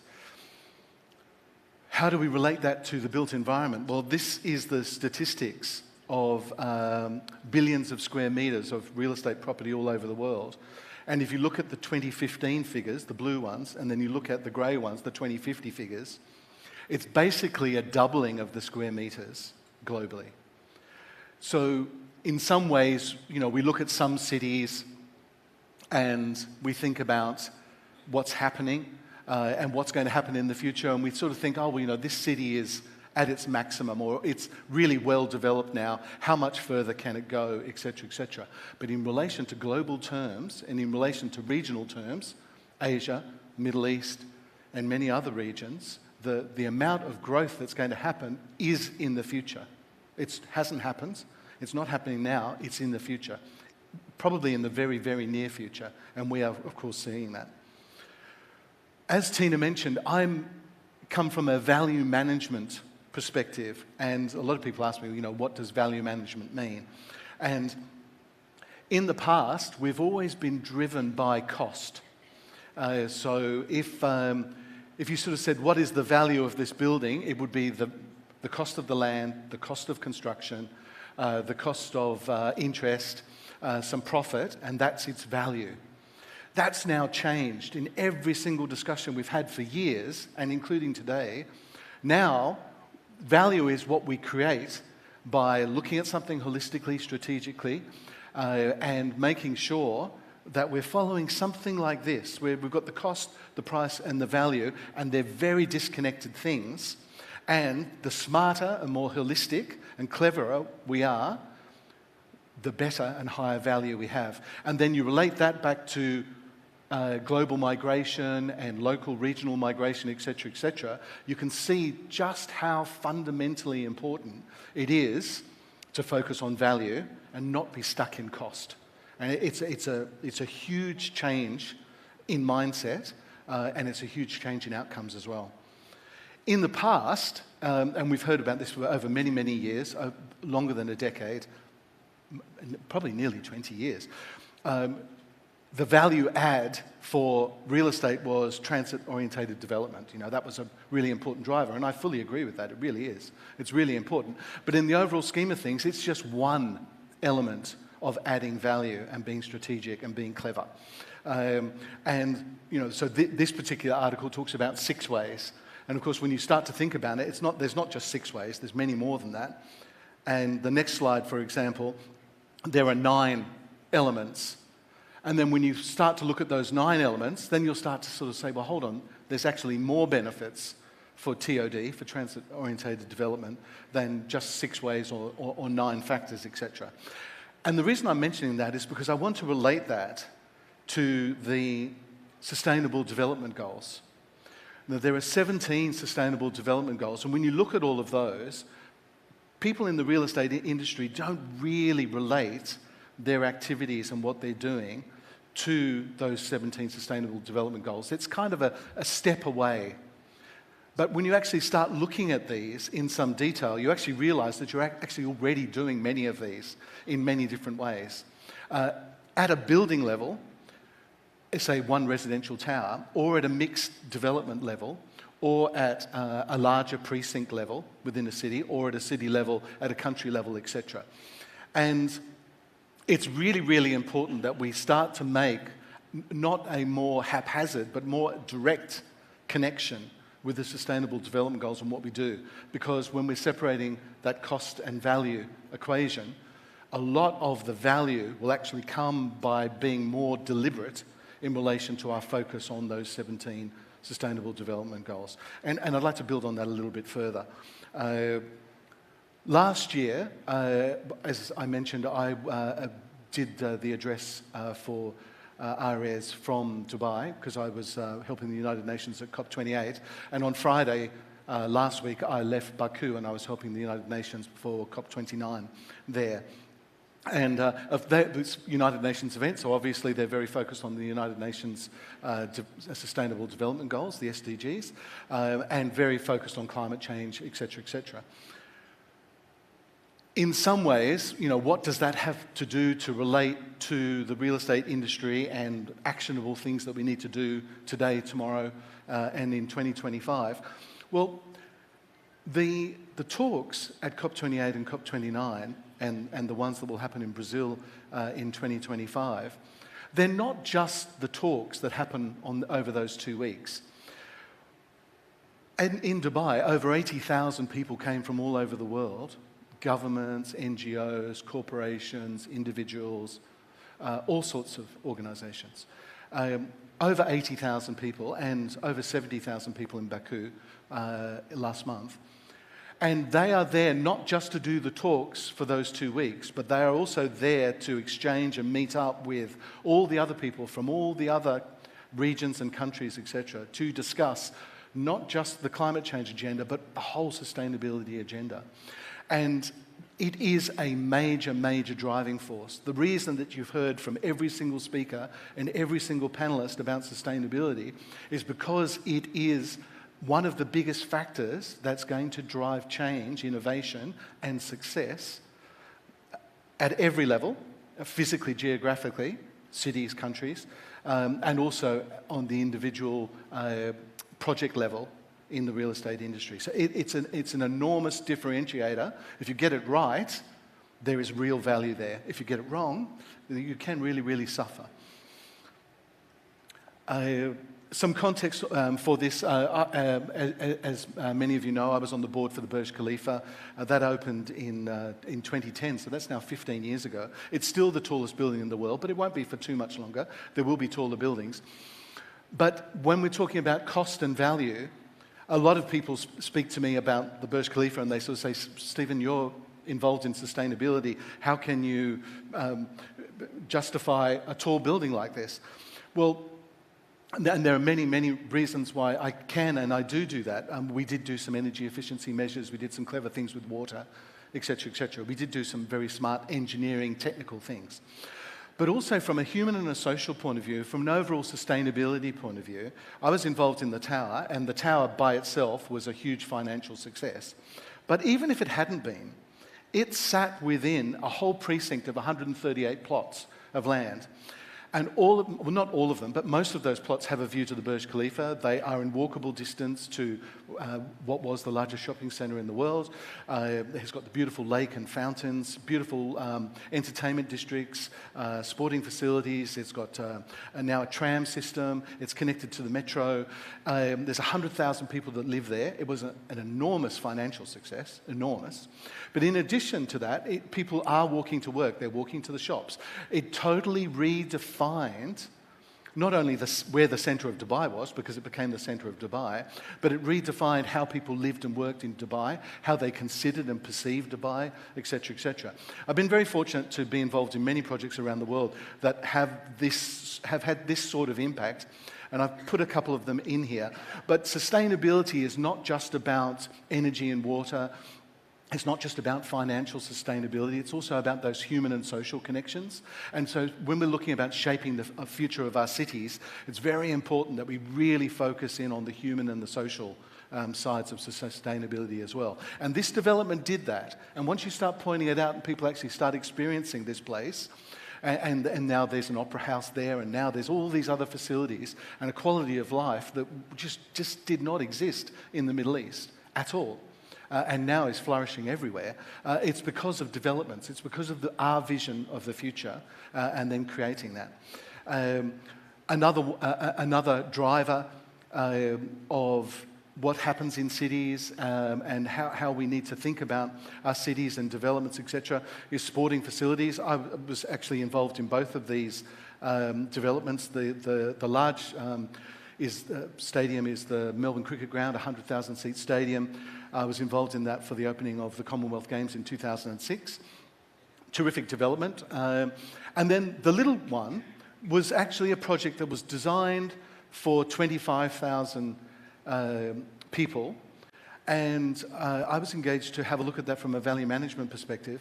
And I looked at it, and with basically exactly the same design, but reconfiguring it a little bit, we were able to convert it from 25,000 to what was actually built, 30,000. And it cost less than 2% more. And we made it more sustainable in some technology ways included in that 2%. So it was almost free to increase the capacity by 20%. And so I'm therefore challenging once again that difference between cost and value and how you get there. And a lot of people, when we're talking about sustainability, they say, it'd be really good to be sustainable, but we can't afford it.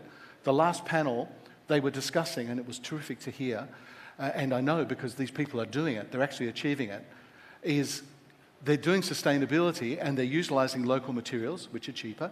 They're using simpler materials, which are cheaper. And it's a lot more sustainable, and also it looks beautiful. It's innovative. Everything about it is positive, and they're saving money. Sustainability is not about we don't have budget. Sustainability is about being smart and actioning that in a holistic way. You will always save money and be more sustainable. This project opened for the World Cup in 22. Interestingly, Saudi Arabia has just been announced that they're going to be doing it in 34. This hotel won the sustainability awards, etc., etc. But it's another development. I was the startup project director for this. This is another development which is changing where the centre of Doha, Qatar is. And it's their equivalent of the Eiffel Tower in Paris. It's their iconic symbol. It's actually the building shape is the crest of Qatar. And these types of projects have more than just bricks and mortar. They're more than just a sustainability award. They're shaping their future communities, which is our topic for today. And another project also happens to be in Qatar. It's actually a military facility, 385 buildings. This remit for here, talking about value, they didn't want it to be more valuable in sales price. It's a military facility. They wanted to save cost. Their cost at the time was over $6 billion US dollars. We were able to save $1 billion, so it was 20%.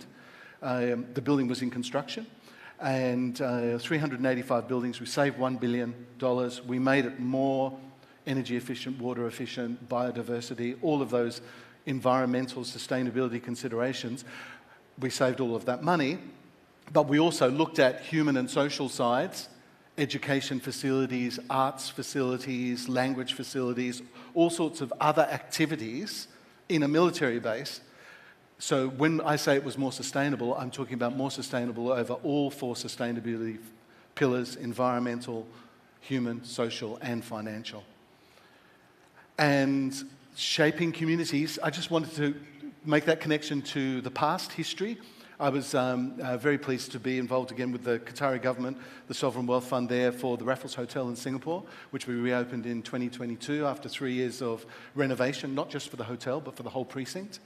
And it's another way of celebrating heritage, celebrating culture, excellent service levels, some of the best that Asia has to offer, or a reflection of the great qualities that Asia has, etc., is seen in Raffles Hotel. It was a wonderful project to be involved with, hugely successful financially, sustainability-wise, on a human and social perspective, fantastic. Environmental was also really good, and financially wonderful project. Really, really great. We have, in the past, had the real estate industry has been very materialistic and very commercial. We've heard from a lot of our speakers that we're all wanting to shift away from that. The last panel where we're talking about who wouldn't want to have a smaller, beautiful, comfortable home, and then, with the money that one has saved, be able to have all sorts of other experiences and other elements in our life and in our lifetimes. Everybody would want that. And it's the transition of the real estate industry from things to experiences, and we can see that in all of the branded residences and other residential developments, office buildings, co-working spaces, the retail, everything's about retail experience. It's not about bricks and mortar anymore. That shift is huge. We've also spoken about affordable housing. And what does affordable housing mean? Does it mean cheap housing? And of course, it's a whole lot more than that. It's about what do we want to afford. So the tiny homes that Colin speaks about, etc., is all about that. And it's very interesting what the definition is for affordable housing and where people are spending their money and what percentage of income and how that's going to shape our design decisions and considerations, etc. It's very, very interesting. We need to take this on board really cleverly and interestingly. And there were some very good comments made earlier today in relation to if we don't have a whole community in a city, if we don't have a whole community, it's not going to be successful. And the point that was made by the gentleman earlier, and sort of saying in Asia, that's kind of natural, that you don't just have a rich city, you have everybody. That was a really, really good and interesting point because it's so correct. In Asia, it doesn't happen in the West like that. It's a beautiful thing in Asia. And artificial intelligence, of course, we focused on that a couple of years ago at RS. Of course, some things that we thought were going to take 5 and 6 and 7 and 10 years are actually happening in 2 and 3 years. It's amazing. But AI is a tool. I really agree with what was said earlier. For every advantage and opportunity, there is a risk and a challenge. with AI. It's a tool. It's very, very interesting. Our industry has been looking at this for a long time with BIM and with digital twins and everything else. It's a very, very interesting area. How we utilize this is shaping our future. And I already spoke about value and how I differentiate that from cost. And so here we've had this value engineering, which is basically a cost-cutting mindset. So we do something and then we cut costs. And as you can see from the arrows there on the left-hand side, we kind of are reducing the value when we're reducing the cost. And then if we do value design, which the last panel would call it, or value management as I would call it, and we look at it from the beginning, it's a different mindset and it's very rewarding, and it's absolutely essential that that happens. So in relation to the cities of the future, I mean, is artificial intelligence going to bring us closer together, or are we going to be physically closer together in small apartments, but a million miles from each other because we don't mix, etc., etc.? That's not what's going to happen. We're building buildings with 10 stories of car park below us, but we all know that in 5 or 10 years, nobody's going to own those cars. The way that we're going to have mobility is going to be totally different everywhere in the world. We need to think about things very, very differently and holistically, very strategically. The vision of future cities is not what will happen. It's what we think about and actually do. So what we do at work this month and in January and February and March and everything else, that's the vision for the future. It's what we do. Thanks very much.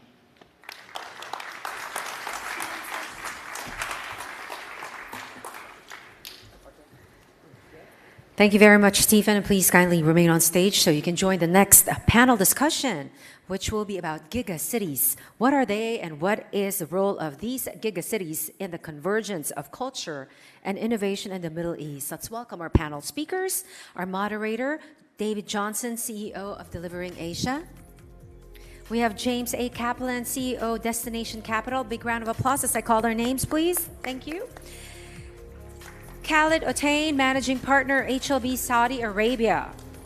Lavin Nalina Babu, Director of Business Consultancy, HLB HAMT. And we have, once again, Mr. Stephen Ohm, Managing Director for Quantum, Value Management Specialist and Sustainability Advocate.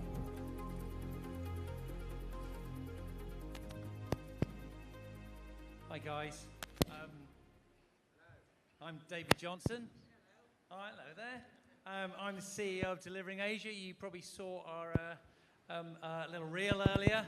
I hope you enjoyed that.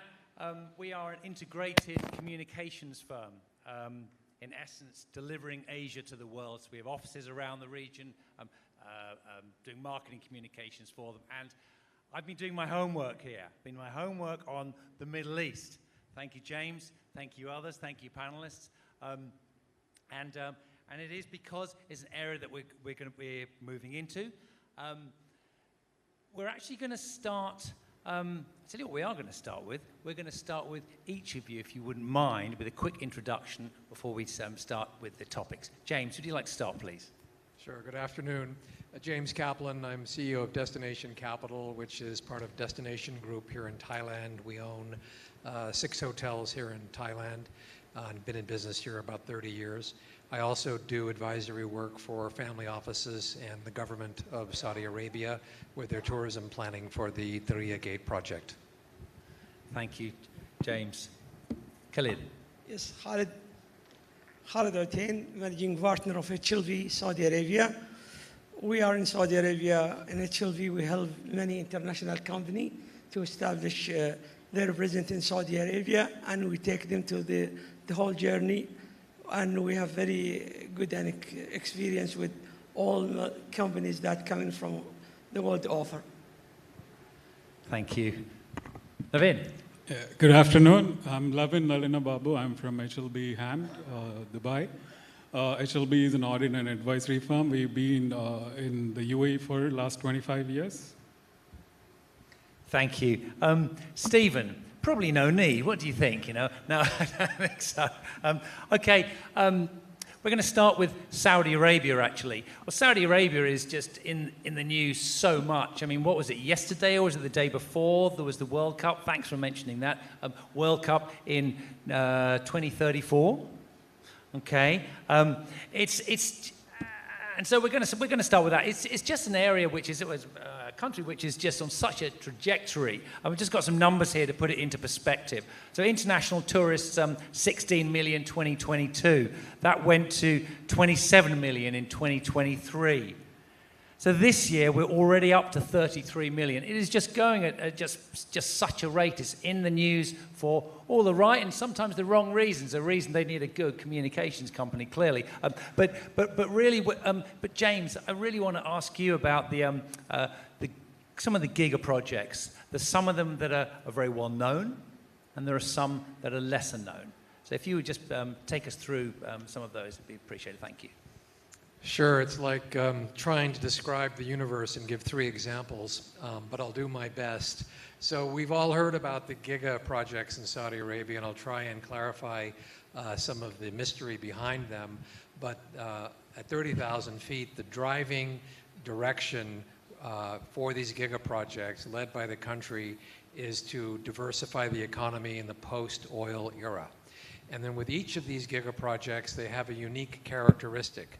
Some of them are targeted toward futuristic, sustainable cities. Some of them are targeted at the other end of the spectrum toward historical and cultural integrity and continuity of the country's history.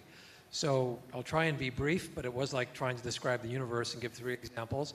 There are 14 giga projects. I will not go into all of them, but the ones you probably heard of, one is called NEOM.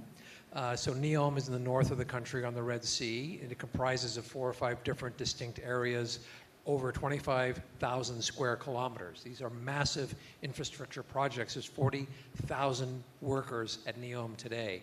Within NEOM, probably the most famous project is called The Line. The Line is a linear city beginning at the Red Sea and ending at a new airport, distance of 140 kilometers, 500 meters high by 200 meters wide, housing a population of 9.5 million people. That project will likely be scaled back, but it's still going to be quite a significant development. Moving further along on the Red Sea, there's a project called Red Sea Global, which is really more a luxury tourist destination.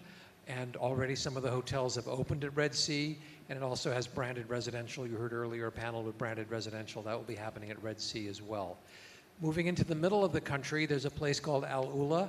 I think you should all write down the name Al Ula because it's a must-go-see place. I've probably traveled in over 100 countries. Top 5 places I've been to in the world, I personally put Al Ula in that list. It is a remarkable place. Think of the Grand Canyon in Arizona, combine it with the pyramids in Egypt or Petra in Jordan. It's that kind of a destination, rich in cultural, archaeological history, and magnificent geography and geology. So Al Ula is another giga project where they're developing infrastructure and hotels so people can go and enjoy this unbelievable landscape. How about King Salman Park? I know that's a slightly one. Yeah. These are quite driven by tourism. These. I'm just wondering. How about something urban too? Most of the giga projects are driven by tourism because the country is trying to move the percentage of GDP from 11% to 16% by 2034. King Salman Park is a giga project. It will be the largest urban park in the world. It's about 14 square kilometers, and it will include, arenas and family entertainment areas and that type of thing. Qiddiya is another giga project in Riyadh, which is sports and entertainment. F1 racetrack. Saudi Arabia is promoting golf quite a bit, both golf courses, Six Flags Entertainment, so that'll be Qiddiya. And then Diriyah is cultural. It's at the heart of where the Kingdom of Saudi Arabia was founded. It's 38 hotels, modern art museum, opera house. They're making 180 million natural mud bricks for construction to maintain that sense. I mean, it's just incredible what's happened, just the scale of the development. But Khalid, how do investors get into some of these projects? I know there's something to navigate there. Is there any insights that you have? Yeah, actually, in order to encourage investors to come to Saudi Arabia and invest in Saudi Arabia, the government has made a lot of upgrades and improvement in the investment laws. For example, they started with the Vision 2030 to to give the international investor 100% ownership rights, and also protection of their assets and property. Right. And so in any cases in the court, they cannot go back. If things in the first place was right, they cannot go back and take over. And also, they come with a number of tax laws where encourage the international companies to move to Saudi Arabia and to get a lot of tax advantages, like they have tax relief for 30 years for income and withholding tax for these companies that decided to move headquarters to Saudi Arabia. No, it's very interesting. So that is just to clarify then. That is so to invest in Saudi Arabia, to invest in any of these projects, any of the giga projects or any of the secondary areas, you need to set up a regional headquarters in Saudi Arabia. Yes. It's quite a commitment to have to make. Yes. So Saudi Arabia has done everything to encourage the international. Actually, we don't call them anymore foreign investment. We call them international investment. Sure. Yeah, because this is our vision to have. So if you have a company in Dubai, in the UAE, for example, you cannot invest into Saudi Arabia. No, actually, the headquarters has to be, the regional headquarters has to be based on Saudi Arabia. That's right. This is the requirement. And based on that, as I mentioned, one of the advantages is the 30 years tax waiver. Right. And also there are so many other, priority in winning governmental projects. And all these giga and mega projects can hardly to be won without having this regional office. It's very interesting. Stephen, I love in terms of the UAE then, have you noticed either companies in the UAE, in Dubai, moving their headquarters, or companies just opening headquarters according to these requirements? And is it drawing investment away from the UAE, where investment's focusing on Saudi? Certainly, the businesses that are wanting to do activity in Saudi Arabia on these major projects, they have to, as a requirement, move their headquarters there. It's just a compliance issue, and they have to do it. Right. Is it taking away from investment in the region? No, I think it's adding greater and greater attraction to the region, right. And the market in Saudi Arabia is very hot, very, very active. Some projects, as was mentioned, will be scaled back, but the amount of projects that are occurring is massive. But it is also that in the UAE and Qatar and in other countries in the region, it's just amazing what's happening. When I first went to the UAE in 2007, I relocated there to be on the board for the Burj Khalifa, and the population at the time was 6 million. Now it's nearly 10 million.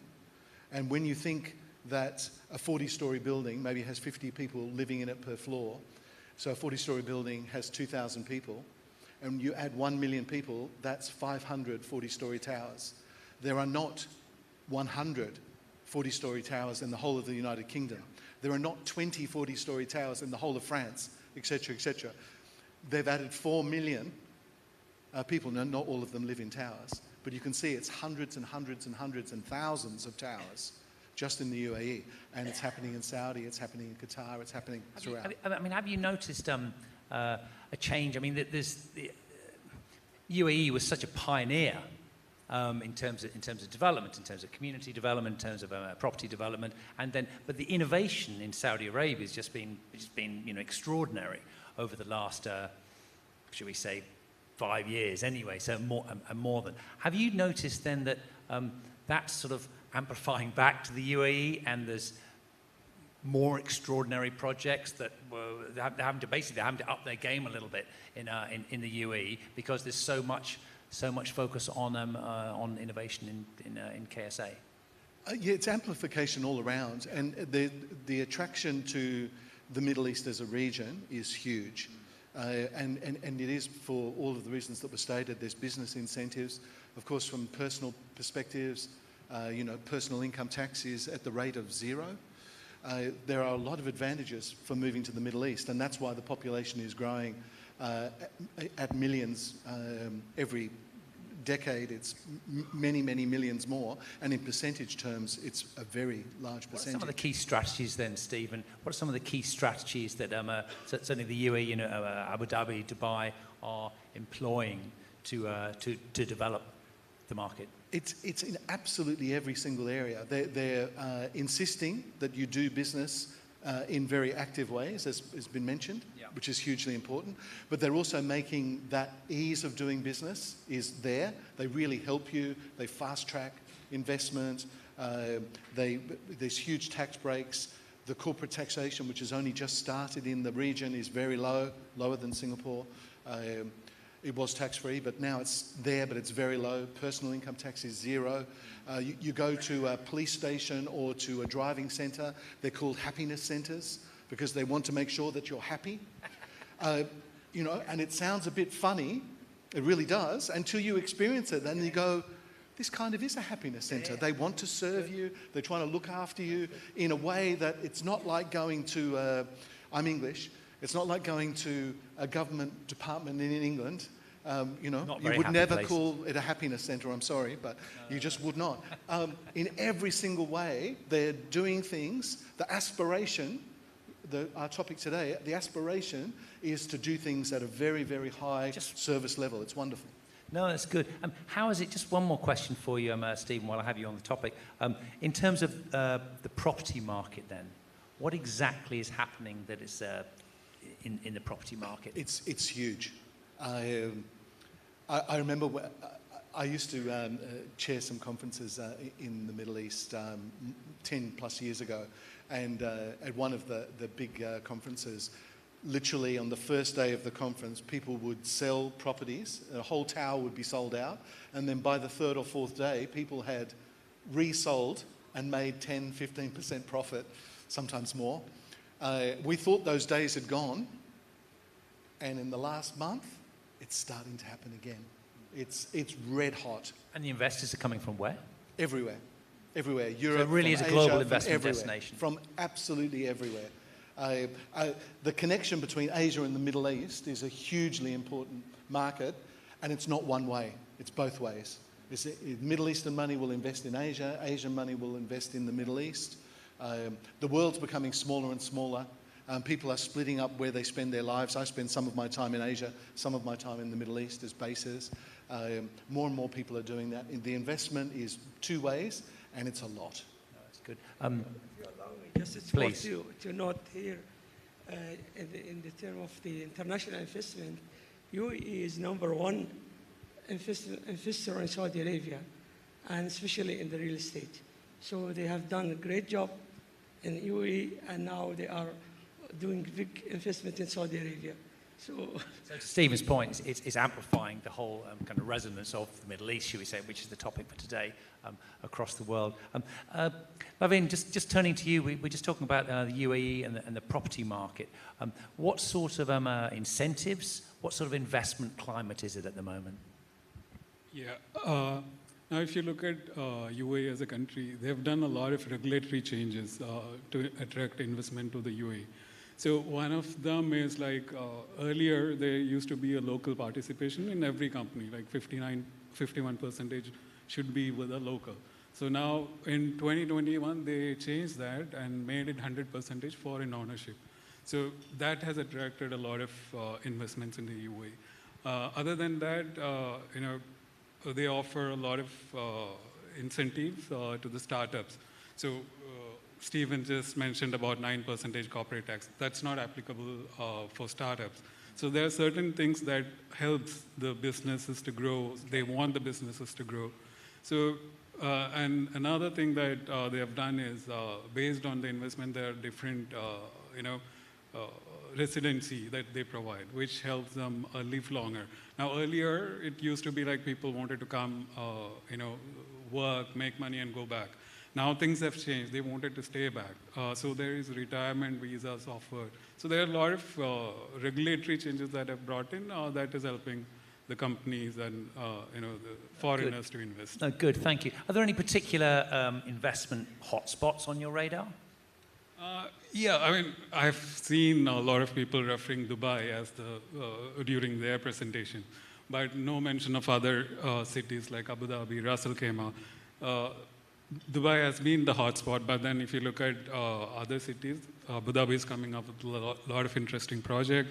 Ras Al Khaimah is coming up with a lot of interesting projects. In fact, there is a gaming island which is going to come up in Ras Al Khaimah. So there are a lot of... You say gaming? Gaming, yeah. Gaming, that's right. Gaming, yeah. That's the Wind project? Sorry? The Wind project, yeah. Yeah, so that's an island where, there's a lot of development and we see a lot of hospitality groups coming and investing. Thank you. James, just turning back to you in terms of in terms of the property component within some of the Giga projects, who's displaying the most interest to buy from which particular communities around the world? Or is it a lot of it domestic buyers? Most real estate activity are in the Riyadh projects. Most of the real estate is residential, and most of the interest to date has been from domestic buyers. Some of the hotels are starting to be marketed in the different projects, and there's interest by international buyers, but I'm not aware of any transactions yet. But I believe you'll start seeing more from Asia and Europe coming into these hotels specifically. Thank you. And in terms of, okay, so that's the international buyers of buyer interest there. No, that's great. Are there any branded residences? I know we've talked about hospitality. There's a lot of hospitality in the Red Sea. There's and it's obviously in some of the Giga projects. In terms of branded residential. So the tourism Giga projects I mentioned, Red Sea and Diriyah in particular, have branded residences. I can speak about the Diriyah experience. They had 175 Ritz-Carlton residences. They sold them at about a premium of 20% to market, and they sold out in about 6 weeks, all 170 units. And then last month, Oberoi residences were launched. There were 60 of them.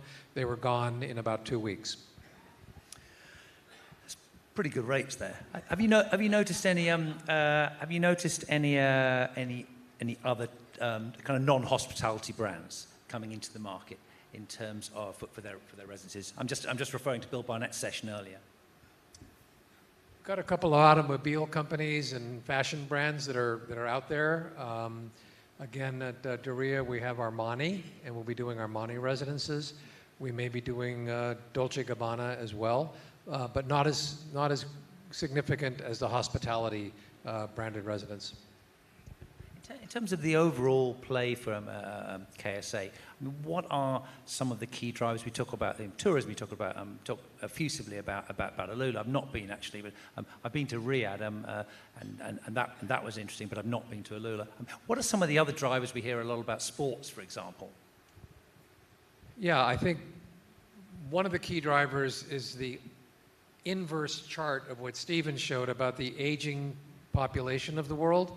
Saudi Arabia is the opposite. The average age in Saudi Arabia is 29 years old.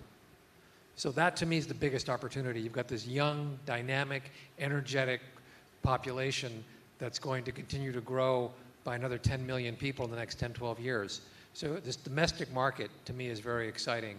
On top of which the government wants to encourage that population to get out there and do stuff. Play football, golf, swim, whatever it might be. So the country's very, very engaged in sports. And we've read about it all, about Live Golf and the World Cup and everything else. But it's because of that young, dynamic, energetic population that hasn't had the opportunity to do this in the past generation. It's all new. Everything's changed in the past 7, 8 years. So it's really a question of building a new, almost new ethic for communities. It's a new society. Yeah. I mean, we're talking about a country, if you were a woman, you couldn't drive a car. If you wanted to go see a movie, there were no movie theaters. I mean, it has changed so dramatically for the better, it's unbelievable. You almost have to pinch yourself if you'd been going there for many years to see the change to the society. And the sports is part of that, that mission to have social change. No, thank you.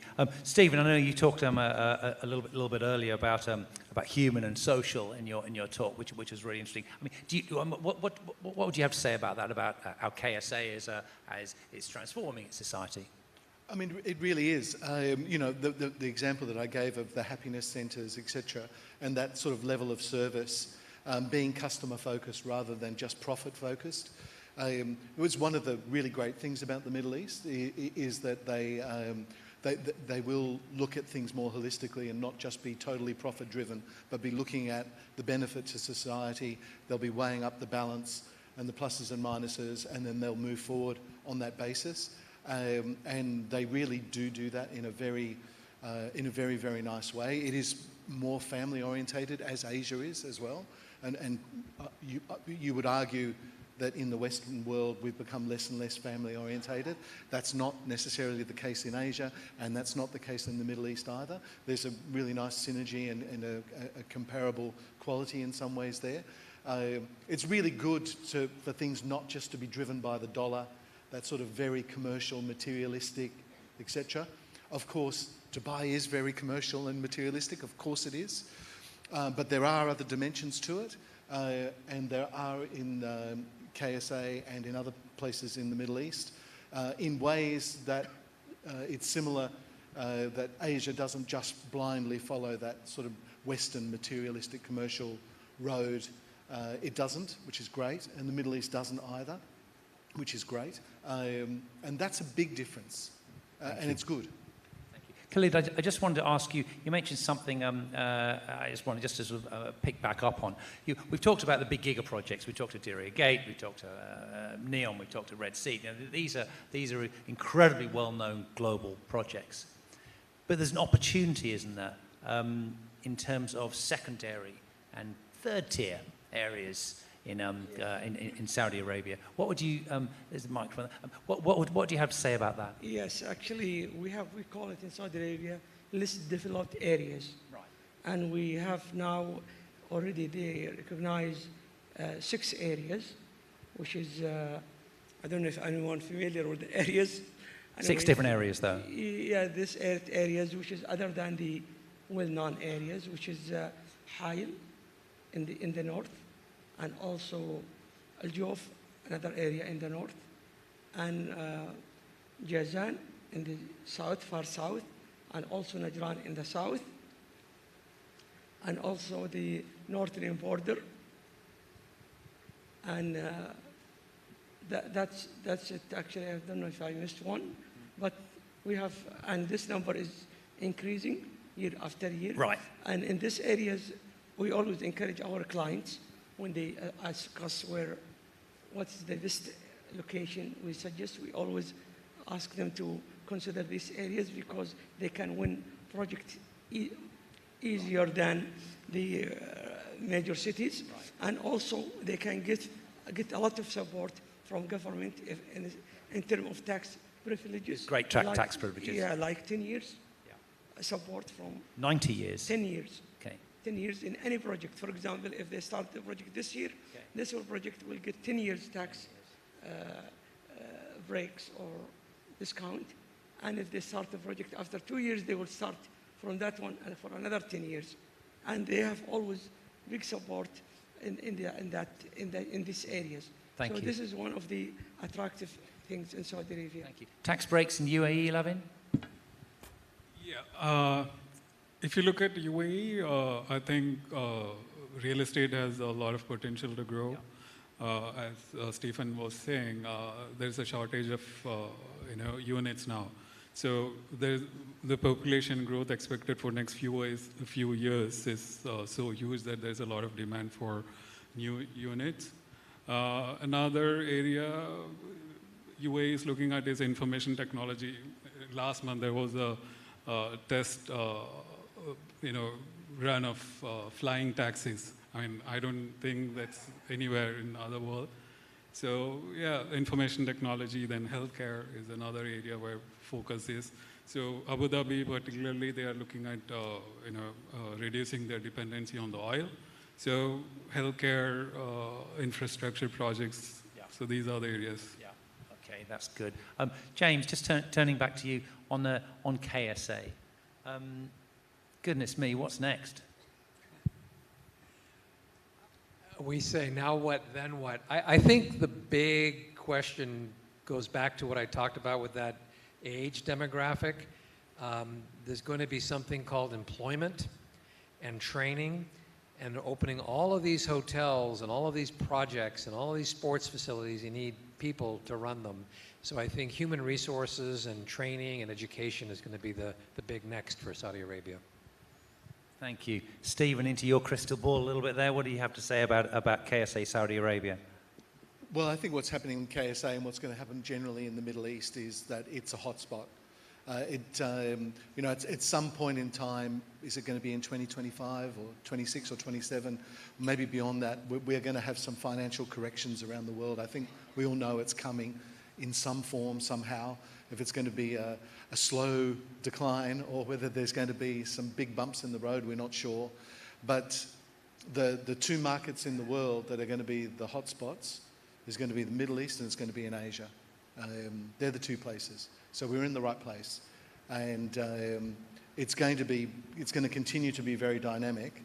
And as I was mentioning earlier, with all the global shifts and everything else that happens, if the economies are great all around the world and they stay great, there will still be a move to Asia and there will still be a move to the Middle East. And if things are not going well financially, there'll still be a move to Asia and there'll still be a move to the Middle East. So we're in the right place. It's going to be very dynamic. But just because it's going to be positive doesn't mean that everyone's going to be successful, because not everyone will be. It's how we do things, etc., which is what the Asia Real Estate Summit's all about.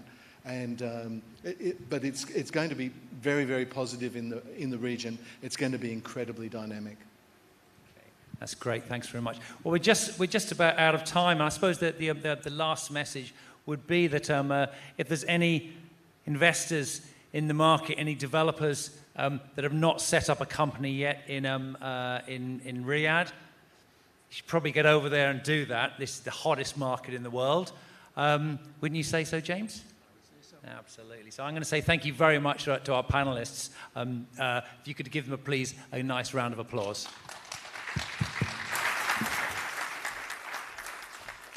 Thank you, gentlemen, our panel from the Middle East or West Asia. Back to our Aris Pop Quiz. How are you doing, guys? I'm a little jittery now because I had too much coffee. So I need to wake you guys up. So I needed that coffee so bad. Okay, time to give away another prize because we appreciate everyone here. And the next person we will pick will get the chance to win an Apple TV 4K. Whatever that means, 4K. Who wants that Apple TV? I see one. Maybe we should give it to you. Okay, here we go. Where is my magic bowl?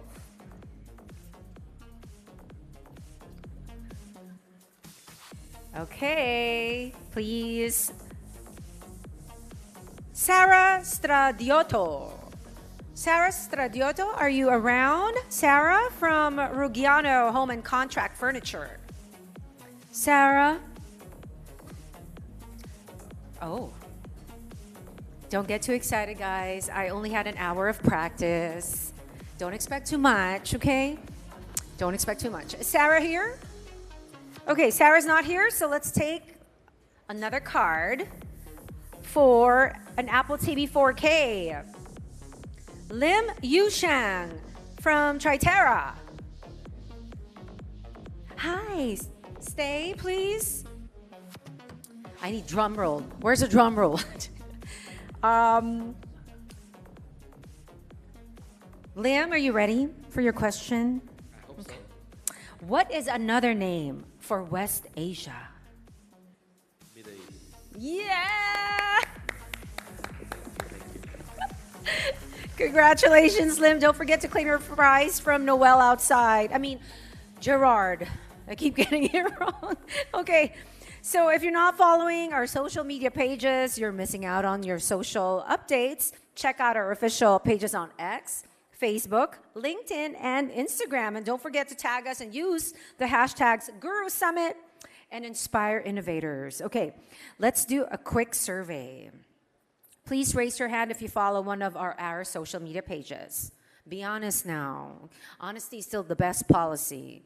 Okay, I see a few, and I hopefully all of us here will just show Property Guru and Aris some love today, yeah?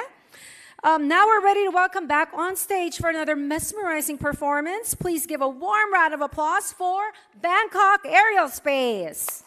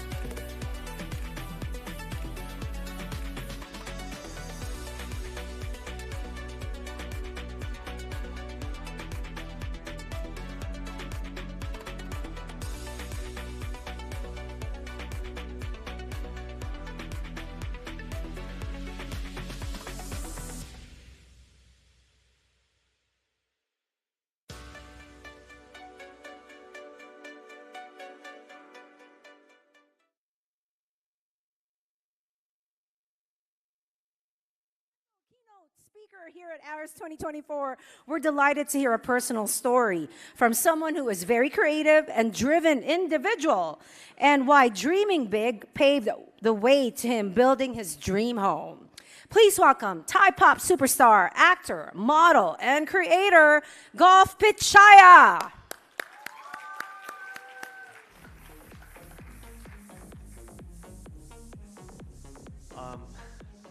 Right, hi guys, good afternoon, hello. Oh, I'm so excited. This is actually my first time to be a speaker up here. I hope I do well. Okay, so first of all, I have to thank PropertyGuru for having me here today. And it's such a truly honor to be here. My name is Golf Pichaya. Some of you might not know me, but some of you may know me as a singer, actor, and YouTuber, creator, and such. But today, I'm not going to be talking about how I became a singer or how I become an actor. I want to share with you guys something a little bit different. It's a different side of my journey, which is my approach on investment in property and the future. So, investment, you know, regardless of your career, I think everyone invests, right? We all invest. We invest in our time. We invest in our skills, like trying to learn new skills. We invest in ourselves or people around us. And we invest in opportunities. We invest in the chance to secure a better future for ourselves and our families. Okay, how to use this? Does it work?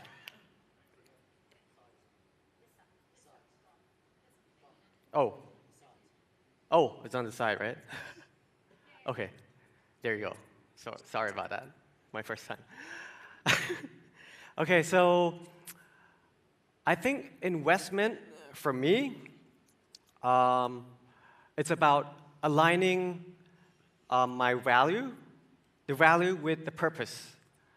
Let me give you a little bit of an example what I meant by that. So because I'm a YouTuber, I'm a creator, I always create content. I make videos based on my lifestyle and what I like, my interests. I do unboxing video. You guys, if you don't know, you can follow my channel, by the way. Okay, and one day I decided to make a content that kind of sparks an online debate. It was on all the headlines of the news, a little bit dramatic social media dramas. And it was about my car. It actually has nothing to do with property, but I just want to give a little bit example. So I filmed a vlog of selling or getting rid of my Audi TT, which was my first ever car, by the way. And then I sold it, and then I bought an MG car, which was a Chinese brand. And yeah, people judge me. There are people people who don't understand my purpose, and there are people who understood my purpose. So I have my purpose why I did that, so I'm going to explain to you guys in a bit. I sold it because back in the days, I was doing more of acting career, so I spent a lot of times on set, on location. I have to go to events here and there. And so I spend most of my time on my van, with my driver driving me around. So I got used to just sleeping on the van, and I forgot how to drive. I don't remember the way on the roads, so I just left my car laying there for almost 7 years, almost 10 years. I got it since 2012. And so when I sold it, and the person who bought it, he was very surprised that the miles, the number, was very low. And he was even asking me did you not drive it at all? And I was like, yeah, that's why I'm selling it. So I sold it, And then I just thought I got a bunch of money. I took 1/3 of the money, and I got like an MG car because I thought I don't need a super expensive car. I just need a car that I just can drive like a short distance because I'm not driving too much. And then I took the 2/3 of the money, kept it, and wait to invest in my future home for the future. So by that story, it's what I meant by aligning value with purpose. Yeah.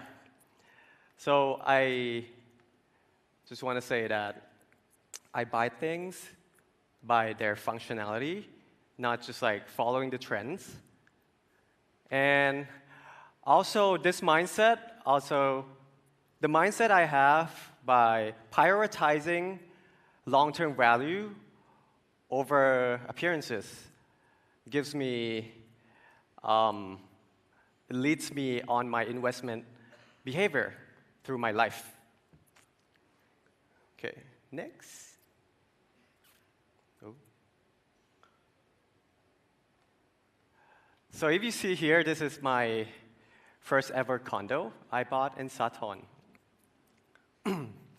I designed it with my interior design to suit my character. But before I get into why I chose Sathon area, I have to go back to the phase of my life where I could call it like a rent and learn, because I rent a condo in Thonglor and Sukhumvit, because in my teenager time, around like a high school, most of my friends, they hang out in around Emporium, Sukhumvit, Thonglor. They would go out to the bars, restaurants, and the clubs. So it was in my mindset that like, okay, one day if I get to live by myself, rent a condo, I would go to Sukhumvit or Thonglor. So that's what I did. I went there. I was like living in a condo like around, I was changing condos for 2 to 3 condos, changing 3 living space. And back then, I have learned that actually I didn't go out that much because I don't drink. You may not believe, but I don't drink. I'm allergic to alcohol.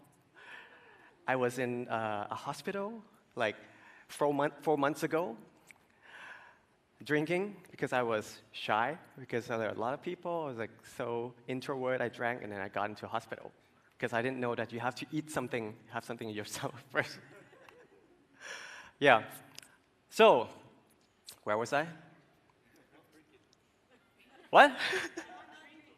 Okay, not drinking. Okay, so I didn't go out that much throughout like the past 4 to 5 years that I was staying around Sukhumvit. So I was like, maybe I don't need to be around here. You know, I don't need to be around Sukhumvit area because I don't go out anymore that much. So as time evolves, my lifestyle changes.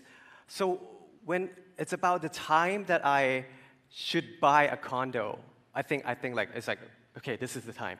I should buy my very first condo. So I seek many places, but mainly the place that I was searching for was something quite relatable to me, because my dad's house, we used to, when I was 5 years old, we lived around Silom. I think it was Sathon Soi 10.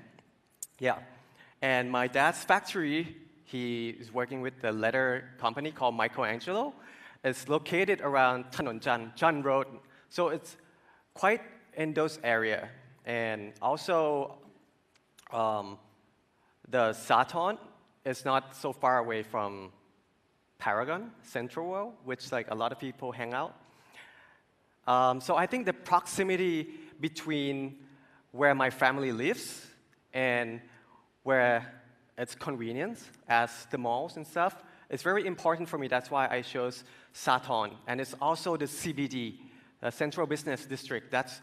There are a lot of people who work at the office. So there are a lot of food, good food around there. So that's why I chose this place to be my first ever condo. And to talk about the design a little bit, because maybe there might be a creator who do the renovation or design about, you know, the content. I kind of like want to mix between a homey vibes with a luxury. So I gave my interior design a theme, the color theme of green and gold. So it came out to be this on the screen, as you see. And I asked them to do a fully functioned smart home, which I also was investing my time on learning how to make it as well. Because back around in the year that I bought this condo, it was like 5 years. Smart home just like kind of, you know, just start out. People in the mainstream is not very having knowledge about it that much that they can do it by themselves. So, but back in the time, I was trying to make it by myself and with the help of the interior design, and then that's the condo. And also, I was, back in the day, it's so hard to find a condo with a duplex. Like maybe 5 years ago, it's like, it's so hard to find condo, but nowadays there are so many condo with duplex. And that's, if you can see, that's an Iron Man lamp I designed. I have someone sprayed it so that it suits the color of the condo. And I take the lamp I got from SB, yeah, SB Furniture, I think, and then I just stack it in. I'm selling it, by the way, if you want to buy it. How much? หลังบ้าน All right, so as my lifestyle evolved, then I was thinking that it needs to be the start of something new. I'm planning ahead of time about I want a bigger space for myself and my future families. So I'm ready to move to the next phase of my life, from a condo to a house. And this house, it has a name, by the way. It's called a play staycation.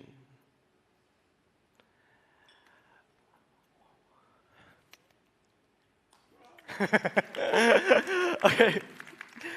But before I talk about the design, I want to talk a little bit more about my priority, the factors why I chose to buy a house. No, not to buy a house, to buy a land here and build a house. So the key factors that is very important to me, there are a few factors that comes in my mind when I want to create a house. So first, I'm looking for a space that I can build my own design with no limitation. I can start from scratch. And I was looking for many places, you know, I was like typing on my Facebook page, like, hey, everyone, does anyone know a place where I can build my own land with a good security? And I actually got this land from one of my fans on the fan page. They inboxed me, they sent an inbox to me. And I went there and I was doing some research, and then I got this land that allows me to build my own design. So second, it needs to have security. I didn't want a village. Village have a good security because there are guards in front, right? But in the village, the house looks the same.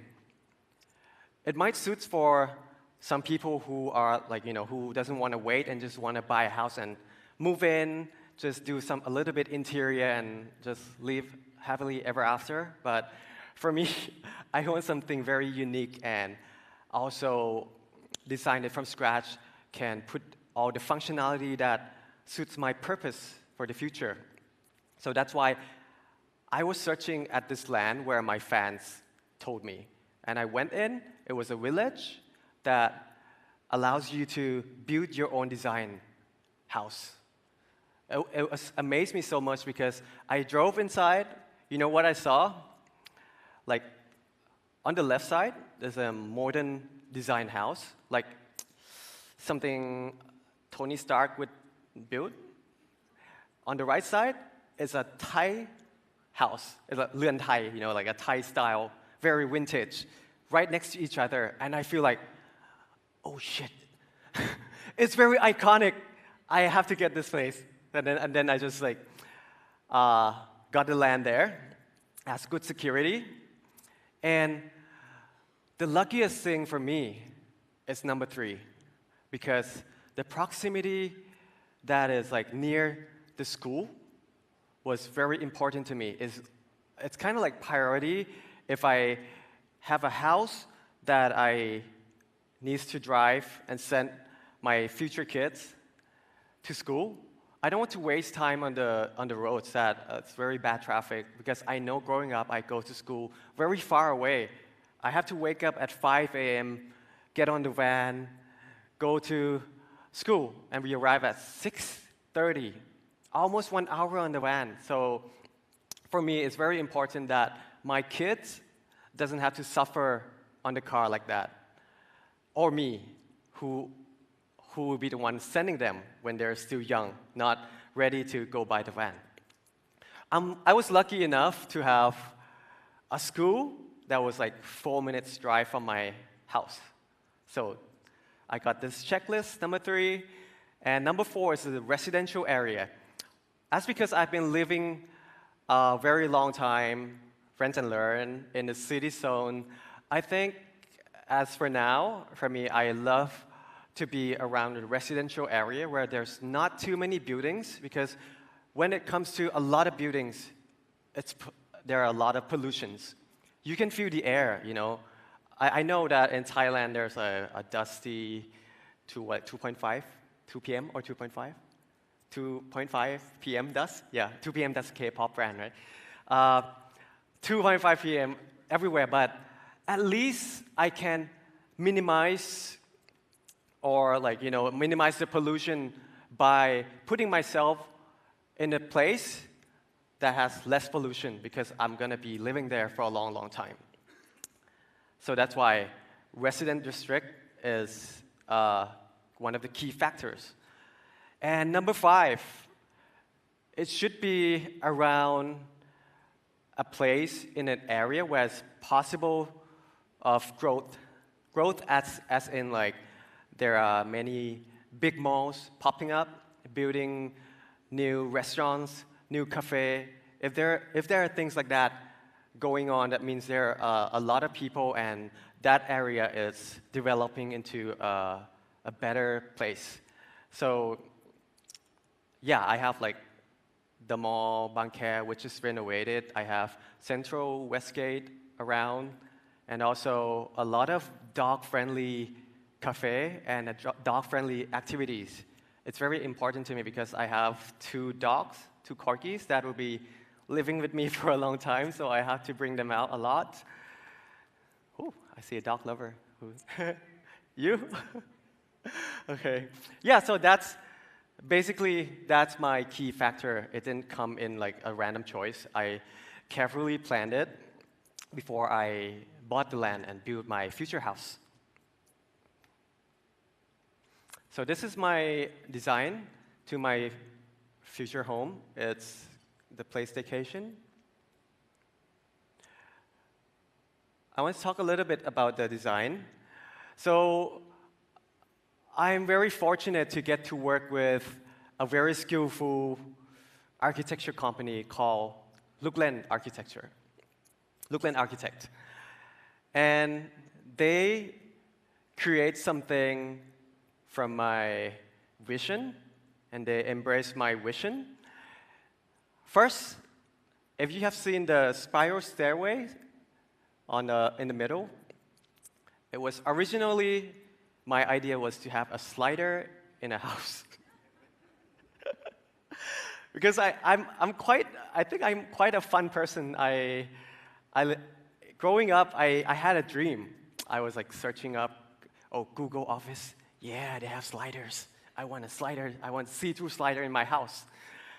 But in the long term, I'm not sure how many times I would get to slide. So I'm like, I've been discussing and brainstorming with the designer, and then we came up with a more practical solution. So turn it into a spiral stairways with a, oh, he said, like, you want a see-through slider? Okay, I make you a see-through stairway. So we put a glass between it. And I have so many things that I wanted, like a go-kart track around my house, but I didn't have enough space. So he made that slider like a parking lot, you know, like parking lot, go around the house until the top floor. So it kind of acts like a go-kart track, but maybe like a small one. Yeah. And also I just decided at a later stage that I need to have an elevator as well, because for a long term, I think when I get old, I would not be walking in that track too much. Okay. I'm just going to show you a little bit of the design, how it looks like.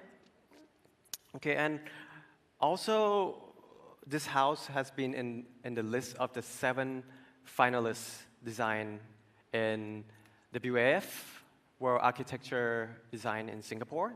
I don't know if we win or not, but hopefully. Also, we prioritize the cost efficiency.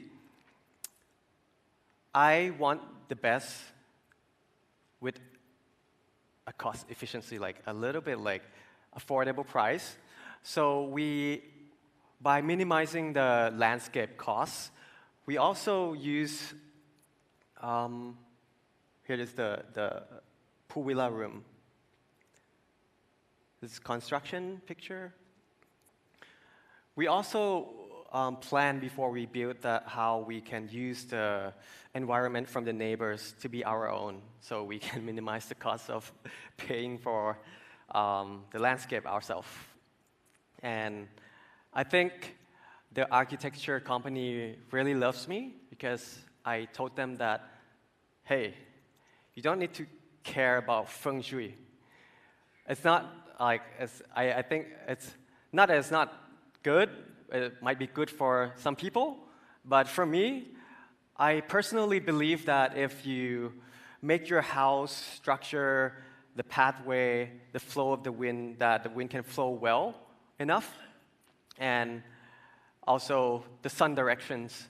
If you put all your details in these things, you're gonna be happy, because when the wind flows well in the house, you will feel comfortable at your place. And then I think if you're happy to be living at your house, I think you will be happy with your life.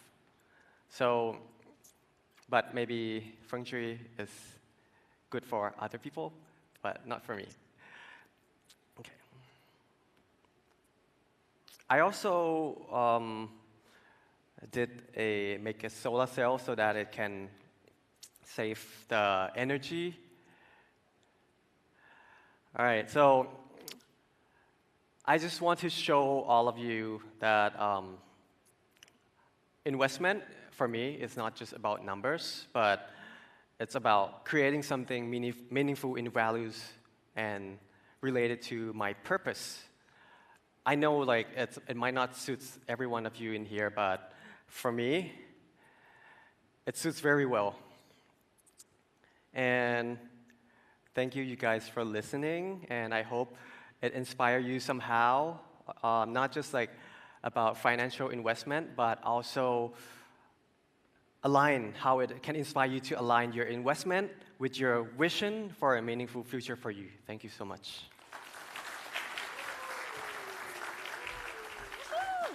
I get the elevator, Golf. He's got corgis. They have short legs. They can't, 2 corgis, see? I have a dachshund, short legs too, so they can't keep going back down and up the stairs. Elevator is the key. Thank you, Golf. How about another round of applause for Golf? Thank you so much. Okay, here we go. For our final keynote speaker at ARIS 2024, we're delighted to hear I'm so sorry. I got ahead, way ahead of myself again. I'm backtracking. Thank you so much again for joining Aris. Before we conclude our amazing summit, let's hear from our events host, the GM of Awards and Events of Property Guru Group, Mr. Jules K.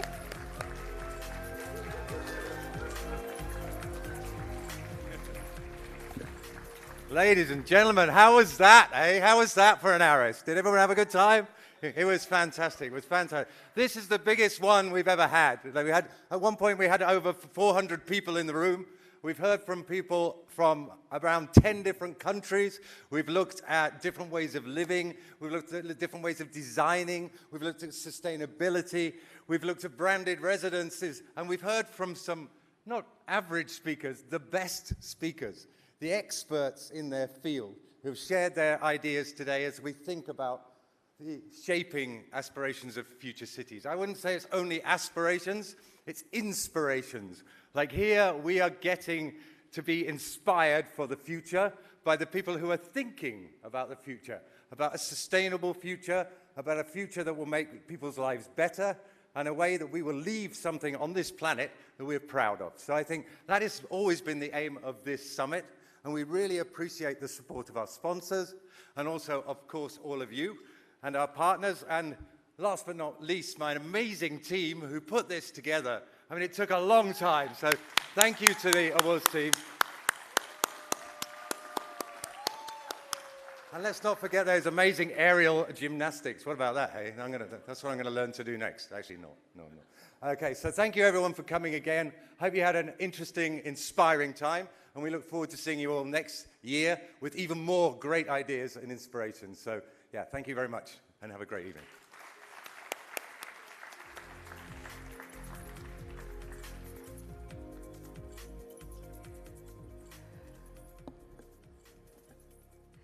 We will pick our final contestant for the Aris Pop Quiz. Now, this person will win a Sony PlayStation 5. Digital edition.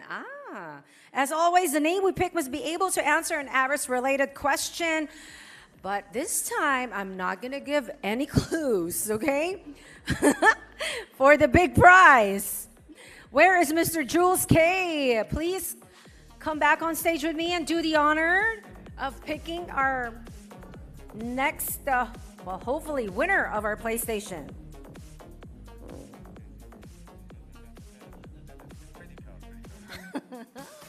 You can read it if you want. No, I'm sorry. We're sorry. It's Mr. Richard Mark Leach, who is Deputy CEO of Pho Thong Giam. Oh, they're from Vietnam, Ho Chi Minh City. Are you here, sir?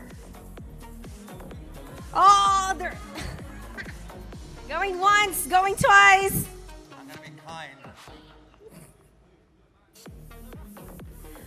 I think if you end up, I bet you're gonna sell it and half the money, right? No. Oh, it's from U Design.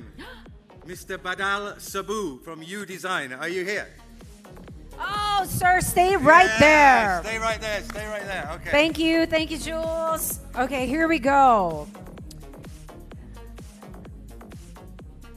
Still has to get the question right. What is the theme of Aris 2024? Shaping the aspirations of future cities. A big round of applause. Congratulations, and please claim your prize from our registration desk and look for our concierge outside. And that concludes our annual summit. Thank you, everyone, for joining this year's. There you go. Claim it right from Jules. Congratulations. And thank you again, everyone, for joining this year's Property Guru Asia Real Estate Summit for our 10th anniversary edition. Another round of applause for Property Guru, everyone. And a big thank you to this lady who comes every year to present this in such an enigmatic way. Thank you, Tina. Thank you, guys. Please ask for your Aris Digital Certificate of Participation at our registration kiosk outside the hall. And big thanks to all our expert speakers, our sponsors, partners, delegates, guests, viewers from the live stream, performers, our ARIS crew. How about a big round for our ARIS crew? And our friends from the media. Property Guru Week continues as we celebrate the region's finest real estate at the 19th Annual Property Guru Asia Property Awards Grand Finals happening tomorrow night, right here at the Ateneo Hotel in Bangkok, Thailand, home of the Asia Property Awards. Thank you all for shaping the aspirations of future cities with us. I think I pulled a muscle when I did that whole thing, Louis. See you again at ARIS 2025. Bye, guys.